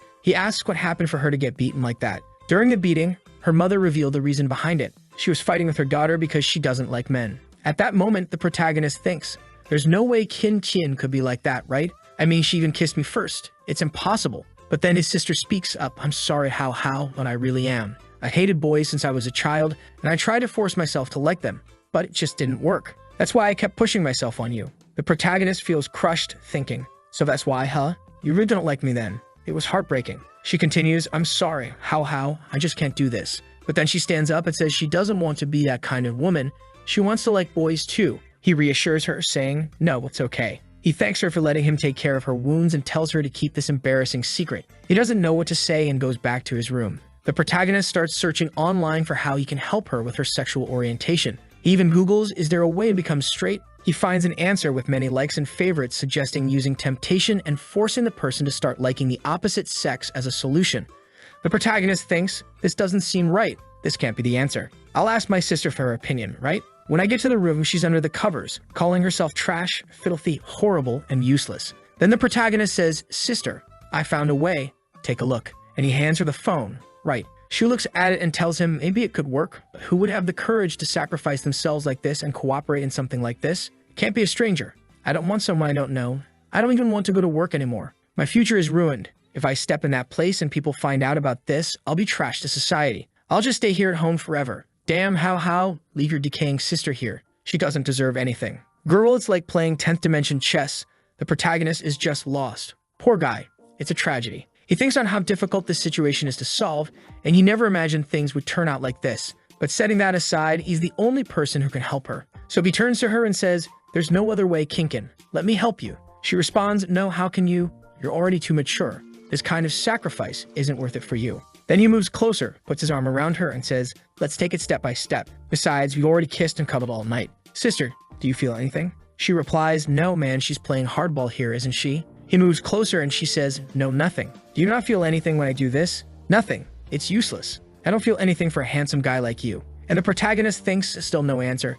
It seems Sister Kinkin is in a worse situation than I thought. But she's over there, practically dying, thinking she never imagined the plan would work so well and now the temptation is killing her. He then says he'll go to his room to get ready and tells her to come over in a bit because he needs to find a cure for this. No, it's going to be too hard for you, she says. The night arrives and the protagonist is thinking about trying on some sexy dresses, gloves, and lace lingerie. I hope it's not for him. Wait, is for him? Oh, I'm in a false alarm. He said he's not going to wear those things. Phew, that was a close call. He decides not to use anything too extreme, but some shorts should be enough, right? He read somewhere that if he wears black and white gloves, it will surely drive the girls crazy. It's like the equivalent of girls wearing stockings. The protagonist is lying in bed just hoping that all this will really help. The clock ticks, time passes, and the protagonist falls asleep. Then he hears, how, good night, and look at how she comes in. God help us. He immediately thinks, Sister Kinkin, what are you doing here? Our parents are sleeping. He's thinking maybe she's a spy or something as he didn't hear her coming at all. He was fully prepared. He tells her,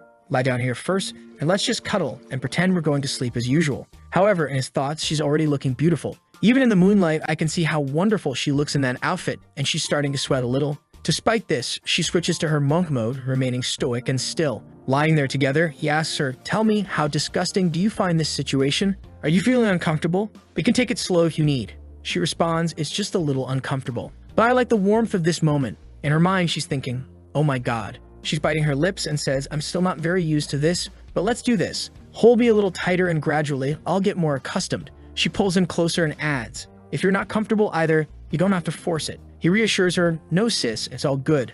Thinking to himself, what am I reading? He says, we have plenty of time so it's okay, while internally noting how strong his sister is even in a situation she doesn't want to be in and she's still considering his feelings. She's so kind. They touch noses and for a moment, it seems like a kiss might happen. But it was just a fleeting thought and she thinks to herself that she didn't expect everything to go so smoothly and for him to be so cooperative. The protagonist is already thinking that the scent is too good and he won't be able to hold out much longer. However, he doesn't want a small mistake to ruin the family. However, out of nowhere, he stops caring about the family and can't hold back any longer. He suggests, hey Kinkin, do you want to touch my arm with this glove? I heard girls like this. She starts to drool a bit, clearly liking it. He quickly says, no, it's fine. If you don't like it, sorry. But she replies, no, it's good. I'll try to get used to these things, while staring intently, thinking this is a once-in-a-lifetime opportunity she can't miss. She begins to touch his arm. She continues to run her hands over his arm, thinking that her entire life is now worth it. My goodness, she's practically melting. Someone get a fan. The protagonist reassures her, saying, you don't need to force yourself, it's okay, thinking that her sweating is due to nervousness. He even feels her fingers trembling, not realizing how deep the issue was. Okay, he says, you've made a great sacrifice, you can relax a bit. She moves to the side, putting a hand on her nose, thankful that she didn't get a nosebleed. She tells the protagonist that she still can't get used to the feeling of a man's hand. It feels weird. The protagonist moves closer behind her while she's trying to calm herself using a meditation technique, attempting to control her heart. He gently touches the back of her neck and asks, you want to try a kiss to see how it feels? Our last one was with a lot of resistance. She's taken aback, a kiss. My goodness, my brother is so wonderful to make a sacrifice like this. He says, I want it too, and you still think I'm such an innocent boy. You're so beautiful. I just want a kiss from you. At this, she feels like she's about to explode. She punches the ceiling, her sanity dropping to zero, and then she grabs him. The protagonist is stunned, thinking, what just happened? She quickly tries to cover up, pretending she didn't enjoy it, and says it was really weird, that she needs to prepare herself mentally for it. The protagonist begins to question if she's okay and wondering if she really didn't like it. The situation seems strange. She then says she'll try to be more proactive and things escalate. She kisses him again, pushing him onto the bed. The protagonist is bewildered, needing to calm himself down. She starts talking about her dream of possibly being with him and says if things continue like this, she'll have to make it a reality. She doesn't even care if her plan gets exposed. In the middle of everything, she accidentally calls him Xiaoyang. The protagonist is shocked, asking, who's Xiaoyang? But before he can finish, she kisses him again, holding his hand and pulling him closer. He's out of breath, wondering what's going on as she becomes more intense than ever. She's practically drooling. Then she responds that despite everything, she still feels a little uncomfortable. It seems like the name she let slip was the name of a girl. The protagonist asks, did you call me a girl? She explains that she used a girl's name to disguise the situation and not feel worse. The protagonist asks if this Xiaoyang is the girl his sister likes the most, and she confirms, saying yes. The protagonist thinks that if she called out that name, her situation must be really critical, even in a moment like this. She says she needs to go to bed because she has to study and wake up early. The protagonist, now very suspicious, asks, are you really? She replies, a sister would never lie to you. If I lie to you, I'll be your slave. Wow, what a promise. The protagonist thinks, slave, like as she starts singing a little song to help him sleep. The next day, Shezel's staring at him, thinking, sorry, how, I didn't want to lie to you like this, but I don't want you to hate me either. Given your past and traumas, this is the only way I can achieve the result I want. In the future, I promise to be more careful and make up for all the harm I'm doing now. So please forgive your little sister. The protagonist wakes up, thinking that the previous night was too exciting. He's at the pool. It's Friday, the day of the swimming class we talked about, and everyone is staring at him. The girls are practically barking. Long appears behind him and says, I want to go home. I'm too shy. This outfit shows too much. The protagonist, surprised, says, it's the same outfit as always. It doesn't show anything. He tells Long to stop being silly and be a real man, the worst advice ever, but okay. The girls continue complimenting Long, saying the outfit looks perfect on him and that he looks amazing. The protagonist, getting tired of the situation, says he understands why girls hate these kinds of guys. Then he turns to Long and says, out of nowhere, I lost the desire to stay in this class. Long suggests they pretend to have stomach aches and leave. The protagonist agrees and decides to help Yuha learn to swim since it's better than staying there with all the crazy girls around them. She's preparing to jump in and asks the protagonist if the best way to swim is just to jump in and start paddling hard. He tells her that's not the way and that he'll teach her. They do a little warm-up, and for some reason, the protagonist is staring at her armpit. Dude got that weirdo desire. He looks at her and says he didn't see her put on that swimsuit, the one she bought last time. She asks, do you want to see me wearing that? He says, well, it's not that I don't want to, but yeah, I do. The protagonist is up to no good either. He caused all this mess with his sister last night. Yuna mentions that after the protagonist and Long left, she went back and bought a few more pairs. And if he wants to see, he can come to her house and she'll show him, as she doesn't want anyone else to see. The protagonist says that since he promised to teach her to swim, he will have to go to her house to teach her. He can't break his promises, but for now, he'll just teach her at school. He tells her to take a deep breath, prepare herself, and then he pushes her into the pool. As expected, she starts to drown again. The scene cuts to her, traumatized from almost drowning. The protagonist tells her to be careful, that she needs to breathe deeply and gradually. However, when he touches her, he notices that she's shaking, completely desperate and scared, and she says she wants to give him a hug because she's in shock. The protagonist, feeling sorry for her, says it's not a good idea since it's class time and everyone's watching, so it's not the best moment to be hugging. She then shares a childhood trauma, explaining that once she ran off without her parents noticing, and when they found her, she was almost dead, having nearly drowned. Moved by sympathy, the protagonist offers to give her a hug. She immediately jumps at the opportunity, clinging to him tightly, while everyone around them comments on the situation. The protagonist tells the teacher that Yuha is having cramps and that he'll take her away to help her. Later, when they're alone, he asks if she's feeling better. She says that she hates the pool and thinks she'll never get used to it. She apologizes, expressing that despite the protagonist's attempts to help, she just can't manage. Jang Ha feels a bit awkward but reassures her, saying there's no need to apologize and that she'll get the hang of it with practice. To compensate, he offers her a massage. Here we go again with the massages. He starts with her calf and then moves to her shoulders, giving her a firm but soothing massage. She immediately comments on how comfortable and calming his hands are, but she hints that she wants more, asking him to go for other places. When he asks where, she points to her upper body. Realizing the implication, Jang Hao tells her to stop joking around, insisting that he's a serious masseur and won't engage in anything improper. However, she kicks his hand away angrily, saying she wanted a serious massage, not a joke. He firmly tells her to stop talking like that, especially in public, and to give him her leg again so he can continue the massage. She questions why she can't talk about these things, and he explains that such talk is perverse and is something only couples should do, and it should be kept private. No one in the class should know about it. Do you want to be known as a pervert? She looks desolate and confused, then starts crying. Completely distraught, she says she doesn't care and wants to be known as a pervert. The protagonist is shocked, thinking, where's my innocent Yue? What's happening? He tells her, you're only saying this because you don't understand how dangerous perverts are. You don't want to be an abominable person, do you? She replies that she doesn't care since he gave her that massage and she no longer wants to learn how to swim. The protagonist makes a deal.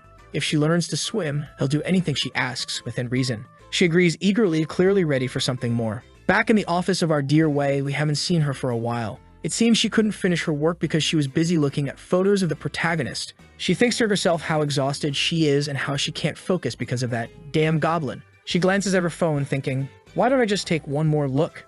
She sees a picture she took in the helicopter and blushes. The scene shifts to someone pressing the elevator button and a man appears, asking if she's the general manager. Wei makes a face as if she's ready to scold her mother. Her mother says, do you think I'm the kind of mom who hits on her daughter's boyfriend? For heaven's sake, I'm just curious. With so many handsome men chasing after you, why did she choose this Jang Hao specifically? Wei responds that there's nothing special and that she wants to get back to work. Her mother leaves, telling her not to sleep at her desk. As her mother leaves, she thinks this is a real problem. It seems my daughter is in love, and that's a weakness that can exist. The scene shifts again, showing the protagonist observing Wanan's secretary, who had been expelled. He thinks, wait, isn't that the secretary who got kicked out? Let me go have a chat with her. He walks over, introduces himself, and asks if she has some free time. She's caught off guard, not expecting this. He gets straight to the point, mentioning that he noticed in their last argument that it seemed like they were both subordinates of Minwera's grandmother. So what's the deal? The secretary interprets this as him showing interest in Wei. He quickly clarifies that she's just a stalker and he has no interest in her.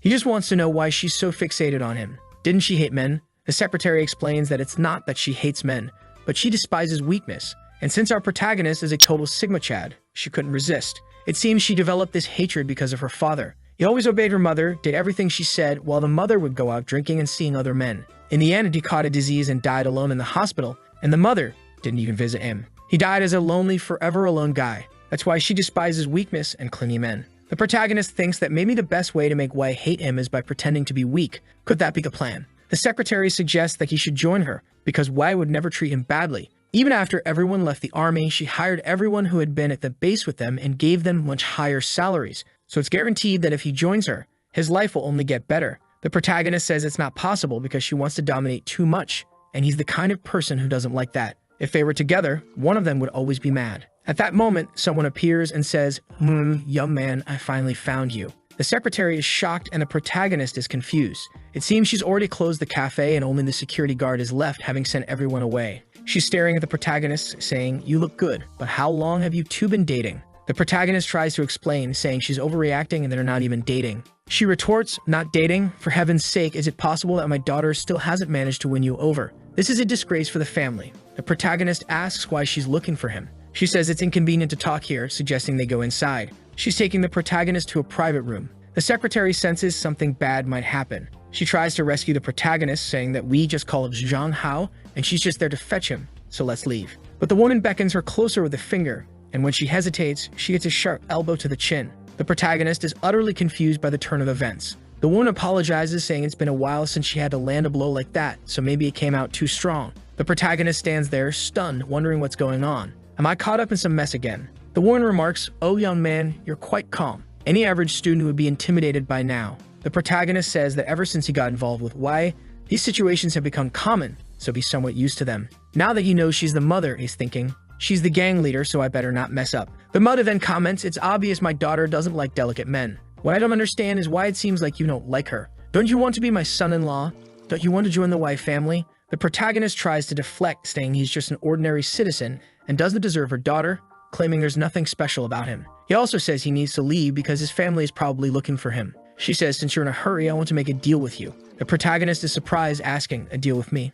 I'm just a high school student, I can't help you. She insists that only he can do it because, according to her observations, her daughter is obsessed with him. If he asks her for something, she probably won't refuse. The protagonist, still confused, listens as she tells him to invite Wei on a trip to a specific location. Once there, he is to set up a situation where her people can arrive and capture her daughter. Then she promises to give the protagonist a lot of money, enough for him to move to another country and live an easy life. And then he says, wait, you want me to help you take down Wei? Isn't she your daughter? How am I supposed to take her down? She responds, it's simple. I want my title as the head of the family back. There hasn't been a mother-daughter relationship between us for a long time. The scene shows a panel indicating that Wei had beaten her mother, taking control of the family. The protagonist, feeling awkward, says, with all due respect, isn't Wei already a head of the family? Since she took over, the family's status has become more significant and relevant in the entire city. So why do you want to fight her? It seems like she's doing a good job. The mother explains that the only thing she has left is money, and she wants to use it to do whatever she wants. I have no family, no one left, she says. So why not stir things up? She asks, what do you think? You don't even like her, do you? Let's take advantage of this situation. The protagonist is shocked, unsure of what to do. The scene shifts to the secretary, who is semi-conscious, looking around and thinking about how her training helped her withstand the blow. Otherwise, she might have been done for. She realizes she needs to alert Wei as soon as possible. She subtly taps her wristband, sending a silent signal. The scene cuts to Wei's phone, where she receives a message indicating that Madam had contacted John Hao in a private room. Wei is startled and orders the car to be prepared immediately. The scene shifts back to the protagonist and the mother. The protagonist says that even if she manages to defeat Wei, managing the family won't be easy, as many people support her. He suggests that despite the issues between them, they should try to talk things out. The mother dismisses this, saying, Wei is a cold-hearted person. It's better to have a dog than her. She's been against me ever since her father died. There's no way to talk to her. If I had known what kind of woman she would become, I wouldn't have given birth to her. The protagonist, knowing the truth about the father's death, thinks the mother is lying because he knows the father died because she neglected him and he was left alone in the hospital. Trying to deflect, he says, that's a lot to deal with. I understand why Wei resents you because of her father, but all you need to do is show a little more care for the family, and everything will get back on track. The mother retorts, oh, are you trying to convince me to give up on this?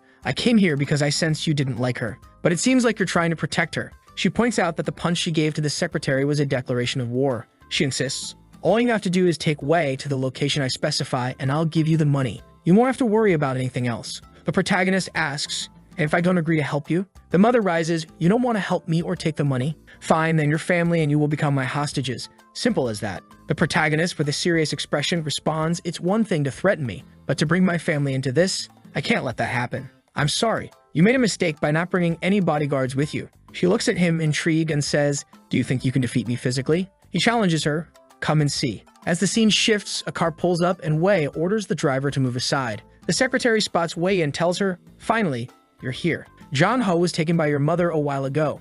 I'm afraid something might have happened. Wei asks which room they're in and sends her guards to untie the secretary, intending to confront them. As she approaches, she hears the conversation. The mother is saying, it's common for everyone who gets close to my daughter to have some kind of agenda, but it seems she likes you, and I wanted to know what you're like. The protagonist asks, is that why you went to so much trouble? Does Wei know you came to see me? The mother replies, I don't know, she might be furious if she finds out. That child has always insisted that I stay out of her relationships, but this is the first time I've seen her like someone, so I was curious about you. She continues, now that I've seen you, I understand why she isn't wrong. Besides wanting to see you, there's something else I want to ask of you. The protagonist asks what it is, and she explains that Wei's birthday is coming up and she wants to give her a present. However, she knows Wei won't accept it if she gives it directly, so she wants the protagonist to deliver it. Meanwhile, Wei is listening to everything, feeling perplexed. The protagonist and the mother continue, with the mother explaining that the Wei family is large and prosperous, requiring multiple heirs. The problem arose when her father couldn't have children, leading the mother to push many men toward her, hoping to produce an heir. The mother didn't want to, but she had to. Over time, she distanced herself too much from Wei, and by the time she noticed, Wei was already grown. Now she hopes the protagonist can help her resolve this mess. The protagonist responds that he can't help with that. If she wants Wei's forgiveness and understanding, she needs to earn it herself. Moreover, she needs to understand that no matter what she does, she can't make up for lost time. The scene changes to the protagonist leaving the room, where he sees Wei Man. He asks, what are you doing here? She switches topics, asking, did you hear everything we talked about? Wei apologizes, saying she told her mother not to do this, but she came on her own. The protagonist asks if she plans to reconnect with her mother. Wei replies that she'll keep things as they are and nothing will change. She then asks the protagonist what he would do if his mother, who had abandoned him for years, suddenly reappeared wanting to talk. The protagonist reflects on his family with his sister and parents and says he'd prefer if his mother didn't return because his family's fine as it is. Wei asks, "So you're good with your family? How's your relationship with your half-sister?" He responds, "It's fine, really good." "Why are you asking?" She reveals she's considering moving his family so she can protect them more easily. The protagonist refuses, asking why she keeps insisting on this. "Since when am I your man?" he asks. She confidently states, "Sooner or later." The protagonist insists it's not going to happen. Suddenly, she stops the car and he asks what she's planning. She explains that her father gave up and surrendered, just like her mother did, pressured by her grandmother. But she won't give up on him and won't let him be with anyone else. She'll keep pursuing him until he accepts her completely. The protagonist warns that this is too extreme, but the scene ends with a close-up of her lips, and he can't help but be charmed. Covering her mouth, he was being all cute. But our boy gave her a little tap on the hand and said, "Stop pushing things, girl. We're on the road here." She looked at him and said, "Wanna go to my place? Let's go." He told her to just take him home. But just then, his sister called.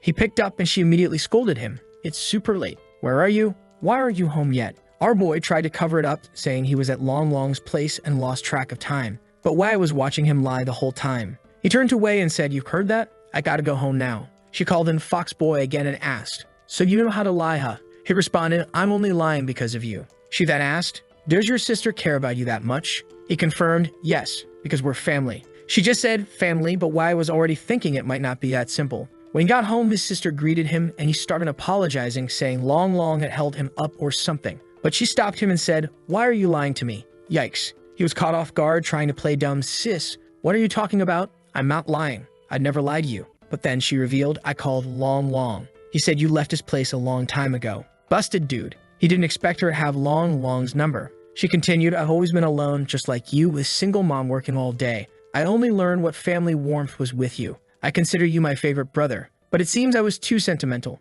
To you, I'm just a stranger. Ouch, bro. You screwed." She shed a tear and said, "If you don't want me involved in your life, fine. I won't bother you anymore." She turned to leave. The protagonist tried to grab her arm, asking her to listen, apologizing and explaining that he had gone out to dinner with a friend, but was afraid she'd worry. He reassured her it was just a friend and nothing more. Desperately, he continued apologizing. But she shook off his hand and said, "You just need to understand that I care about you." And then she walked away, leaving him defeated. Our boy collapsed, lamenting that he was a terrible person, feeling awful for disappointing her despite all her kindness. Back in her room, obviously in shock, she thought, "Oh my god, I can't believe I had the courage to slap his hand. What if he's really mad?" But then she told herself she needed to be confident. She couldn't just let him walk all over her. Maybe slapping his hand was too much though. Should she apologize on her knees? She fell to the floor, lost, unsure of what to do. But then she regained her composure, thinking, "Wait a minute. He said he went out to dinner with a girl. Who is this girl he felt the need to lie to me about?" She's ready to investigate. Is there going to be an honest showdown between the two? Cut to the night and she's sniffing his clothes in the laundry, trying to detect a perfume. She remembered it was the same perfume she had smelled before. Could it be the perfume of that girl, Yuya? She's left pondering. The next day it seems they're going out. She offers him a chance to rest and sleep in the car if he wants. But he's just thinking he needs to find a chance to talk to her and explain the situation. They're apparently going to his father's cousin's house, and he's curious about what it's going to be like since he remembers the guy being pretty cool and handsome. However, his father suddenly says, "Who's that kid staring at us?" When the protagonist looks, it's Yuha, looking all cute in her outfit. His dad asks, "Who's that bold girl here, son?" He responds, "A classmate." He goes to greet her and asks if something's wrong, why she's there. She says she came to invite him to an art exhibition together. Meanwhile, his parents are thinking she's probably a potential girlfriend, impressed by her boldness to come to the door like that. And Big Sister is watching, ready to kill Yuha. The protagonist introduces his mom and dad to Yuha, who is visibly happy, apologizing for the inconvenience and introducing herself. She seems delighted to meet everyone, feeling that things are going well. Then the protagonist's sister steps up and bluntly asks, "Are you trying to date John Hao?" Without hesitation, Yuha says yes and admits she likes him a lot. This shocks everyone. The sister starts to explain something but gets cut off by their dad, who advises Zhang Hao not to fall in love because he's too young. The protagonist tries to clarify that Yuha is just a friend from school. The father then turns to Yuha and insists that his son is too young to fall in love and that she should not come around anymore or follow him. The protagonist tells her that they have some family coming over and suggests they discuss this later. Yuha, pretending to be naive, asks, "So I can't fall in love with him?" The protagonist's mother responds that she can fall in love, just not with Zhang Hao. The protagonist is unsure how to end this situation. His sister steps in, saying she'll handle it. She gets close to Yuha, making the protagonist's mother worried, thinking she might be hitting on Yuha. But the sister is just trying to smell Yuha's perfume to see if it's the same as the one on the clothes. To cover it up, she puts her hand over Yuha's mouth, saying, "It's okay, you can still love me, please." At this point, the protagonist's mother pulls the sister away, alarmed. The protagonist asks Yuha to leave, promising they will talk later. She apologizes and leaves. The sister is left thinking, if it isn't the same perfume, then who is this other woman constantly around my Zhang Hao? The scene shifts to the protagonist's father greeting the cousins. When they arrive, the cousin, who used to be quite a player, now was in short shorts, looking very dainty. The protagonist, despite all the chapters, still isn't used to it. Later, during a conversation in the garage, the topic shifts to the situation with Yuha. They talk about understanding how Zhang Hao, being so attractive, is likely pursued by many. The cousin then comments on how beautiful the protagonist's sister is, and the protagonist's mother agrees, saying Qin is also very beautiful. The protagonist, looking somewhat disappointed, tries to escape the conversation by offering to help his dad in the kitchen. However, his cousin stops him, saying Zhang Hao is so good-looking that he should just take care of himself like a flower and everything will work out for him. He advises Zhang Hao to find a rich woman and relax. The protagonist insists he likes helping his dad when needed, but his cousin keeps insisting that women nowadays are learning to cook just to please men, so he doesn't need to worry about that. Realizing his cousin won't stop bothering him, the protagonist suggests they go to his room to continue talking. In his room, the cousin notices how plain it is and asks if they're sure it's not his sister's room. The protagonist explains he likes his simple lifestyle, but the cousin says he needs to learn more about cosmetics and beauty. Immediately, the cousin asks if he has a girlfriend, to which the protagonist replies that he doesn't. The cousin then stands up and says, "See this outfit I'm wearing? My girlfriend bought everything." The protagonist seems unimpressed, obviously recognizing that his cousin is someone who sells out for easy money. The cousin then asks if his sister has a boyfriend. The protagonist replies that she doesn't, but a lot of people are after her, mentioning that she even had a stalker following her at one point. The cousin comments that he's heard she's not only very smart, but also quite attractive. The protagonist is shocked considering the cousin just mentioned having a girlfriend. At that moment, his sister enters the room and tells them that lunch is ready, so they should come down. The cousin winks at her, trying to be charming,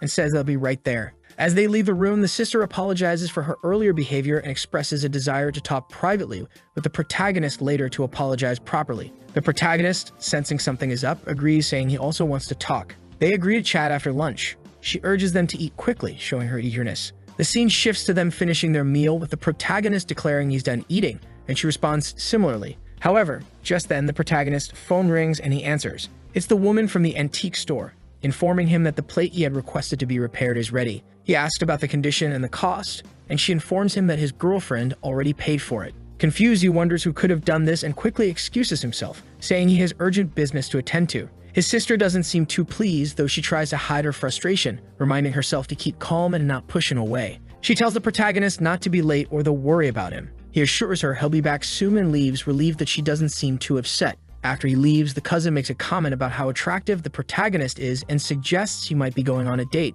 This only irritates the sister, who stands up with a murderous look, agreeing that she needs to keep a closer watch on him. At the antique store, the protagonist receives the plate with a note on it saying, "I paid for your repairs, so come see me when you get this." It's from Wai Nan. Clearly, she's the one who paid for it, and the protagonist doesn't look pleased. Back at Feng Hong, the company, Wai Nan is looking stunning as the protagonist walks in, asking for permission to enter. She immediately questions why he didn't knock before coming in. He starts to leave, but she stops him, saying he's staying because once she finishes her work, they're going out for dinner. The protagonist tries to decline, saying he's not available, and then pulls out the repaired relic, asking her how much she would deduct from his debt for it. He suggests that if it's not much, he could sell it elsewhere and bring her the money. However, she seems uninterested in the monetary value and more concerned about where they'll eat. The protagonist finds it challenging to deal with her as she always has a response that he doesn't want to hear. Trying to change the subject, he suggests taking the relic to an auction and informing her of the amount it fetches. But she walks over, grabs the plate, and smashes it. The protagonist is left speechless,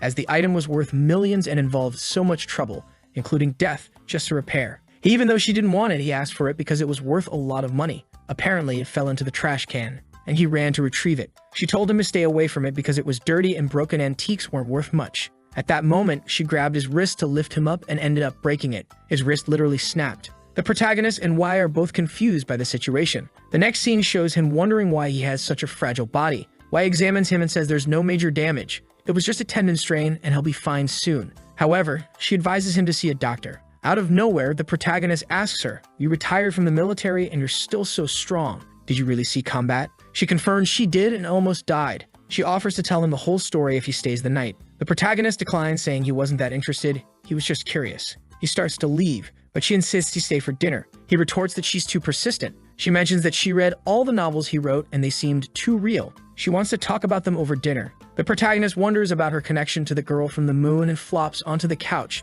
surprised that his novels had such an impact. He considers staying since he hadn't eaten much earlier with his sister and was still hungry. Wei quickly orders dinner for two and teasingly asks what made him decide to stay the night. The protagonist, embarrassed, clarifies they only agreed to dinner, not the whole night.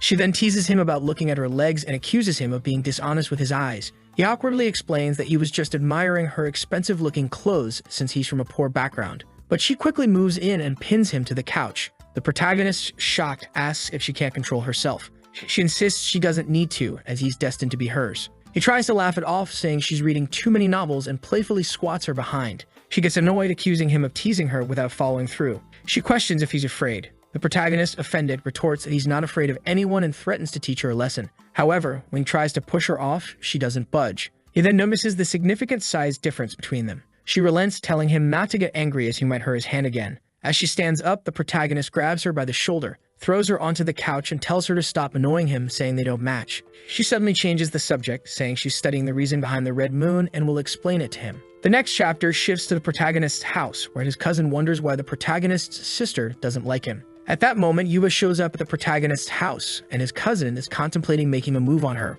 She greets him, but he steps aside, giving her space to pass. The protagonist's parents appear and see her, expressing surprise. However, she immediately hands them apology gifts, saying the first is for Zhang Hao, the second for the father, the third for the mother, and the fourth for the sister. The father continues, insisting that she should stop hanging around Zhang Hao as he won't fall in love anytime soon. The mother chimes in, telling her to leave. Meanwhile, the cousin is shocked to find out that she might be a suitor for Zhang Hao. Yuva clarifies that she doesn't want to fall in love with Zhang Hao. She just wants to spend the rest of her life with him as great friends. The parents look at her skeptically, clearly thinking she's not being truthful. Yuna pleads, asking them to let her be friends with Zhang Hao and hands over a briefcase. The mother, feeling the need to set boundaries, decides to play the role of the strict parent and tells Yuha that she doesn't want to see her around Zhang Hao anymore and that she should stay away from him. The cousin, overhearing this, thinks he'll have a chance to comfort her after she leaves, but Yuna firmly states that Zhang Hao is special to her and she'll remain friends with him regardless of what they think. Meanwhile, back with the protagonist and Wei, she's recounting a story about being on a mission and receiving a fatal injury. Just as she was about to die, she saw the red moon and somehow survived. The protagonist is puzzled, noting that her experience seems entirely different from his. He asks if she might have been hallucinating due to her severe injuries, but she insists that wasn't the case. She explains that her wounds were beyond modern medicine's ability to heal, and that's why she's been studying the phenomenon of the red moon ever since. She mentions that during the second appearance of the red moon, she noticed the protagonist whose behavior didn't match anything she'd seen before. She found his novels similar to some dreams she had, leading her to believe that he might have some connection to the red moon. The protagonist, surprised by her experiences, watches as she begins to unbutton her clothes, stunned and asking why she's undressing. She points to her abdomen, explaining that it was there she received the fatal wound which destroyed all her internal organs. However, as you can see, she has no scars. She wonders why so many died that day, yet she survived, and asks him if the world in his novel truly exists. Realizing the only way to handle her is to cooperate, the protagonist agrees but sets conditions. He must be free to contact his family whenever he wants, and she can't isolate him for her studies. She gets upset at the suggestion she might imprison him, but he retorts that capitalists have a cold heart. With a sigh, he resigns himself to the fact that he'll have to deal with her for now and reveals, "I'm not from this world. When I saw the red moon, I woke up in this body." The scene shifts back to Yuha, standing under the sun, waiting for Zhang Hao's parents to accept the gift. It seems she's determined not to leave until they do. The father finally relents, saying, "Okay, since you seem to have no bad intentions, I will allow you to be friends." She responds that Zhang Hao is her best friend and she would never have any ill intentions. He observes that she appears sincere and accepts the gift, then tells her to return to her family. Later in the living room, the family examines the gifts she brought, gorgeous jewelry. Naturally, they suspect it's fake because nobody gives such expensive gifts. They're trying on the pieces, commenting on how realistic they look, almost like the real thing. The sister then enters and asks who gave them the jewelry. The mother explains that it was a friend of Hao Hao's who came by and they didn't know what to do, so they accepted the gifts. But they all believe it's probably fake. The cousin agrees, but the sister picks up a sapphire and upon examining it, says it doesn't seem fake. Judging by the cuts and details, it likely is a genuine sapphire worth tens of millions. As everyone stood in shock, especially the cousin with ulterior motives, the scene shifted back to the office. It seemed the protagonist had finished explaining to Wei everything that happened with the Red Moon and how he ended up in this world. Wei was lost in thought, contemplating the existence of parallel worlds. She asked, "So, in your world, do men chase after women, and is it normal for them to walk around shirtless, showing off their chests?" This led to the protagonist wondering what would happen if he went to the beach here. Would it be strange? He didn't dwell on it much, but thought about it briefly. He confirmed that everything she said was true, and that he's a normal man. When he sees a beautiful woman, he can't help but look a little longer. In his world, he wears shorts to the beach. Here, he's considered a wild man, so he's probably not a good match for her. Moreover, he might return to his world at any moment, and since she's a great woman, he doesn't want to hurt her. He suggests she finds a normal man. Ignoring his concerns, she asked if it would be normal for him to take off his shirt now and show everything since he's from that world. The protagonist replied, "Of course, in my world, if it's hot, guys take off their shirts." We imagined the sight, seemingly stunned, thinking about men walking around shirtless and how daring they must be. She then challenged him, "If that's the case, take off your shirt now. I want to see how it is. If you're telling the truth, you won't feel anything about it." Reluctantly, he started taking off his shirt, thinking he'd show her what a man from his world is like. But as he did, he noticed her intense, almost soul-sucking gaze, making him hesitant. At that moment, he recalled the goddess and wondered if he was assimilating into this world's norms and if his thoughts and behavior were changing accordingly. Meanwhile, Wei was clearly flustered, her hand between her legs, hearts in her eyes, trembling as she urged him. "Well, are you going to take it off or not? What's wrong? You said it was easy. Why are you hesitating?" The protagonist, wanting to prove his manliness, pulled off his shirt, revealing his chest to her. She trembled even more, thinking it was too much for her, and awkwardly asked him to put his shirt back on, admitting she couldn't control herself. The protagonist felt defeated by the situation, especially by his hesitation to take off his shirt, which should have been a normal thing. Wei, wiping her face, stated that from now on, they would work together and express pleasure in getting to know him. However, the protagonist, firm in his decision, told her not to contact him unless necessary as he was busy and got up to leave, insisting that next time if there's any meal involved, he would be the one to invite her. He had things to take care of, so he bid her farewell. Wei, still flustered, asked if he really couldn't stay, offering anything he wanted as long as he stayed. The protagonist firmly refused, saying not to even think about it, as he wouldn't agree to anything. Upon returning home, his sister was staring at the sapphire, thinking about how sapphires symbolize loyalty and perseverance. She pondered whether Wei had the financial means to give such a valuable gift to her brother. In that moment, she eyed the protagonist's cousin and thought, if that's the case, I'll have to use this guy. Sometime later, Jang Ho was back home. His father, all worried, asked why the hell he took so long. That's when he mentioned all the jewelry Yua had left for our boy. Ken Kin commented that besides being very wealthy, the girl seemed to come from a rich family.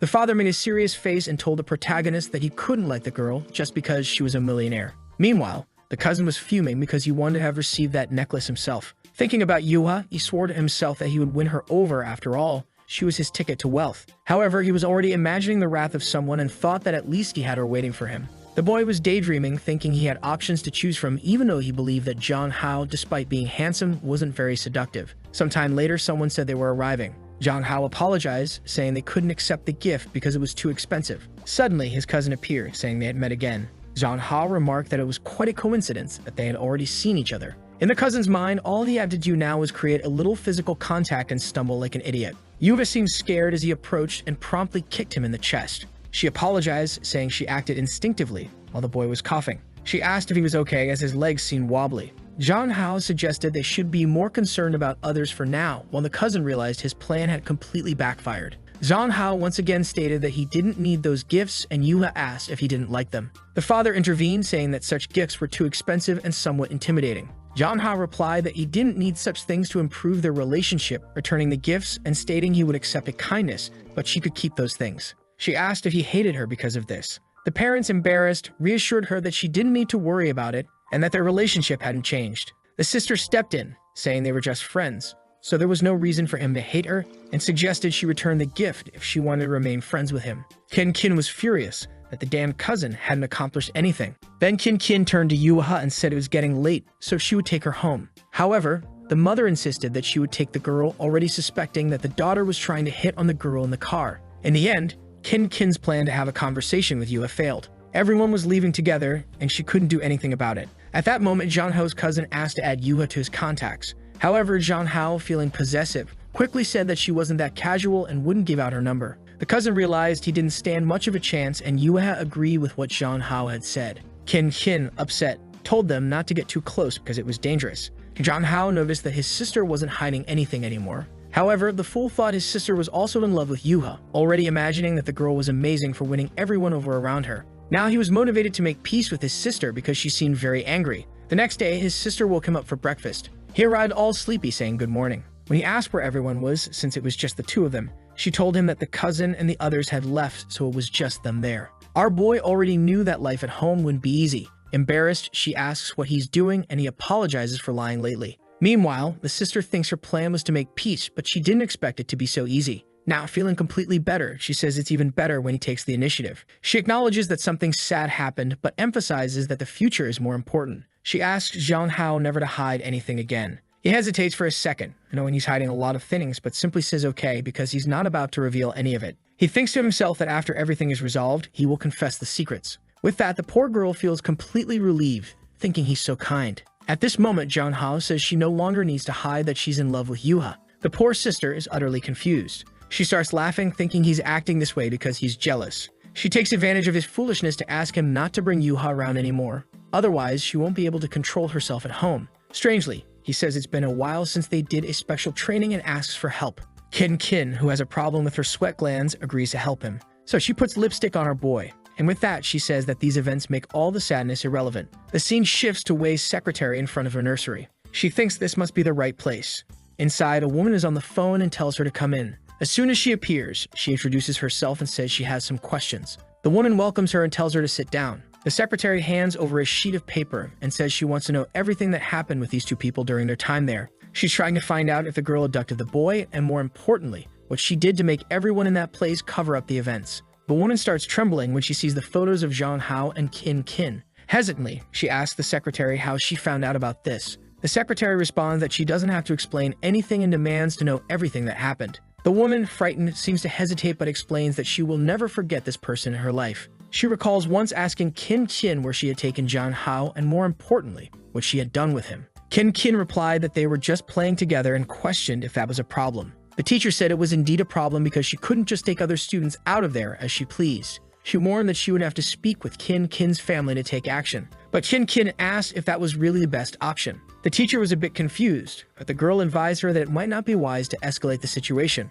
She explained that no one saw them return, and no one knew she had taken the boy. So she suggested that everyone would probably believe her if she said the teacher was just making it up, or worse, that everyone would blame the teacher for letting it happen. If it were proven that something happened as a teacher, she would be held most responsible. Kin then asked the teacher if she really wanted that to happen. The poor woman stood there frozen while Kin urged her to answer quickly. Back in the present, the secretary asks if she really gave in to that. The woman responds that she contacted the family to ask how the boy was. That's when the family said the boy would never return there, and they were moving away. The secretary asks if that resolved the situation, and the woman says yes, since no one returned. She then asks if the woman knows what Kin did when she took Zhang Hao. The woman says she doesn't know but discover how Kin referred to Zhang Hao. Curious, the secretary asks her to explain quickly. The woman explains that Kin called Zhang Hao her little toy. Back in the moment, Zhang Hao says he will show the strength of a man.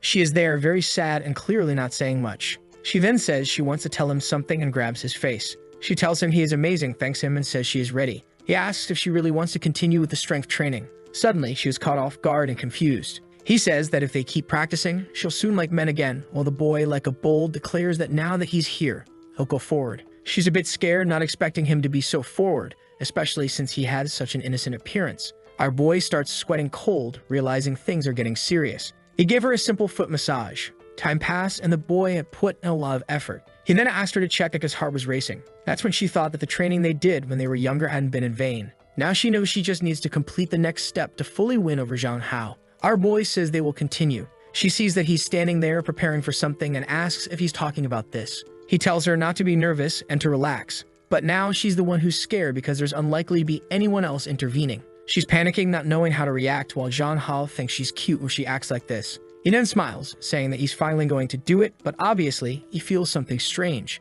His stomach starts hurting and he doesn't know what's happening. She asks what's wrong, and he says he's feeling some strange discomfort. As he suffers, wondering why it hurts so much, she tells him to wait there while she gets some hot water. Going to the kitchen, she thinks it's a shame she almost won the game, but she's excited because this confirms the boy's intentions. She decides that when the time is right, she will confess to him. While later, she brought some milk and a few eggs for him to eat. She asked our boy, who was lying down, if he's okay. He says it didn't help much and asks if she knows any medicine since she's a doctor. She says that medicines have side effects, so it's better for him to rest for now. Then she says she has an amazing idea. Suddenly, she climbs over him, lies next to him, and says she's going to give him a belly massage to help him relax a bit. She also puts on some relaxing music, and the notes fill the room. While our boy thought she was amazing, he began to think that maybe staying in this world forever wouldn't be so bad, as having someone take care of him like this every day wouldn't be bad at all. The scene shifts to someone banging on Kin's paper. It's the president pounding the table, saying she knew something was wrong. The secretary asks what they're going to do,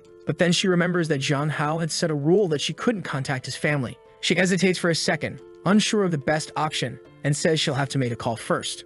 A while later, Jong Hao was sleeping and Kin said he was very cute like that. Suddenly, he received an unknown call. She immediately hung up, relieved that he didn't wake up. She picked up the phone thinking she had to be careful because it could disrupt things. But then she got scared. The message included records from when she was younger. She immediately realized someone was investigating. Grabbing Jong Hao's head, she gave him a kiss on the cheek, saying she wouldn't let anyone take him away. The scene changes to a restaurant. Someone calls out to Wei, asking why she's investigating. It's obviously the big sister. Wei tells her to sit down because she ordered her favorite flavor. Shin quickly asks who she is. Wei immediately says that she likes Jong Hao and that it's best for the sister to stay away. Kin says she didn't expect it to be Jong Hao's stalker and warns that, unfortunately for Wei, Jong Hao prefers her. But Wei pulls out the photos and warns that the boy would be very sad if he saw all that, indicating she has proof that she's been stalking him since he was younger. However, the psychopathic Kin just asks if she really thinks that's an effective threat. She explains that she's simply been taking care of him since he was younger and declares that, in the end, he'll be hers. Wei laughs in her face and warns that Jong Hao will find out that she made her mother marry his father just so she could become his sister. She threatens, saying that Jong Hao is a different person and not her toy. Now Kin fell silent and sighed, saying that if she discovered all this, she must be rich and powerful. However, she says she understands that Wei probably tried to win over Jong Hao with money, but it didn't work. She adds that it's a shame, but Jong Hao will never truly like her. The two stand in silence, staring at each other. Wei claps her hands, saying it's expected from the girl who threatened teachers when she was 7 years old. She then decides to introduce herself, saying her name is Wei Man from the Feng Hong Company. Shin immediately recognizes the name of the company. Wei informs her that she called her there because she had promised Jong Hao that she wouldn't hurt his family. But if she crossed the line again, the family matter would be set aside. Kin realized she had just received a death threat. As Wei walks past her, she asks if she really knows the Jong Hao she likes, leaving the girl in silence. Kin punches the table in a fit of rage. The scene shifts back home. Jong Hao is slowly opening his eyes.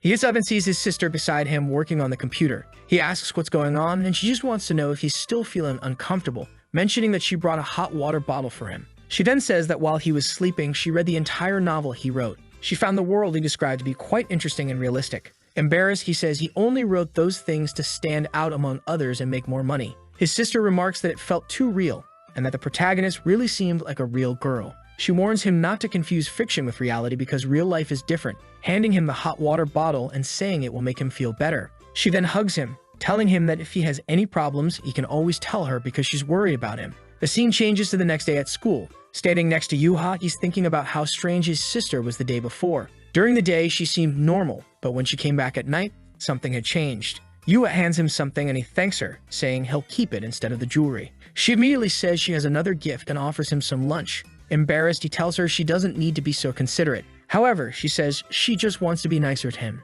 He tells her it's okay as long as she doesn't keep giving him expensive jewelry. She then asks if his family hates her now because of it. He reassures her that's not the case and she doesn't need to worry. But she expresses that she often feels like she makes people's lives worse when she interacts with them. She questions whether she's just a friend who brings problems, but he tells her not to worry because he values their friendship. She then says that even if his family doesn't like her, it won't affect their friendship. Jong Hao explains that his family likes her, they just don't want them getting romantically involved. Yubat explains that she feels like his sister, on the other hand, doesn't like her at all and seems to want to keep them apart. Jong Hao has no idea what happened, so he just thinks she's being insecure. He stands up, telling her she doesn't need to change or try to please anyone. She will still be his friend, and she doesn't need to rush to prove anything. This cheers her up a bit, and she explains that recently she at least learned to swim. He says if that's the case, they can have fun over the weekend. The scene changes to a sunny day. Our boy was walking around the city when someone called out to him. It was Yuva, all dressed up. Our boy felt better, wondering why she had dressed up so much. He tells her they can start their outing. With that, she pulls out a giant notebook full of things she wants to do with him. Our boy wonders why she seems so prepared, and she starts listing a bunch of things they need to do today, mentioning she even bought tickets for a movie called Season of Love. He says he's confused because he expected her to want to watch a war drama. However, she says no, she chose this because she's sure it's his favorite. With that, he takes her hand, saying it's okay, and that he'll be happy no matter what she chooses, thanking her for being so thoughtful. She just holds his hand in agreement. With that, they head to the cinema. Yuva stands there, a bit lost. Jang Hao asks what's wrong and tells her to snap out of it. She brings the popcorn, looking a bit awkward, saying she didn't expect there to be so many people there. The scene then cuts to the two of them watching the movie. Our boy hands her a juice. Jang Hao comments that she seems happy, and she explains that despite the crowd, there's plenty of space. As she enjoys the juice, he receives a call. That's something, huh? Our boy makes a face, clearly not pleased, and without a doubt, he declines the call. Yua asks what's going on, and he says it's nothing important, thinking that since she's so happy, he'll make the most of his time with her. Our boy is just watching, thinking the movie is awful because it's clearly upside down. Then a little hand grabs his. He asks if she wants popcorn. She says no, so he hands her the juice, saying that must be it. But the girl is nearly exploding with embarrassment. She says she saw in a guide that this is the step before a kiss and asks if he agrees. Jang Hao plays it cool, asking if she learned this strategy from Yuan Yuan. She says no, it's just that they haven't done this in a while. And now our boy is about to explode. She says she likes him a lot and that they could be a couple. Our boy tries to explain that he likes her too, but not in a romantic way, and she can't be so dependent. She explains that she's just following the guide she read, which said girls needed to take more initiative. With that, she pulled his face, while he was worried because it was a public place. She said she would save money and leaned in to whisper something to him, who was about to explode, unsure of what to do.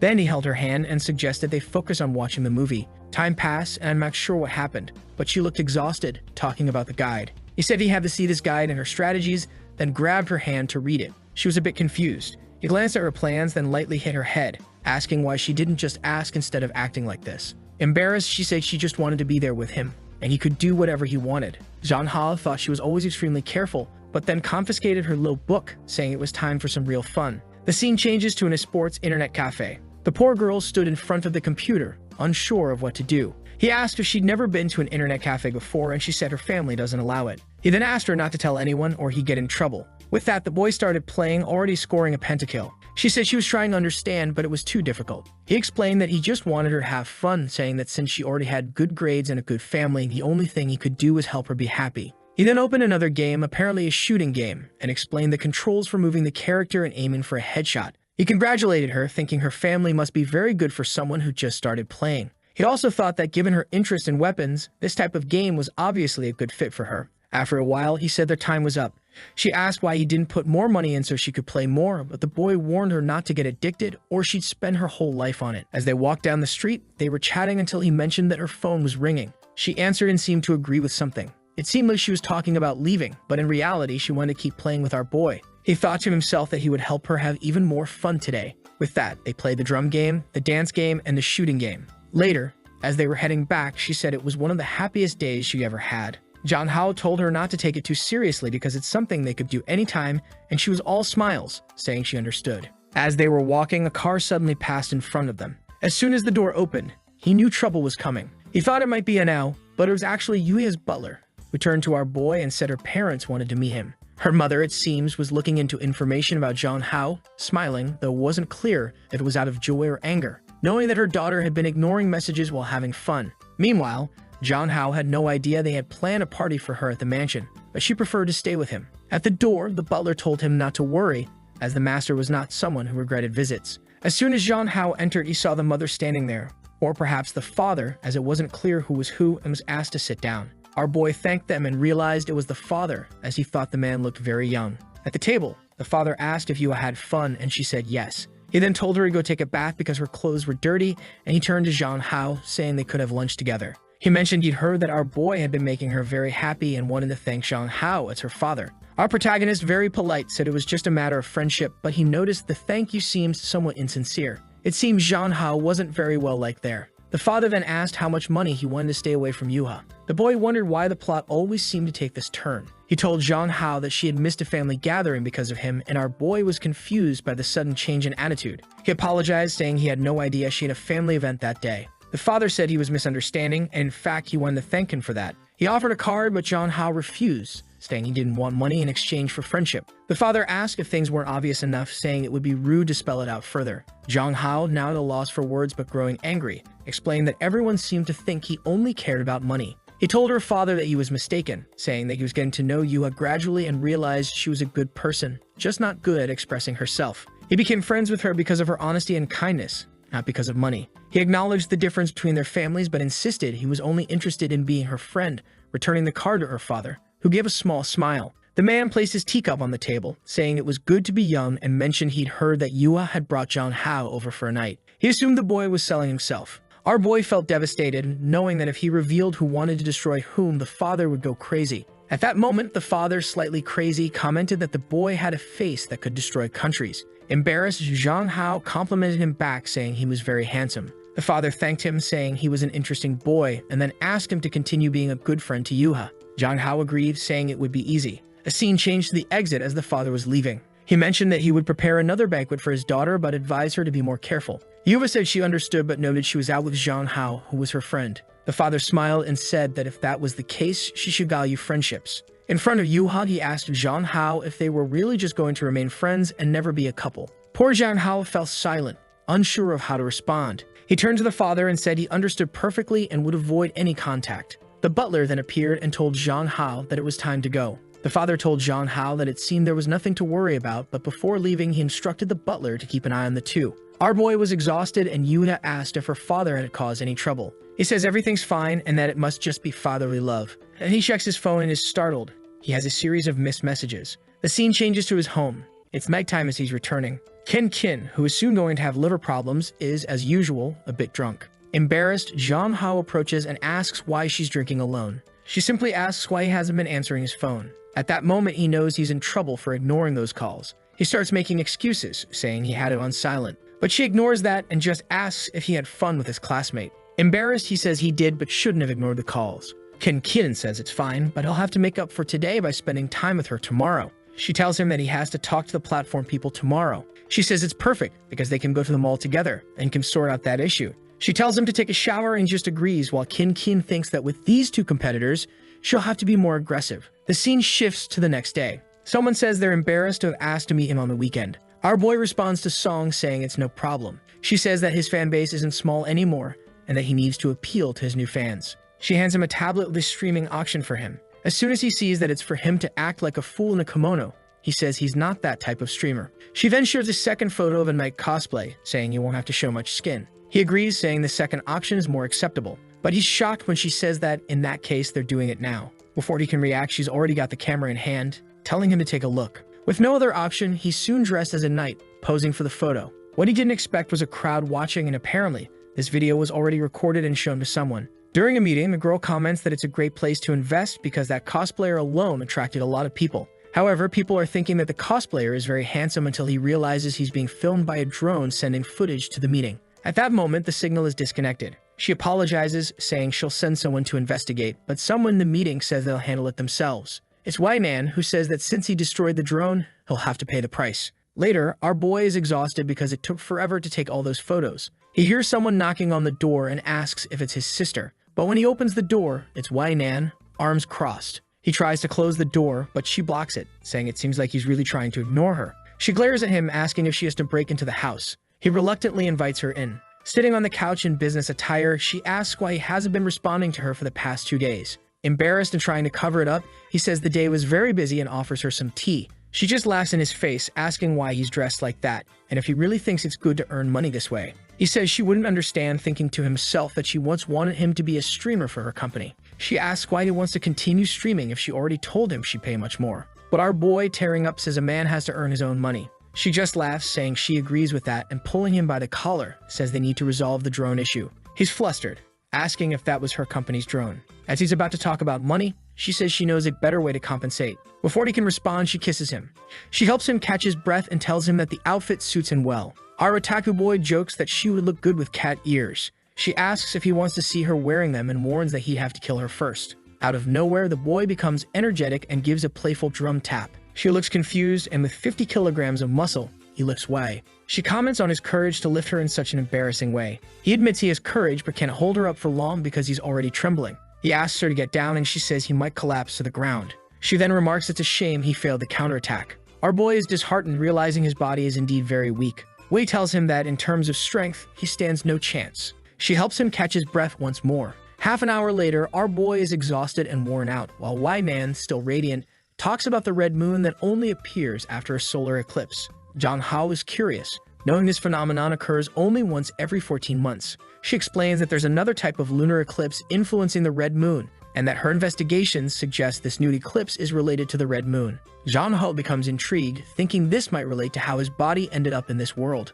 As his sister arrives back home, the two of them look back and Zhang Hao is startled. Kin's groceries fall to the floor and she, surprised, asks Zhang Hao what he's doing. She thinks to herself that she must be going crazy to see him like this. She questions why he's dressed that way, and he explains it's for a stream he's doing. She understands it's work while thinking he looks amazing. He says he's going to take a shower because he's tired. She offers to give him a massage later. He suddenly stops and calls her, saying it'll be difficult to remove all the tied-up clothes and that he needs help. Of course, Kin doesn't refuse such an offer. He's suffering, dying of heat, asking her to take it off quickly, while he thinks to himself it's good that Wei didn't try to escape. As she helps him undress, he remarks he felt like a canned tuna. She notices his sweaty back and feels a bit uncomfortable. He says he smells bad, but she says it's a pleasant smell, hugging him and saying he looks handsome in that cosplay. She teases that if he did more cosplay, she might stop liking women. She's excited when he mentions he'll have to do make cosplays for live streams. With that, he goes to take a shower, thinking it would be good to make her like men. But then someone coughs in the bathroom. When he looks back, Wei is not standing there staring. Poor guy. As he's about to say something, his sister asks what the problem is. He quickly tells Wei not to stay silent and turns to his sister, saying he stubbed his toe, but is okay. She asks if he needs help, and he insists he's fine and she doesn't need to come in. He asks Wei why she didn't use the chance to escape. The warrior isn't paying much attention and just asks how he can be shirtless without any change in expression. He calls her weird for acting like a pervert hiding in someone else's bathroom. As he leaves, Wei remarks that it's interesting he has a sister who wants to try various cosplays and reminds him that his sister isn't so simple. Zhang Hao tells her not to worry. On the other side, Kin calls him to come quickly to drink some milk and get a massage. Wei stands up angrily, saying he indeed has a very caring sister, now certain this woman has some evil plan. She storms out, saying it would be good for him to visit her tomorrow afternoon, otherwise she'll have to come back to deal with things. The scene shifts to the Wei family villa. The usually stern boss is cooking this time. Our boy is already there, complimenting her, saying she's impressive. He approaches, offering to help her cook, saying she doesn't need to do it alone. She tells him not to worry because it's normal to cook for the boy one likes. He blushes and tells her to stop with the subtle hints. She gets closer and says it's rare to see a cute boy like him who knows how to cook. He replies that unfortunately he had to live alone for many years, so he learned. Just then, his pan starts burning. She pulls his face towards her, telling him to be careful. Embarrassed, he apologizes, saying it's been a long time since he cooked. He steps back, thinking he never imagined she had this side. A while later, the banquet was ready. She says she wanted to see his reaction when he tried it. Our boy was hesitant, unsure of what to expect. He tried the food and said it was very good. The competitor then asked if it was better than Kin's cooking. He said there was no comparison because Kin was family. Wei Nan questioned if he really thought they were family. Zhang Hao affirmed that he did and was very happy to be her brother. However, Wei Nan remarked that if Kin were so good, she wouldn't pretend to like women just to get close to him. Zhang Hao argued that it didn't make sense for her to pretend that, given how much she cared about what others thought of her, and that he genuinely liked Kin. Wei then questioned if he liked her, to which Zhang Hao firmly responded that he did. We started getting angry, calling Kin a formidable competitor. She leaned back and told him to go ahead and eat. He asked her to stop getting involved with his family if they were to continue their cooperation. Wei was convinced that while he considered Kin family, she saw him as a toy and the place he called home was nothing but a lie. We then see some things the secretary discovered. It appears that Zhang Hao's father's marriage to Kin's mother was orchestrated by Kin herself. In other words, it was all a tactic to get close to Zhang Hao. Upon hearing this, Wei Nan was certain she couldn't let someone like that stay by his side. A while later, she watched him leave through the window and grabbed her phone with a wicked plan. She made a comment about Kin in the conversation, saying things would change when Zhang Hao learned she wasn't really his sister. The scene shifts to Kin at home looking up at the sky. She says the time is coming. A while later, Zhang Hao arrives and asks why she left work early. She says their parents aren't home, so she wanted to arrive first. However, she feels disheartened when she sees that Yuha is also there. Yuha greets her, and Zhang Hao says she doesn't need to be so formal. Kin wants to know why he brought someone home without informing her. He apologizes, explaining that he's doing this because of Yuha's social difficulties. Excited, Yuha says she even changed her shoes. Zhang Hao invites Yuha to go upstairs, and Kin says she'll bring some food, though she's fuming inside, thinking that this girl is ruining her plans. In the room, Yua compliments the smell, which confuses John Hao. John Hao offers to give her whatever she wants. At this moment, Yuna starts rummaging through a drawer, pulls out a pair of smoking Pikachu underwear, and says she'll take that. Just then, Kin enters the room with some juice. She sees the underwear and looks disheartened. Poor John Hao tries to explain, saying she shouldn't misunderstand. Seated with both of them, Kin says she understood perfectly what was happening. John Hao tries to explain that Yuha is just socially awkward and not a pervert. Kin decides the best plan from now on is to reduce the amount of time the two spend alone together. She invites Yuha to her room, saying she wants to show her something cool. Yuha thanks her, saying she's very kind. But when Kin suggests watching a movie that girls love, John Hao gets a bit confused. He pulls Yuha aside, saying it's not a good idea to teach her those things. Kin reassures him, saying she will only talk about girl stuff, then tries to pull Yuha along, saying she will teach her what a girl needs to do. John Hao, confused, asks if Kin is interested in Yuha. Suddenly, Kin falls silent and insists that she definitely isn't. John Hao was a bit confused, and suddenly, Kin threw herself onto him, putting her hand on the back of his neck. She noticed he was out of breath and gave him some air, while Yuha was almost crushed. A moment later, he pushed Kin away and asked what she was doing. Poor Yuha had nearly suffocated. Then Kin suddenly admitted that she lied to him. The scene shifts to a taxi in front of the house. John Hao says goodbye to Yuha and apologizes for his sister. Yuha says she just felt a bit breathless. A little embarrassed, John Hao explains that it's his sister's way of showing she cares and considers mentioning what she had seen. However, Yuha doesn't seem to fully understand the situation. He dismisses it and tells her to be careful on the way home. As the taxi drives off, Yuma rummages through her bag, finds the gift John Hao gave her, and wonders if he really prefers Kin, who is now standing at the door, just staring at him. John Hao, a bit startled, turns and calls out to her, but then he remembers that Yuma didn't say anything and realizes she might not have lied. He asks Kin if she really doesn't like women. She stands there in silence without responding until, a bit embarrassed, she admits she doesn't. She then shockingly confesses that she lied because she likes him too much. She tries to explain that she likes him so much that she knew no one would understand, so she acted this way. Now that he's discovered the truth, he's a bit confused, saying it's a bit strange. She steps out into the rain, saying she understands it's weird, but just wanted to be close to him, and reveals that she doesn't want to lose him again. John Hao tells her to calm down or she'll catch a cold, and asks if she's referring to their childhood. She says yes, but knows he doesn't remember much, while thinking to herself that she'll do anything to stay with him. She then reveals to him that she has secretly always been close to him, from elementary school to now, and has never left his side. She admits she likes him so much that she has been doing foolish things. Just then, Wai Nan appears, saying she arrived at the right time. She calls Kin and informs John Hao that, as he can see, Kin was never really his family. John Hao is shocked to learn that Wai Nan knew about this and had this conversation with him. He feels downcast as Wai Nan says Kin has been lying from the beginning and urges him to come with her, warning that he might forget who he was in the past. Kin yells at Wai Nan to get away from their house, but John Hao calls out to his sister. Kin turns and tells him not to worry, assuring him she'll handle it. However, John Hao hands her the umbrella, looking disheartened, and tells her to go inside first. He says he'll leave for now and give her an answer later. Kin stands there, confused and unsure of what just happened. The scene changes to Wai Nan's apartment, where she tells John Hao not to catch a cold. She hands him a towel, but he's just standing there in silence. The two stand quietly for a while before he asks if she really needs to reveal his true identity to his sister. She dries his hair and asks if he truly believes his sister is innocent. Wai Nan goes to a book and says if he really wants to know the truth, he should take a look at it.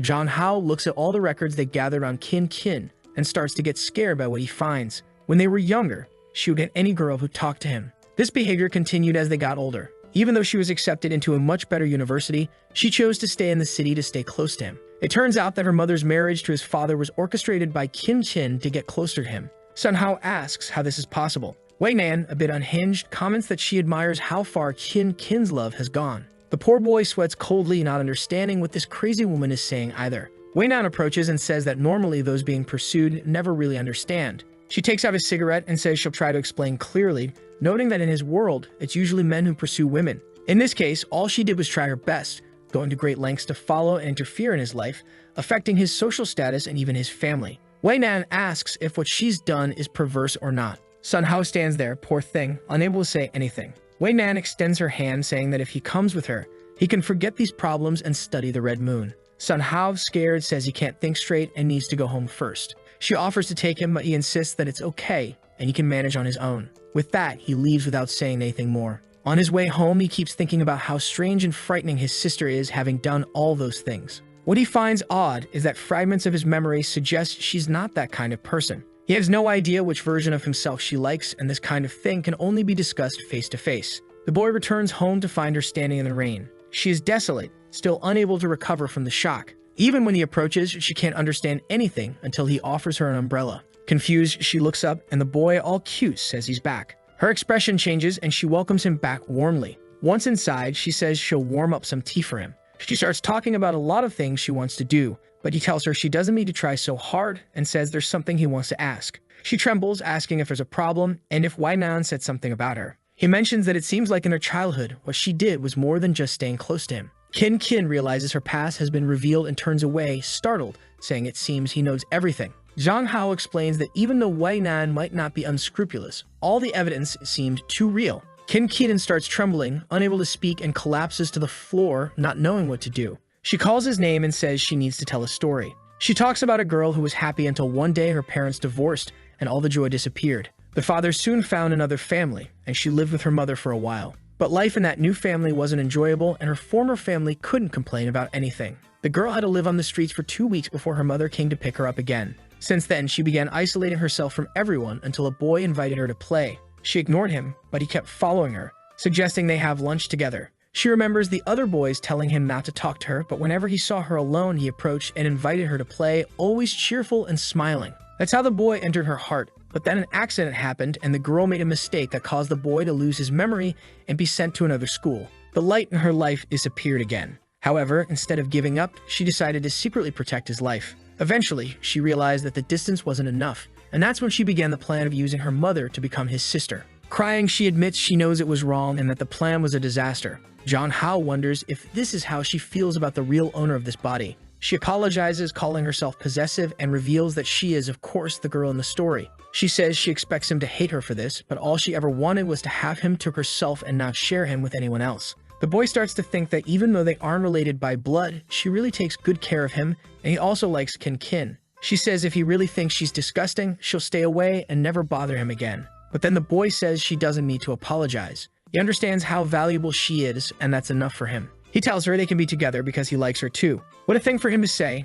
Now she's going to go crazy. She hugs him, saying that no matter what happens, she still loves him. And our boy, awkwardly, tells her she's getting snot all over his shirt. With that, she gives him a UFC-style hug. She threw the boy to the ground and, as always, helped him catch his breath. As he lay there, he thought to himself that this felt like a first love. The time they spent together was sweet. Being around her always made him happy. She always wanted the best for him. She mentioned that her life felt like a dream, and she was incredibly happy. Meanwhile, he felt increasingly guilty, knowing that her connection was with the past Zhang Hao, not with him. She then said she would go downstairs to prepare dinner and call him when it was ready. He was left deep in thought, realizing that he was taking advantage of her feelings. He wondered how she would react when he told her the truth. He called out to her, and she turned around to ask what it was. He hesitated, especially when she smiled and asked if the baby was having a problem. Feeling foolish, he said it was nothing important and told her she could go make dinner. Obviously, he lacked the courage to tell her the truth. The scene changes to Fenghong Enterprises. Zhang Hao is there again, and Wainan comments that their meeting was very good. Zhang Hao doesn't seem very enthusiastic and asks her to get to the point. She crosses her leg and says she wants to ask him something. She asks how the conversation with his sister went. Zhang Hao uncrosses his leg and says they're doing fine. Wainan questions what he means by fine and accuses him of deceiving her since she knows the person his sister likes isn't the current Zhang Hao. She suggests that eventually Kin will discover he isn't the person she truly fell in love with, and who knows what she'll do then. Hesitant, Zhang Hao says he can't predict the future. Wainan, observing his troubled mental state, thinks that if things continue this way, she'll have to take matters into her own hands. She changes the subject and talks about his career as a streamer, presenting a proposal. She mentions that he's in the top 3 on the platform and should realize there's a limit to being an internet celebrity. She hands him a paper, suggesting that if he really wants to make money, he should have his own products. It's a clothing brand idea. He asks if this is just her idea. She says she doesn't care about other investors, but she has never lost money. She explains that her research on the Red Moon has been costing her, so this is the least he can do to help her recoup some losses. Zhang Hao agrees not to pay with flesh and blood, but if it's a matter of time, he can help a bit and promises to repay her for all the help she's given him. He then asks what style of clothing she has in mind, and she tells him to be independent and create his own style. Later, as he leaves, she thinks to herself that with her strategies, it will be easy to manipulate him. Her plan for now is to keep him busy with his career, as he's the type of man who enjoys making money. This way, he'll be more independent from Miss Kin, and she can use her influence to pull him away from his sister. Later, Jong Hao returns home. Kiki asks if he's busy and tells him not to spend too much time on that clothing company. Jong Hao reassures her not to worry because they're helping him a lot. However, she knows very well that this clothing company is undoubtedly connected to Wai Nan. She calls him over and says that now that they're together, he doesn't need to work so hard because she will support him. Just then, their mother appears and says it's time to let her brother sleep, starting to notice that something is strange. Jong Hao thinks that lately she's been taking good care of him. Even though they've been spending less time together, she always cheers him up. If he wanted, this life he's living could last forever. The scene changes to the next day. Jong Hao is exhausted, sitting in his school chair, when Yuna comes over to ask what's wrong. He says he's fine but seems down. He explains that he's just tired because he's been working on creating a clothing brand. As he was about to mention needing a professional model, he sees her standing there and gets a perfect idea. He tells her he'll need a favor after school. The scene changes to a photo shoot session where they're taking pictures of Yua for the clothing catalog. Someone comments that the girl has potential and could even join the company. Suddenly, Kin shows up, complimenting Jong Hao on his good work. He asks her what she's doing there, and she says she brought some treats for her favorite person. The people around think she's very beautiful and friendly. Then someone else arrives, questioning why there are so many people there. Kin wants to know who invited this person. It's obviously Wai Nan, who claims she's there as an investor to supervise. Kin retorts, calling Wai a capitalist here to oversee her slave. Wai Nan retorts, saying it's better to be a boss than a fake family member. Jong Hao watches from afar as the two bicker. He tries to calm them down, but Yua invites him to eat something. At that moment, both women stop and turn angrily, asking why Yua is the model for his products. Embarrassed, he tries to explain that it seemed like the best idea. Suddenly, the women start competing, with Wai Nan putting on lipstick and Kin donning another outfit. Clearly, both wanted to compete for the role of his model. Confused, Jong Hao, with the camera in hand, asks why he has to do this. Wai Nan insists that only he has the honor of photographing her. Once again, the two start arguing while Jong Hao doesn't know what to do. He asks them to stop so they can finish early, and now even Yuho wants a pose for the photos. Kin sits and tells Yuha to put her hand in her hair, excited at how photogenic she is. He tells Wai Nan to sit in the chair and smile, feeling excited. Seeing Wai, he decides it's best not to give her any instructions, fearing backlash. However, seeing that she's not posing properly, he tells her to stretch her leg, feeling thrilled to be ordering a CEO around like this. Time passed as he took the photos, while Yuha watched the competition between the girls. At the end, he thanked everyone and offered to treat them to dinner later. Once again, they were competing for his attention, leaving him unsure how to handle it. He decided to let them figure it out and not get involved anymore. Later, back at home, the product link and the page were working well. He felt a bit insecure since it was his first business venture, but with everything set up, he had no choice. He started the live stream and there were 17,000 viewers. He mentioned the shopping cart in the right corner and invited those interested to check out his products. What he didn't know was that most of the women watching weren't pleased with this. Even his biggest fans started saying that the image of the perfect idol was breaking. Some commenters mentioned that this move was a misstep. While some in the chat supported him, the majority criticized him. A few people recognized Wai Nan, and even at Kin's workplace, she was also recognized. The boy's popularity was growing, reaching 125,000 viewers. People were looking at the designs, noting they were unique and asking if he had created them. Of course, he had borrowed all the ideas from the world he came from, which is why he decided to launch fashionable women's clothing. As viewers saw the prices, public opinion started to shift positively. Wai Nan was excited, noting that it seemed like it would be a success. Wai, eager to help, planned to buy a ton of products to boost sales. In no time, sales went from 1 to 123,000 in total. Jong Hao was confused by what was happening. He knew there was a chance for things to go well, but this was over the top. Later, he was online and noticed many posts about him. People were even sharing the clothes he wore, claiming it was the new fashion trend. He just wanted to watch some videos to relax, but all he saw were ads for his own products. He couldn't believe that in less than a day, everything had sold out. He concluded that the girls had probably done something. The atmosphere wasn't great when the three were together. Someone approached and asked what he was complaining about. Jong Hao, embarrassed, wondered when she had arrived. She gave him a hug and guessed he was confused because his company had done well and he wasn't sure what the next step should be. He turned and said he wasn't prepared. She reassured him that he didn't need to work so hard and that she would support whatever decision he made. Embarrassed, our boy thanked her and mentioned he was planning a celebration party and invited her. She accepted but said she would take a bath first. In the bath, she pondered why he was throwing a party to celebrate. She was sure that Wai Nan and Yuha would definitely be there. She realized she needed to clarify her relationship with Jong Hao to keep the others away. She knew this would make things harder for Jong Hao and decided she might follow a more aggressive plan. The scene changes to the celebration banquet. The girls are all there waiting for our boy, who arrives with his sister, saying they didn't need to dress up so much. The three women immediately start to dislike each other, and he suggests they find a table. Even while serving food, they compete, likely to see who would serve him first, leaving Jong Hao unsure of what to do. He decides to drink a bit while the two are at each other's throats. Eventually, he was outside to throw up, realizing his body is weak and sensitive to alcohol. Someone brings him a towel. He thanks them while wiping his mouth, only to be shocked when he sees the girl from the Red Moon, who says it's been a while since they've seen each other and calls him Dear Zhang Hao. Surprised, he asks if she is the goddess of the Red Moon. She confirms and pulls him by the chin, commenting on how well he's adapted to life in this world. She praises his successful business and a partner who loves him dearly.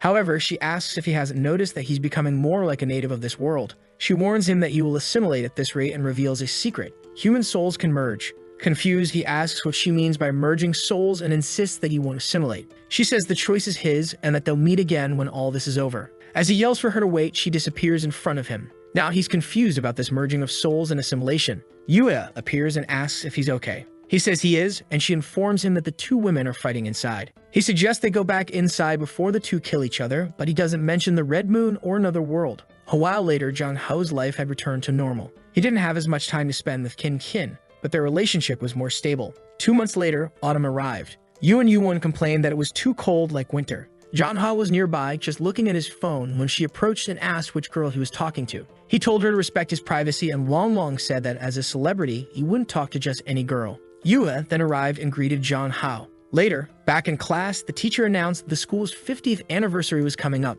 She said there would be a dance involving a boy and a girl, and everyone would have to participate. After the pairs were formed, they had to practice for 2 weeks. The teacher informed Zhang Hao that he would be the leader since he had experience dealing with the public. Immediately, all the girls in the class wanted to be invited to dance with him. Within a second, a discussion broke out and he was surrounded. Frustrated, he shouted for everyone to step back. He went to the bathroom, thinking how exhausting it was to live like this. He thought about who to ask and Sue decided on Yuha. However, she turned him down. He was taken aback as it was the first time this month he'd been rejected. Feeling down, he sat in a corner. Yuha tried to explain, saying she didn't want to draw attention and feared being too uncoordinated, causing him embarrassment. Suddenly, he called her name and told her she couldn't live like that. He said that people who give up without even trying will never succeed. He admitted he didn't know how to dance either, but was willing to learn and asked her to trust him one more time. The scene changes to their first practice. Someone, likely the teacher, told them to relax. The teacher, sweating, instructed Yue to put her hand on Zhang Hao's waist and stop being so shy. He reassured her,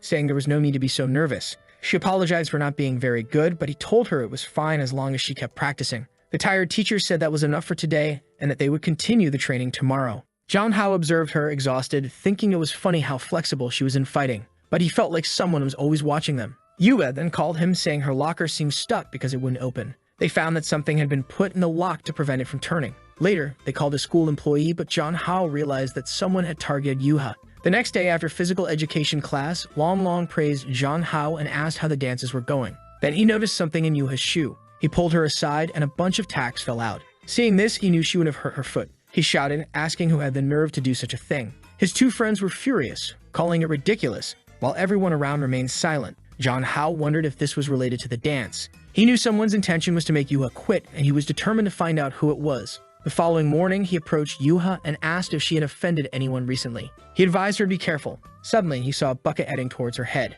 In a heroic act, he put his head in the way, taking the hit himself. A drop of blood fell on Yuha's face, but Zhang Hao, seemingly unfazed, asked if she was okay. He turned to shout at whoever was above them, but Yuha warned him to be careful. Ignoring her, he ran upstairs, determined to find the culprit. He opened the door to the upper floor and found a girl crying, saying she didn't want to hurt him, she just didn't like Yuha monopolizing him. Zhang Hao said nothing as she continued shouting that Yuha didn't deserve to have him all to herself. The girl seemed to go mad, lamenting that she shouldn't have hurt him. Immediately, Zhang Hao ran to her, grabbed her arm, and pinned her to the ground, telling her to stop this nonsense. He sternly told her to stop getting involved, saying it was up to him to decide who deserved to be with him. The girl stayed silent, just listening. Then Yuha appeared, crying and running towards him. However, Zhang Hao's vision began to blur. He couldn't understand what was happening or why he couldn't see clearly. At that moment, he seemed to recall various situations. It wasn't clear if these were alternate timelines or perhaps memories of the body's previous owner. A while later, he slowly opens his eyes in the hospital, wondering if the scenes he just experienced were hallucinations. Yua calls out to him, saying that he finally woke up and apologizes for causing him to get hurt. However, she assures him not to worry because she will take revenge for him. She even says that the other girl will pay dearly. At that moment, Zhang Hao sits up, insisting that he's in good health and that they should get back to practice. He advises her not to seek revenge as it would only cause more trouble, reminding her that she promised to impress everyone. For the next 2 weeks, they continued practicing. Zhang Hao even hired a professional dance instructor. Yuha gradually became more confident. However, during one of the training sessions, she received a call from her mother. Zhang Hao pondered over it since he had only met her father so far. During the call, her mother revealed that she had already spoken to the teacher to prevent Yua from participating, urging her to quit to avoid embarrassing the Min family in front of important people. Yua tried to explain that people depended on her and that she had been practicing for a long time. Her mother insisted it would be better not to disgrace the family. The poor girl was at a loss for words until Zhang Hao took the phone from her hand. He first apologized for his behavior and then pleaded for her to let Yua participate, explaining that she had been working hard and would not embarrass anyone. Suddenly, Yua grabbed the phone and shouted that she would not give up, saying goodbye to her mother and ending the call. She turned to Zhang Hao and apologized, insisting that he had to participate. He thought to himself that she was impressive when she was serious. The scene shifts to the day of the performance. The announcer declares it the school's 20th anniversary. Yua's mother is present, as is Wei Nan, attending as a renowned entrepreneur from the city. The school representative announces the start of the event. The curtains open and a tango tune plays. The two participants exchange a quick glance and start their dance. Yua's mother watches while Zhang Hao feels confident about her performance. The audience praises them, and Wei Nan looks displeased. Yua's mother begins to wonder what caused such a change in her daughter, who she remembered as not being so confident. Suddenly, the stage lights go out. Zhang Hao is confused because this wasn't part of the plan. The audience questions if this is part of the performance. The school representative calls out to Zhang Hao. He asks what happened, and she explains that there was a problem with the circuits, which would take 20 minutes to fix. He protests, saying it would be foolish to leave the audience with nothing to do for 20 minutes. They would all leave. He worried that Yua would lose the chance to impress her mother. A friend next to her mother remarked that her daughter seemed lost in this emergency, while the mother just watched to see what would happen. The teacher was about to announce a 20-minute intermission, but Zhang Hao grabbed her megaphone and confidently declared that they were always prepared for anything. Meanwhile, backstage, Long was trying to come up with a solution. Then Wei Nan appeared, asking if they needed help.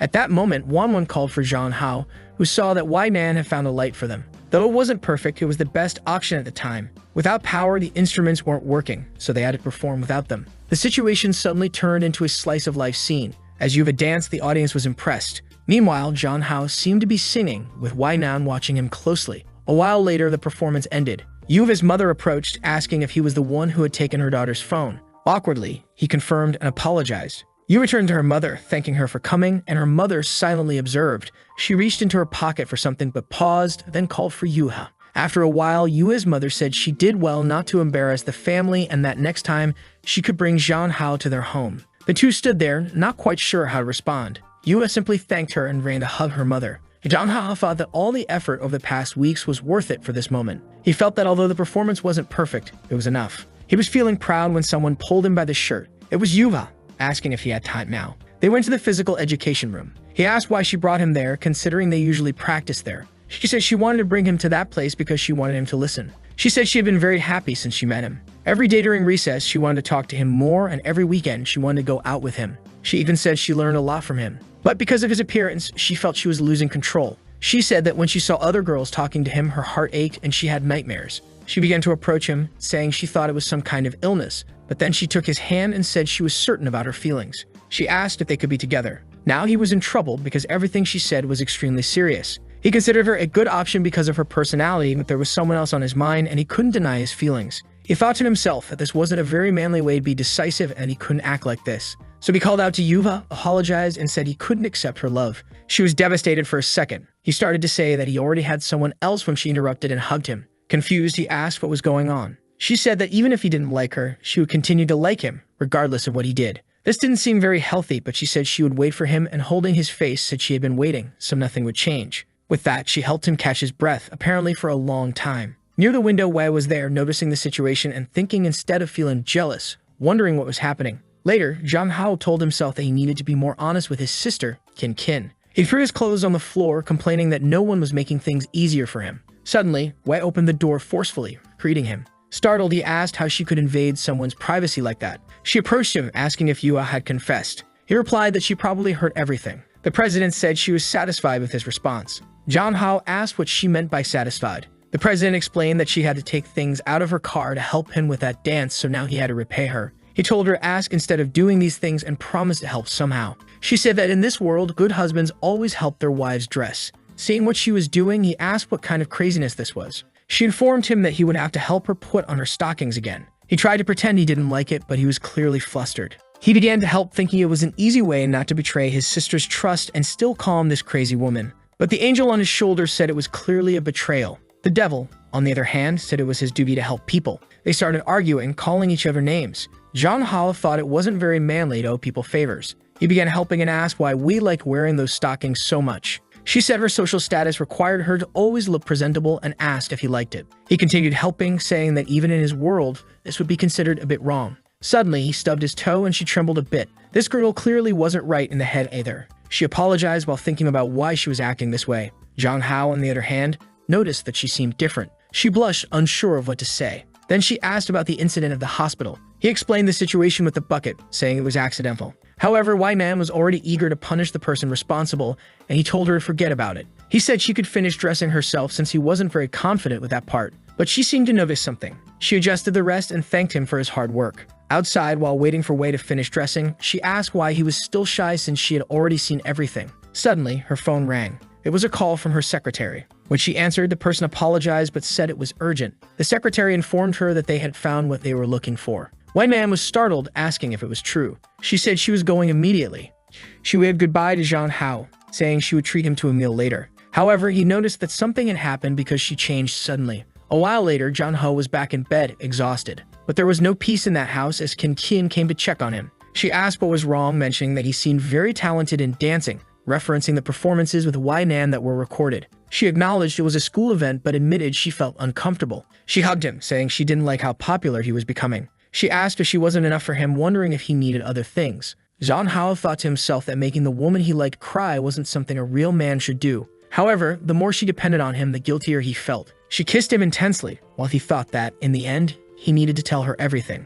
After she had metaphorically sucked his blood, he asked what the problem was. She told him not to worry, saying it wouldn't happen again, but this time she wanted him to remember it clearly. Just then, a plate crashed to the floor. John Ho's father entered, asking what was going on. Both of them suddenly became nervous. They tried to explain, but it was clearly difficult to get out of the situation. A while later, someone demanded they speak up. It was Kin Kin's mother, saying she wanted to know what was going on. Kin Kin tried to downplay it, saying they were just playing around. But her mother slammed the table, saying family doesn't play like that, asking if Kin Kin had forgotten she became John Ho's sister when she moved in. Both stood with their heads down, unable to respond. The mother called their behavior disgraceful. Kin Kin remained silent, unsure of what to say. John Ho's father suggested they might not need to take it so seriously, but the mother insisted that Kin Kin had always been peculiar and never spoke up when things happened. She regretted letting Kin Kin live with her loser of a father. At this, Kin Kin's expression changed and she said she would tell everything. But John Hao interrupted, saying they were practicing for a vampire play coming up at school. He was going to be the lead actor and asked his sister for help. Their mother looked confused, asking what this was about.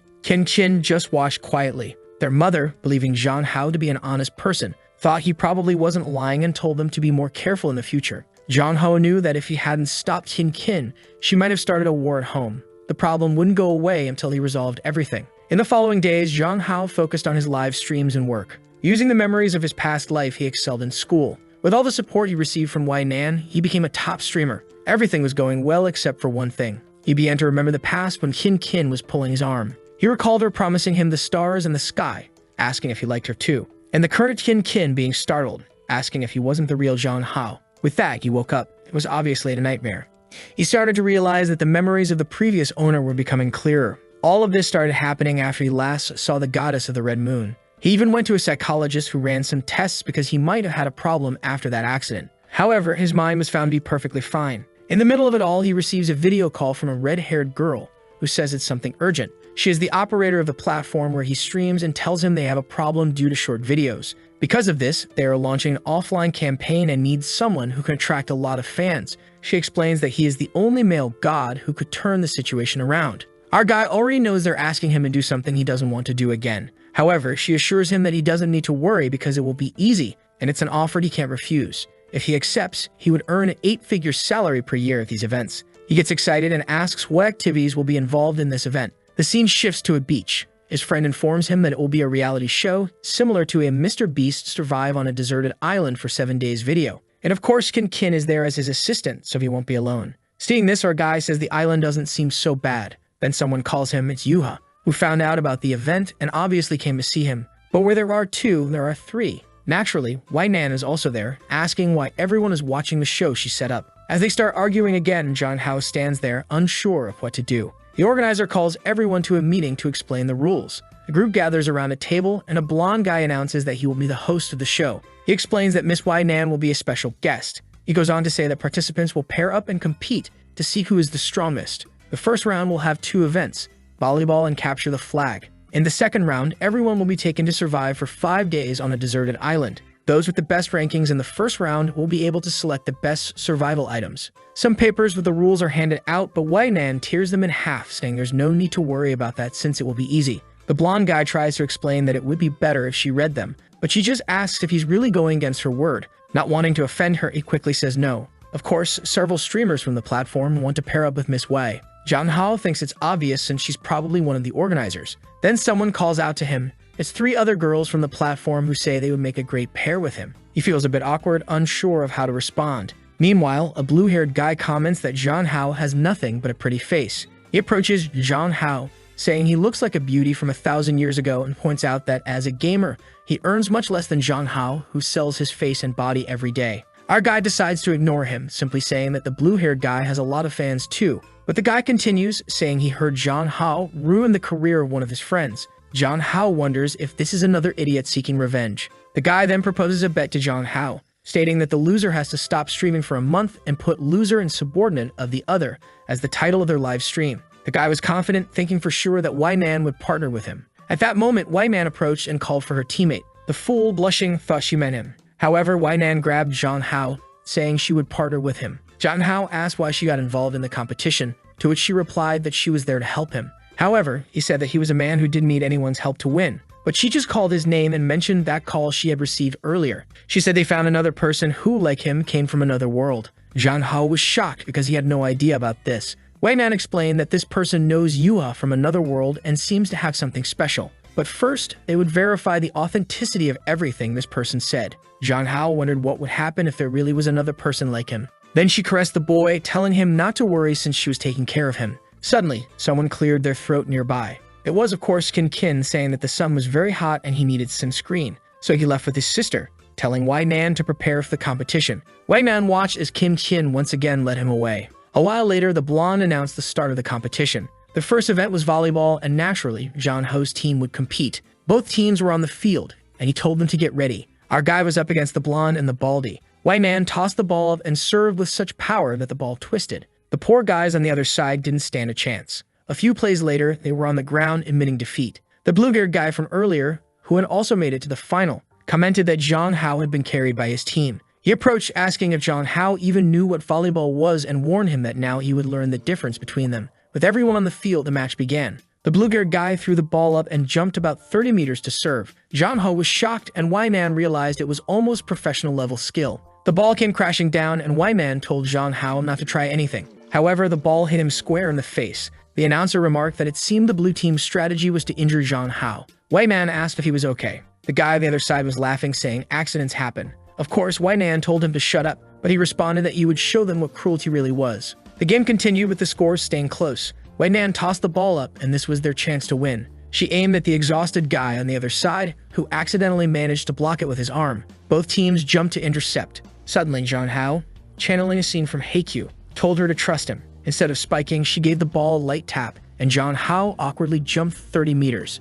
Though clumsy, he managed to hit the ball with his face, at least landing it on the ground, thus winning the round. A while later, everyone was attending to the worn-out Zhang Hao. As usual, they were competing for his attention while he was unsure what to do. While they fussed over him, the blue-haired guy recorded the scene, stating he would embarrass Zhang Hao. Later, while Zhang Hao was walking around, everyone seemed to be talking about him. He sensed something was off and wondered what was going on. A girl beside him suggested he check the search results. The top result mentioned Anchor and Zhang Hao winning 1-3. He wondered how this had happened and saw a photo from the previous day, realizing that someone from that place was sabotaging him. This would obviously damage his online image. The blue-haired guy approached, saying it looked like a paparazzi had caught him and that people like that should be jailed. Then Nan bumped into him. She got a list of everyone who had arrived on the island and warned that whoever it was, she would make them disappear once she found out. The blue-haired guy trembled. Zhang Hao thanked her, but said it was trivial and reminded her that it was a public place, so she couldn't threaten people like that. She blushed, saying he was being too presumptuous.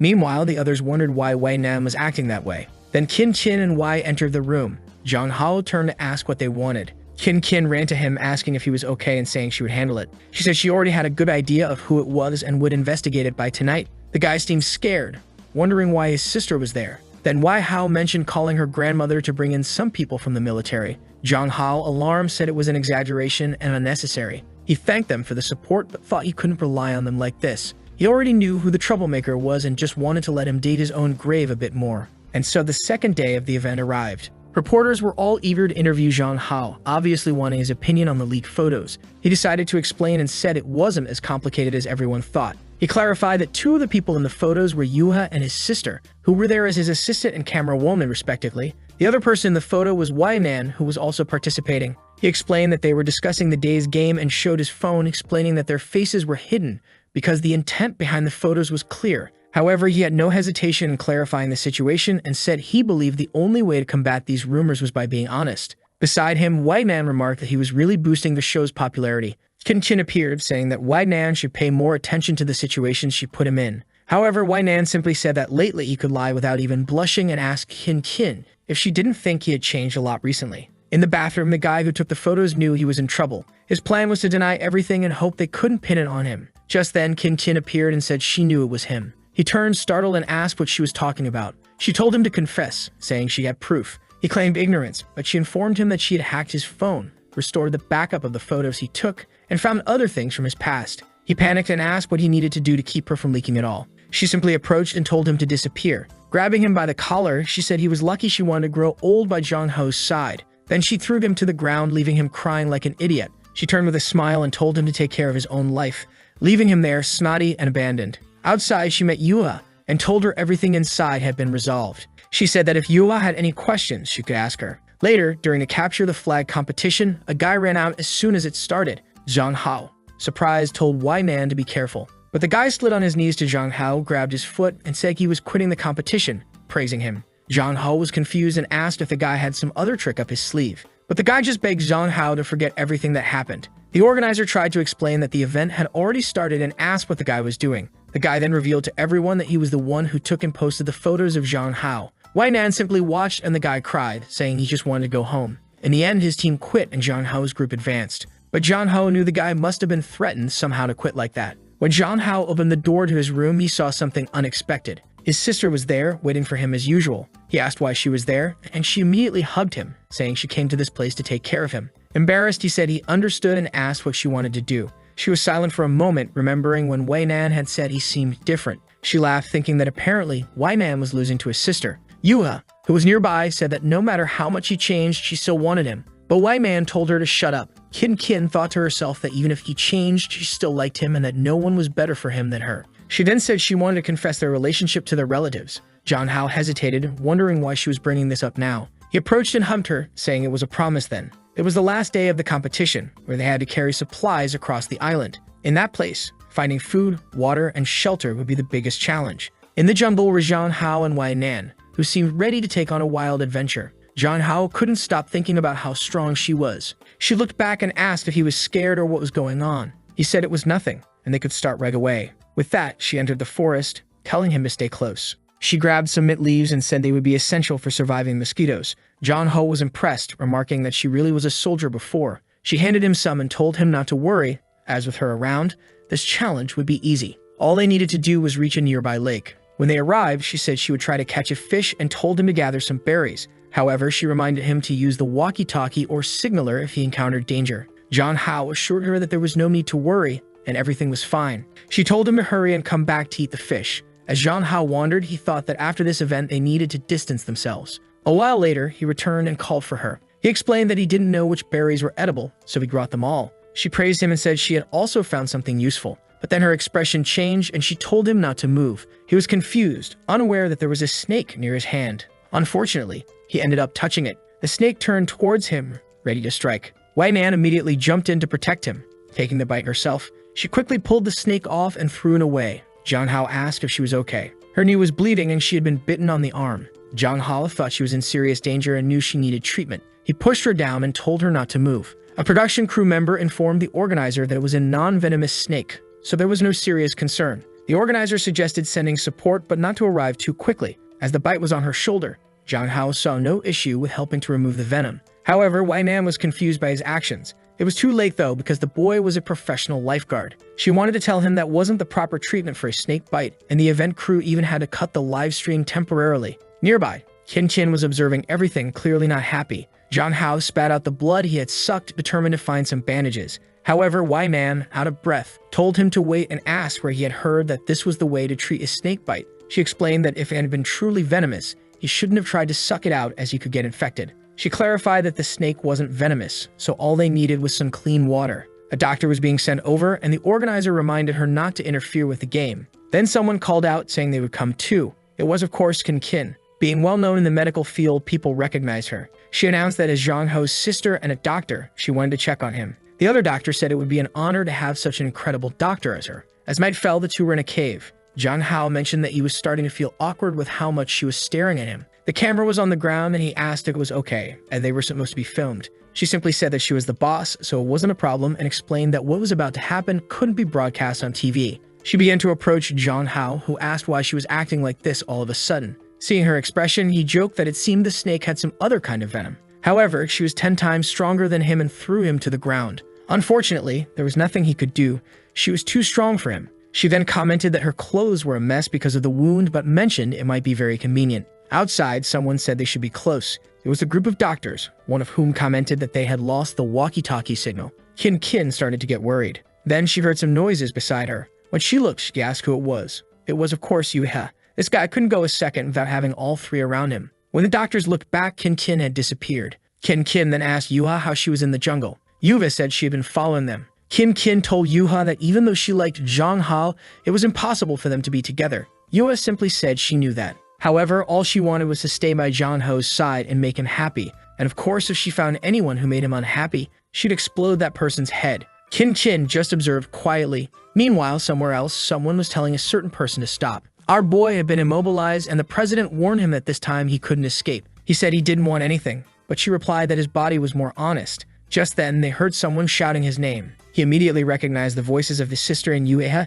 and told Yuan to get everything in order. The president was furious, once again annoyed that the others had ruined her fun. A little later, the two of them entered the cave. Jong Hao immediately asked his sister why she had followed them. He was making excuses when she noticed some marks on his neck. Furious, she immediately called out Yuan, who told them they shouldn't be there since it was a competition area. However, Kin lunged to punch Yuan, who easily defended herself and asked if she really wanted to go down this path. She then landed a solid punch on Kin's stomach. Jong Hao was shocked as they started to fight seriously. The president approached and asked Kin who she thought she was to try to teach her a lesson. But then they heard something. Yuan was also coming in to try and punch the president. Yuan easily blocked it, but Yuan didn't stop, saying that anyone who hurt Jong Hao was her enemy. She managed to land another kick, declaring she would fight anyone who caused him trouble. This time, Yuan was pushed back, and like a joker, she started laughing, her expression soon changing. Kin got up, saying she didn't think the president of the Hongfeng group would be so shameless. Yuba told her to shut up, but Kin retorted that she was just an old woman trying to get with younger people. Enraged, Yuan approached, saying she would make Kin shut up, and slapped her across the face. Jong Hao couldn't believe what was happening. He stepped forward and apologized for his sister, asking Yuan to control herself because no one there could match her. She only replied that his sister did everything to satisfy her desires with him. From the ground, Kin told Hao that he didn't need to apologize. Slowly getting up, she said it was all Yuan's fault. Jong Hao noticed that his sister's mouth was bleeding and was alarmed. But Kin declared that woman would never touch Jong Hao again. Yuan, feeling provoked, said it seemed Kin wanted to die. But just then, Jong Hao told her not to do anything because he was already Kin's boyfriend. The two women were shocked, and Kin, of course, gave a little smile. He explained that this event was just a farewell and that he would never speak to Yuan again after this. He added that they were never compatible, and now that he was with Kin, it was all over. The scene shifts to the doctors walking through the forest. They discuss among themselves why Kin seems to be acting alone, but the blue-haired guy notes that from the tracks on the ground, she isn't alone.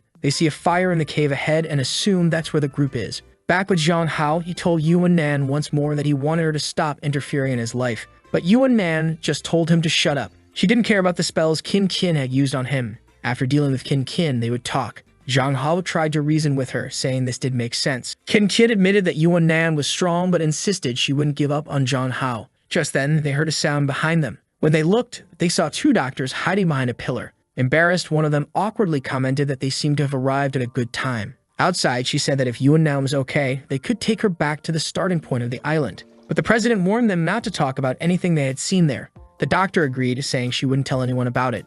But at that moment, her expression changed. An arrow struck the back of the doctor, passing through and startling Wei Nan. Someone was approaching from the side, and she had no idea who it was. The person nearly slashed at her, but she dodged just in time. It was the blue-haired guy from earlier. John Hao came in with a kick, telling Wei Nan to back off, and he sent the guy flying. At that moment, she sensed another arrow coming and threw herself to pull John Hao aside. He was in shock, realizing he had almost died. From the shadows, someone emerged, saying that Miss Wei Nan had grown rusty. It was a woman in camouflage clothing with a tattoo on her waist. Wei Nan asked why they were alive, and John Hao wanted to know if she knew them. She confirmed, saying they were a group of extremist terrorists and that the snake tattoo represented the Ouroboros organization. She mentioned having had fun with them once before. The woman replied that that wasn't the case, and that because of their past, they would have to fight to the death. She explained that they had been waiting for the perfect opportunity, and this event in the forest was just what they needed. Of course, they weren't going to miss this chance. Qin shouted, telling them to wait, and announced that she was surrendering.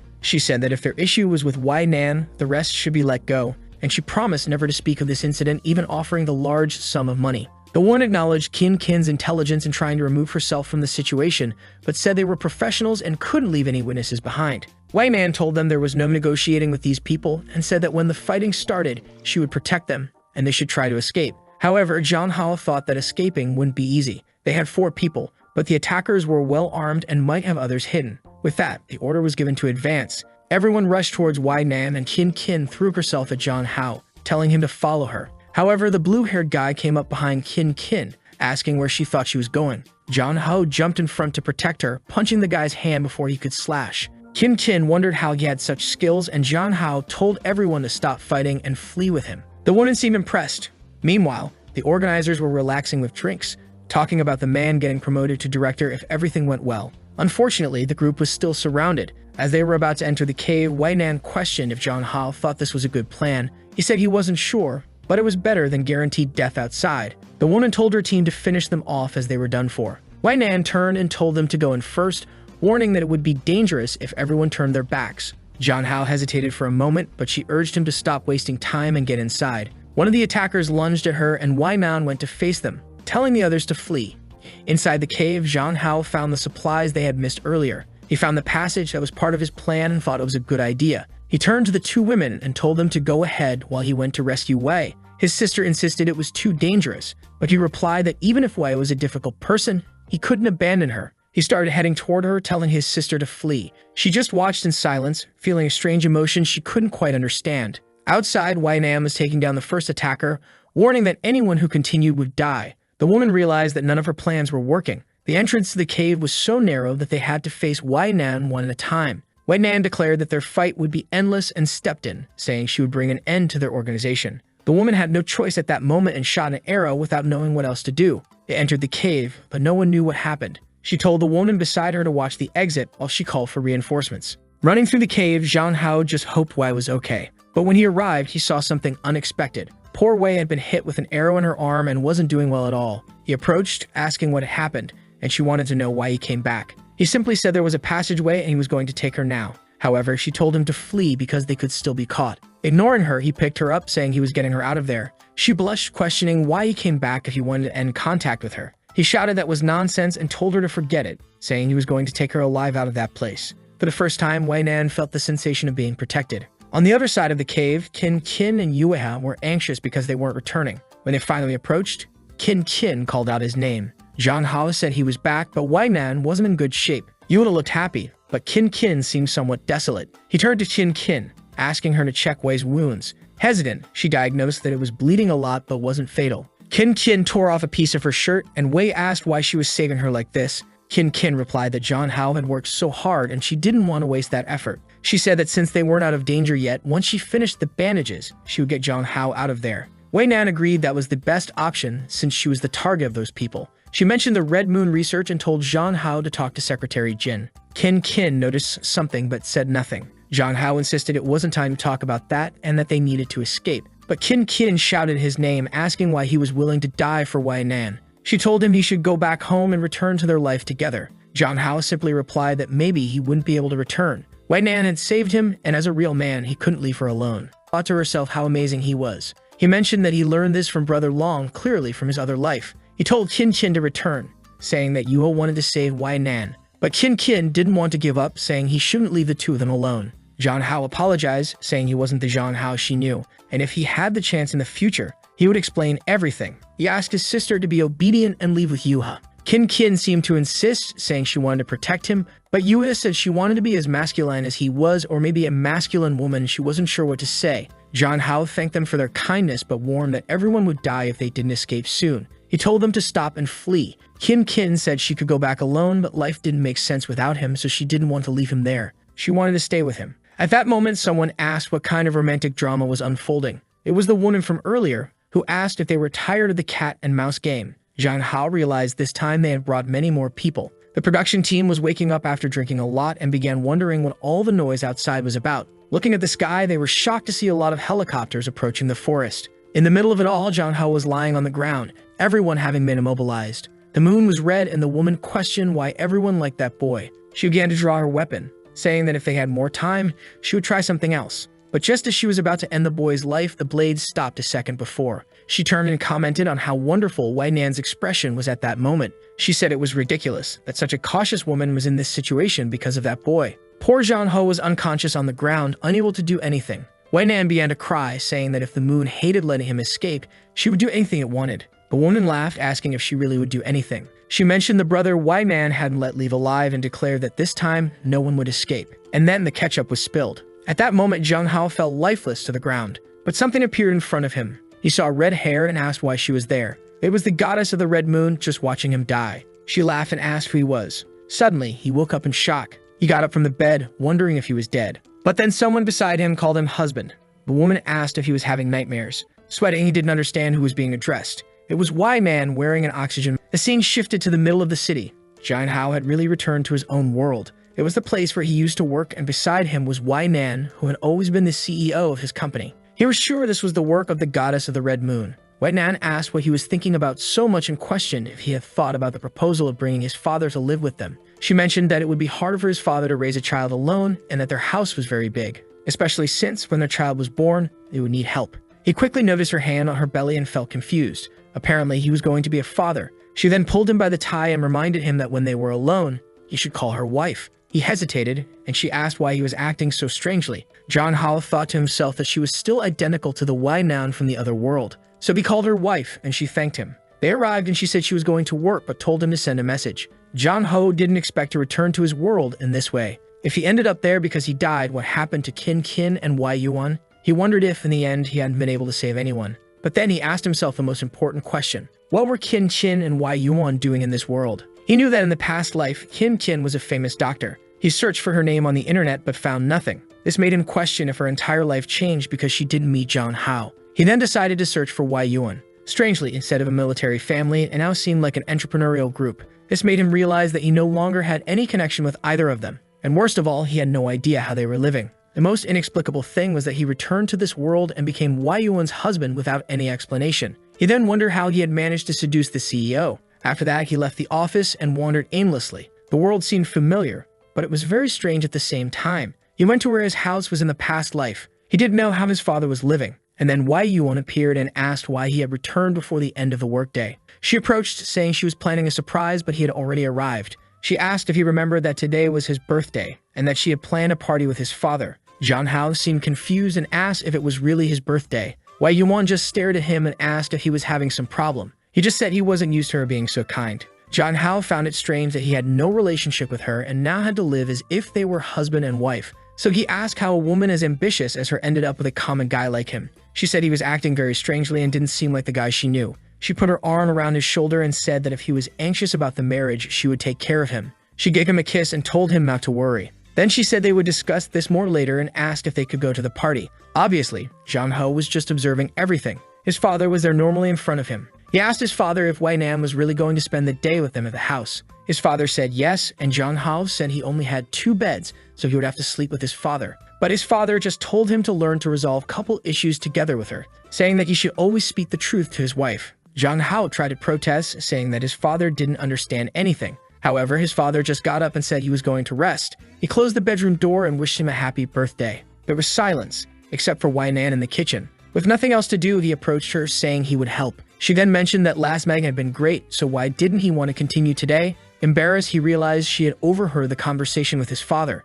She asked if she was pushing him so hard that his body couldn't keep up. At that moment, he felt dejected, not realizing things had gotten to that level. He just observed her, wondering if he had really experienced all this before. The problem was that he had no memory of these events. Ignoring all that, he decided to ask her a question. He wanted to know how their first date went. She explained that it was during a company event when a guy tried to put drugs in her drink. Being an important person involved with the company, she was hesitant to refuse and potentially ruin business relations. Then Zhang Hao stepped in, grabbed the guy's arm, and pretended to be her husband, saying he would drink it instead. She never imagined he would be brave enough to pretend to be her husband and drink it. A second later, he fell to the ground like an idiot, foaming at the mouth, and told her that it was very dangerous. She turned to confront the guy who accidentally admitted it was just supposed to be an aphrodisiac. With that, everyone at the company found out about the guy's plans. He was taken away by the police, and the two of them stayed behind. She asked if Zhang Hao was okay, and he explained that he had lost all his strength and collapsed. She then asked how he knew something was wrong with the drink. He said he had been watching the guy and saw him put something strange in the glass. Knowing the guy's reputation, he was afraid he might do something to her. She then asked why he went to such extremes for her. Was he in love with her? Zhang Hao replied that he wasn't. He just found it amazing that a woman like her had reached such an important position. Since his desk was near hers, he often saw how hard she worked. He was afraid that if this incident happened, people would think she got her position because of her looks. She said he seemed very concerned about her. Embarrassed, he said he just wanted to do the right thing. She said it seemed he was her hero of justice. He felt shy and asked why she was using those expressions.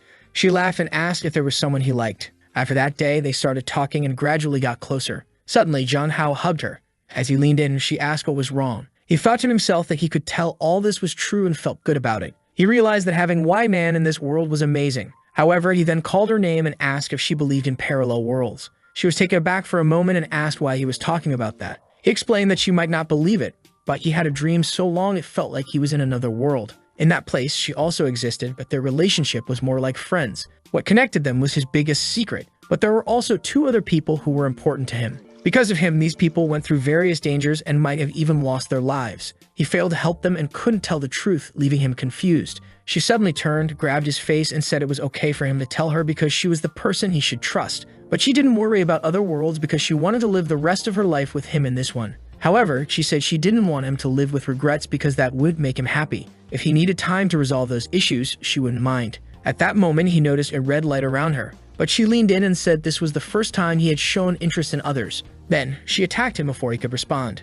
At that moment, he seems to remember something. She tells him that he must understand that no matter what world he's in, she will always find him. He starts to question what is happening and why he feels the presence of the red moon. Suddenly, he feels something strange and disappears in front of Wei Nan. She comments on how quickly it happened, but now it's her turn. A voice asks if this is her choice. Approaching Wei Nan, it remarks that it believes she was the most possessive of them all. It touches her shoulder and says she should have chosen to stay there with him forever, but now she'll have to compete again. Wei Nan replies that if he returns, she believes he will make the same choice as she did. Furthermore, even if she has to compete, she will give her best. The goddess says she likes this attitude. She warns that it's a rare trip to come to this world, but they will never see each other again. With that, she disappears. Wei Nan thinks to herself that it might have been nice to stay there, and then she too begins to vanish. I don't know what's going on, but everyone is disappearing and reappearing. Once again, our protagonist wakes up in another place. He asks his wife why they can't leave. That's when someone covers his mouth. This time it's Yuva, who says the pervert is dead.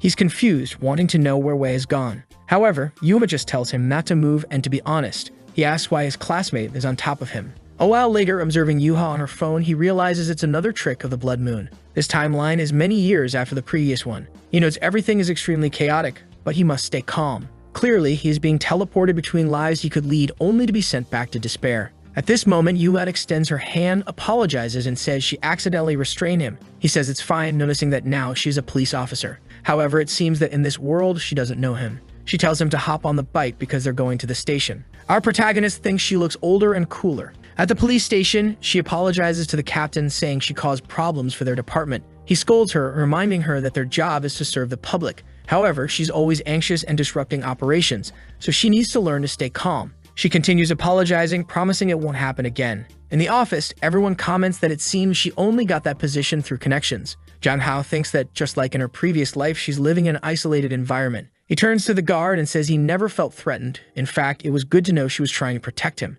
He feels much safer knowing she's an officer who doesn't let criminals escape. He then asks her if she agrees. Before she can respond, he raises her arm and declares the case resolved. She doesn't quite understand what he's doing. The scene shifts to another location. They're sitting in a building, analyzing some newspapers. It seems he's helping her find a criminal who takes photos of women. She says this person must be around 25 years old and stays near the district where he was passing through. When she saw him freeze when she called out, she suspected it might be him and apologizes for throwing him to the ground. He says he's already told her he doesn't mind at all. When he pats her on the head, she asks what he's doing. He changes the subject, saying her methods for fighting crime are really clever. However, he starts giving some tips, suggesting she should disguise herself before watching that area. He also suggests they should use some method to lure the person instead of just waiting for someone to pass by. Another thing they could do is visit websites where this person might be sharing these photos. He quickly covers her eyes, saying that's something a child shouldn't see. They soon find a person who assures them that all the photos are taken without anyone knowing. Jong Hao then turns to Yuha and says it's time for the final step. They just needed a trap. The next afternoon at the train station, Jong Hao expressed his discomfort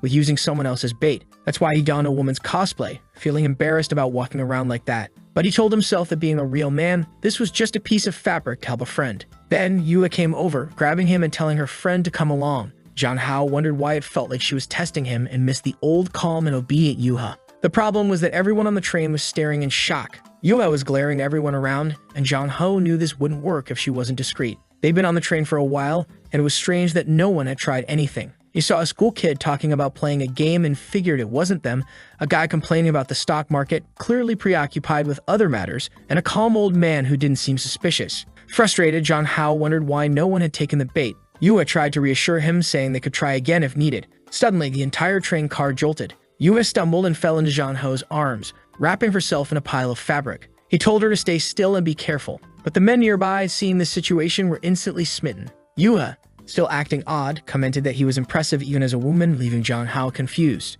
As people began commenting on the minor accident, Jong Hao felt someone touch him. Realizing there was a person behind him, he noticed a partially open suitcase underneath, suspecting there was a camera inside. He stepped on the person's foot, who yelped about his expensive shoes. Jong Hao turned and accused him of being overdressed for a pervert with a hidden camera. The man, realizing Jong Hao's voice was male, questioned the absurdity of the setup. Jong Hao demanded he open the suitcase, sure there was something incriminating inside. The man tried to leave, claiming they were crazy and attempting to walk away. But Yua grabbed him by the shoulder, threw him to the ground, and identified herself as the police. The man, stunned, was told he was under arrest. Jong Hao hoped this would at least work out. The scene shifted back to the police station. In the end, Jong Hao successfully helped her, and their work was acknowledged by the department. Later, they were at a shopping mall, where Jong Hao was frustrated that pictures of him dressed as a woman were spreading online. Yuva joked it was his fault for not being ugly and thanked him again, saying that as expected, she couldn't do anything without his help. Jong Hao tried to reassure her, saying she was smart and just needed to work on her social skills. But Yuya insisted that wasn't what she meant. She clarified that she couldn't do anything without him, moving closer to him to explain further. Jong Hao grabbed her cheek, asking if she was drunk. She denied it, and he told her to stop saying such things. She started crying, saying it was hard for her to suffer alone. She joined the police academy thinking she would like it if everyone kept their distance because they knew her grandmother's position. This caused problems with her family, who began pressuring her to find a partner and setting up blind dates. But she always refused because they weren't like him. Jong Hao was confused, not understanding what she was talking about, especially since they theoretically hadn't known each other long. Suddenly, she collapsed into his arms, her face turning pale. It seemed she was sick, and the protagonist apologized, saying he would make up to her. He carried her, saying he knew the perfect place. They headed to the beach, where Jong Hao remarked that it was the perfect place for her to sober up a bit. However, Yua complained that she didn't enjoy being carried. She mentioned that her feet hurt, prompting him to massage them. She complimented his skills, and he mentioned that he learned it all while working on his parents' farm. Suddenly, she called his name but remained silent. She thanked him, and he asked if she needed anything else. Yua stood up, stating she understood now. As the red moon shone above, she said she couldn't selfishly keep him there. Confused, Jong Hao asked what she was talking about. She referred to him as classmate Jong Hao, telling him he had somewhere else to be. He was at a loss for words, realizing she knew they were in the same class, something she shouldn't have known. It dawned on him that the red moon was at play again, and then he vanished. Yua reached into her pocket, pulled out the pendant he had given her, and said she would miss him. The goddess appeared, commenting that the girl from the Lin family seemed very fragile and not too smart in her decision. She warned that Yua would have to compete with the other two without any real advantage, especially considering that it wasn't guaranteed Jong Hao would return. Yuya insisted that as long as the goddess kept her promise, they would prevail. Meanwhile, Wei Nan stood beside a body in a hospital. She saw Yuya stand up and congratulated her on her success. She then turned to Kin Kin, saying it was now her turn, but asked her to understand that it was his life they were dealing with. Kin Kin hesitated for a moment, but then affirmed that she knew what she had to do. Zhang Hao felt like he was falling into an abyss and wondered what was happening again. He was puzzled as to why he had first gone to Wei Nan's world and then to Yuha's. The strangest part was that both seemed to know something, almost as if they were certain he was leaving. He questioned if they had also traveled through time. Considering the events, it seemed there was an agreement among the three and the goddess. The lingering question was what the purpose of all this was. Suddenly, he was blinded by a flash of light. He looked down at his hands and realized he had time traveled again. But now he didn't seem much older. In fact, he was back in primary school. He worried that changes in the past might affect everything that happened in the future. Lost in thought, he was hit by a ball, falling to the ground with a bloody nose. Later, he woke up to someone peeling an apple beside him. He looked up to see a much younger Kin Kin, who asked if he was awake. Confused, he asked if she was his sister, Kin Kin. She remained silent for a moment, then said she had been waiting for him for a long time and had a question. Zhang Hao was startled by her tone, recognizing it as his sister's. She asked if he was the real Zhang Hao.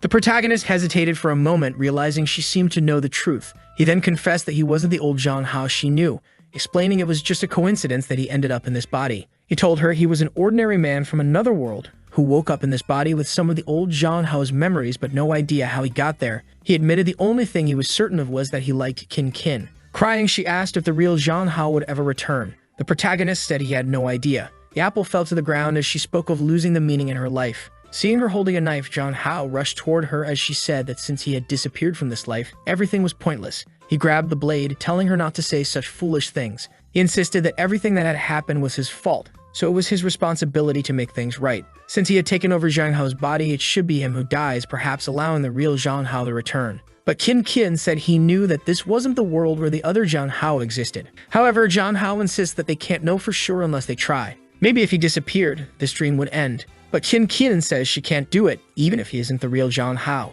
She trembles as he asks what's wrong. Meanwhile, outside, the teachers are discussing Zhang Hao's well-being. One of them reassures the other that being young, he should recover well from the trauma. They decide to check on him, but when they open the door, they're shocked by what they see. They quickly intervene, asking what is happening. The teacher rushes over, grabbing Kin Kin's wrist, asking if she intended to hurt her classmate. Zhang Hao tries to explain the situation, but the teacher doesn't let him speak, insisting that he leaves immediately. As Zhang Hao is led away, he tries to defend Kin Kin, saying she didn't do anything wrong. However, the teacher is already on the phone reporting that a girl named Kin Kin appeared to have attempted to harm a classmate. Time passes and we see a man, apparently Kin Kin's stepfather, apologizing for her behavior and explaining that she's having some mental health issues. He presents a gift to the teachers, hoping they will understand. The teacher suggests he returns home as they'll need time to resolve the situation. At home, Kin Kin's stepfather praises her for being well-behaved but holds a belt, questioning why she's causing trouble at school. Her mother tries to intervene, but he, seemingly skilled in Muay Thai, intimidates her.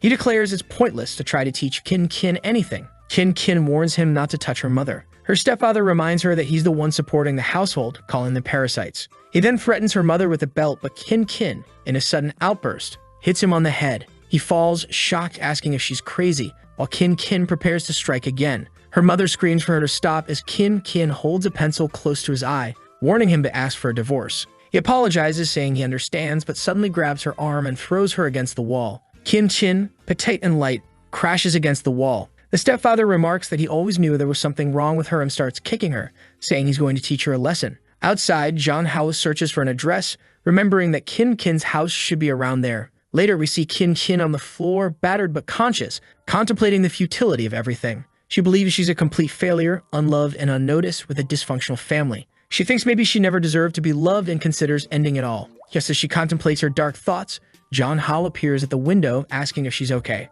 Startled, she questions why he's there and how he managed to climb up to the 6th floor. He tells her to forget about that, as window cleaners nearby wonder where the safety ropes have gone. Zhang Hao then asks if she's had trouble with her stepfather, mentioning he heard yelling. She tells him to mind his own business, saying if he's not the real Zhang Hao, he should stop saying useless things. However, Zhang Hao insists that he can't ignore it, stating that a real man always does what's right. Later, Kin Kin steps out of her room, seeing her stepfather with a swollen forehead. From a distance, she watches them. The man sarcastically comments on her impressive ability to pick the lock. He then extinguishes his cigarette, saying she needs to be disciplined again, and moves in to strike her with the belt. However, a hand interrupts. It's Zhang Hao apologizing for the sudden visit. The man recognizes him as the kid from the incident and asks what he's doing there. John Ha says he heard that his friend would be away from school for a while, so he came to visit. He didn't expect to find such an animated house. The stepfather claims that nothing is happening and questions how a kid like Zhang Hao has this kind of strength. The stepfather assumes Zhang Hao wants some form of compensation and asks what he wants. Zhang Hao simply asks that the man leave Qin Qin and her mother alone. If he doesn't, everything he's done in that house will be reported to the police. The man starts laughing, questioning if Zhang Hao came to play the justice messenger.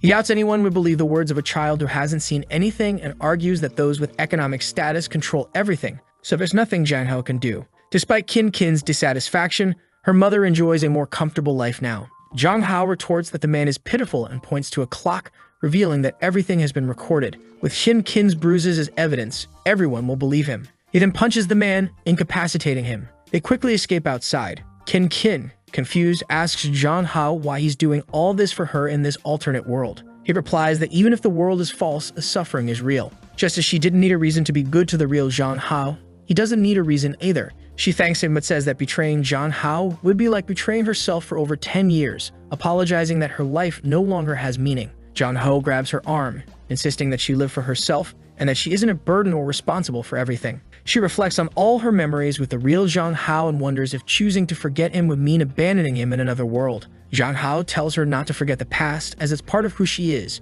and even if she can't choose anyone, she still needs to move forward. He encourages Qin Qin to start anew. She blushes and is taken aback. A hand appears, affirming everything Zhang Hao said is true. She hears a familiar voice and turns to see the real Zhang Hao, confused, looking at his own hand. Qin Qin asks if it's really him. He confirms it, explaining that he's always been present, observing everything, even though he couldn't do anything. Seeing her so sad gave him the strength to speak up. He urges her to start living for herself as she has done so much for him, and apologizes for not understanding her actions in the past. He recalls the time when she scared everyone by hitting them, and she held him, reminding him of their promise to always be together. He remembers feeling scared and telling her he hated her and didn't want to stay with her, preferring to go back home. He yelled that he never wanted to see her again. Now the real Zhang Hao apologizes, admitting he was too immature to understand everything. He acknowledges that in the end, it was his actions that hurt her. Qin Qin cries, calling out his name, while the current Zhang Hao watches silently. He remembers the moment she collapsed and said she would leave. He found her disgusting,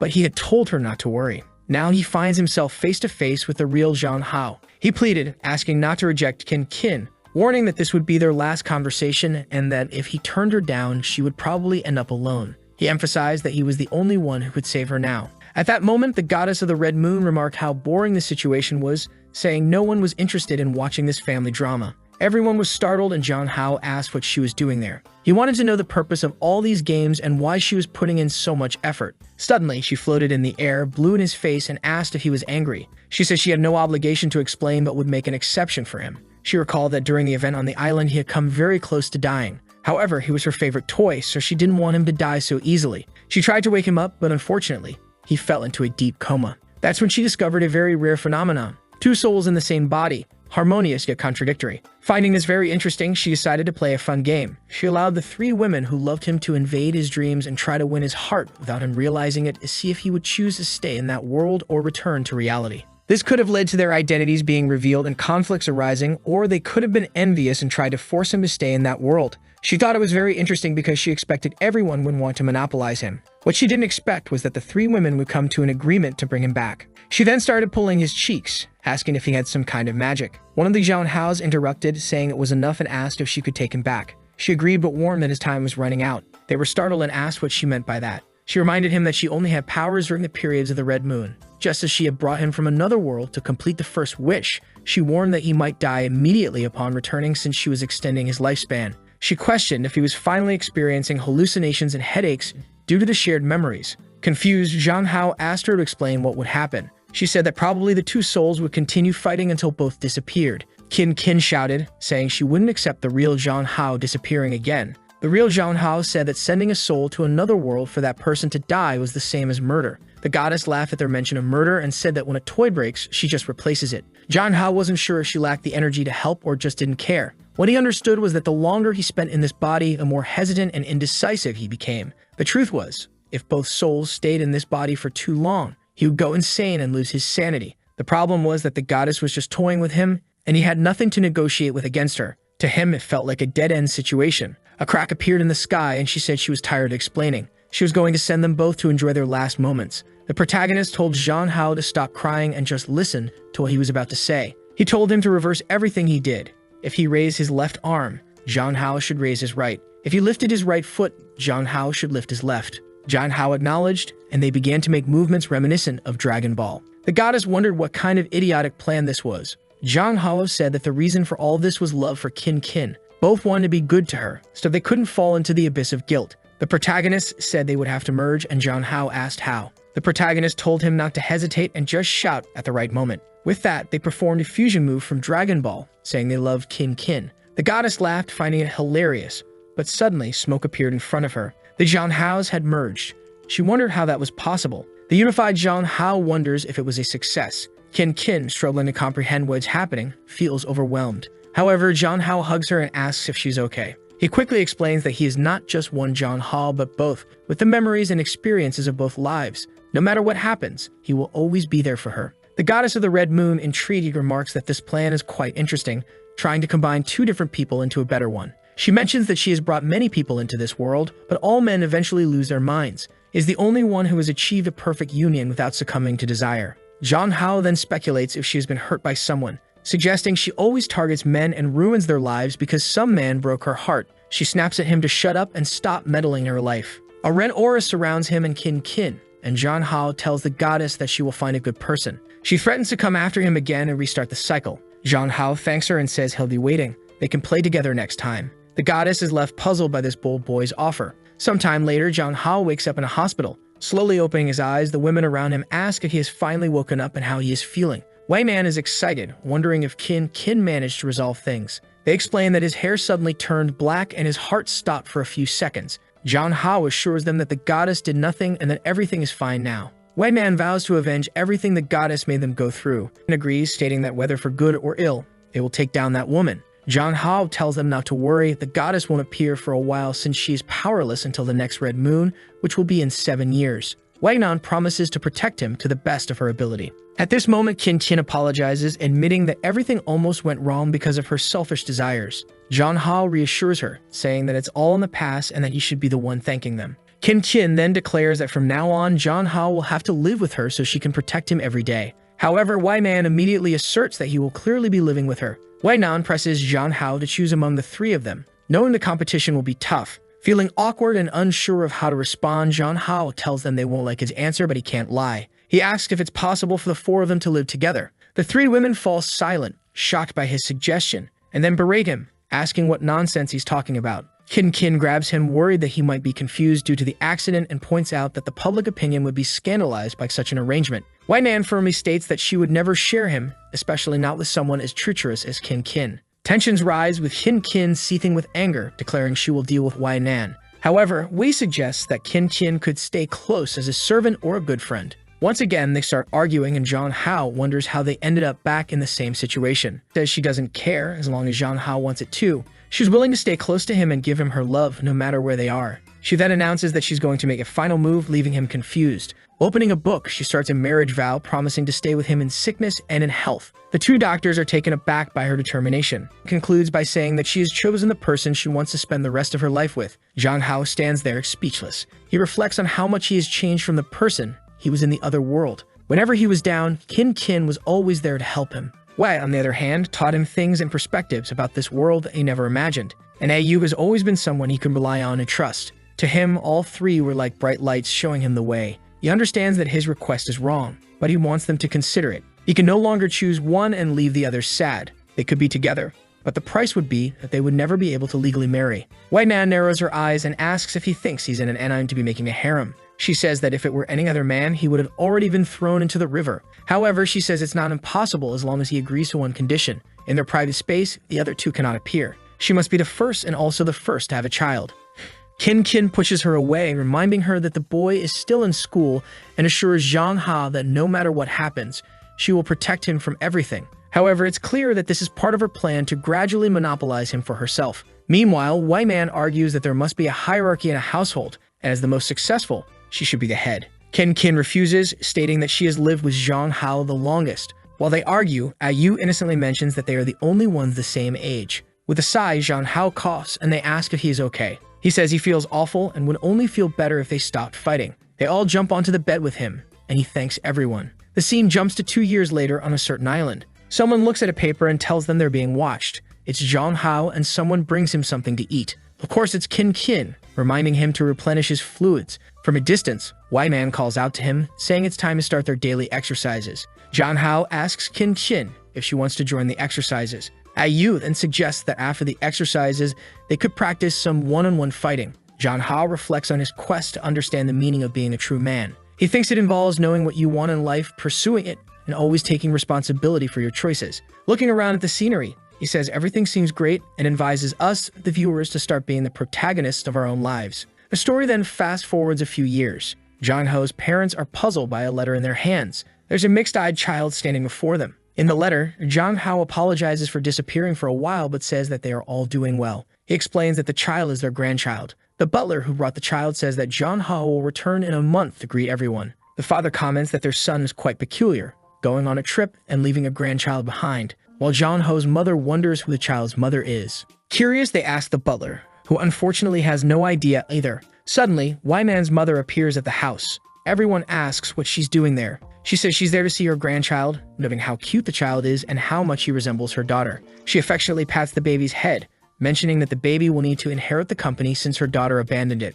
Just then, Nayu's grandmother appears at the door, demanding they let go of her grandchild and threatening to call the police. Y-Man's mother retorts, pointing out the child's resemblance to her daughter, but the grandmother counters, insisting the baby clearly resembles Yu. As they bicker, Jong Hao's family watches in silence. The baby suddenly starts crying, causing the women to feel embarrassed for arguing over such a matter. Jong Hao's father reminds everyone that Jong Hao mentioned he would return in a month. They all agree there's no rush, and they can figure everything out later. For now, the most important thing is to take care of the child. The goddess watched everything, remarking that another person had been born with different abilities. She thought that when the time was right, she would have even more fun with all of this. At the airport, the three women told Jong Hao that it was a bit irresponsible to leave their child behind like that. However, Jong Hao reassured them that he trusted his family, so there was nothing to worry about. Though they seemed displeased and wanted to complain, he hugged them all, saying there was nothing to worry about and that it was time for them to enjoy themselves. Their honeymoon together was about to begin. Even though they couldn't have a proper wedding, they should still go through all the rituals. And with that, they were off to leave a like on this video that helps Mamoru make more juicy content for his viewers, activate the cheeky little bell, and I'm out.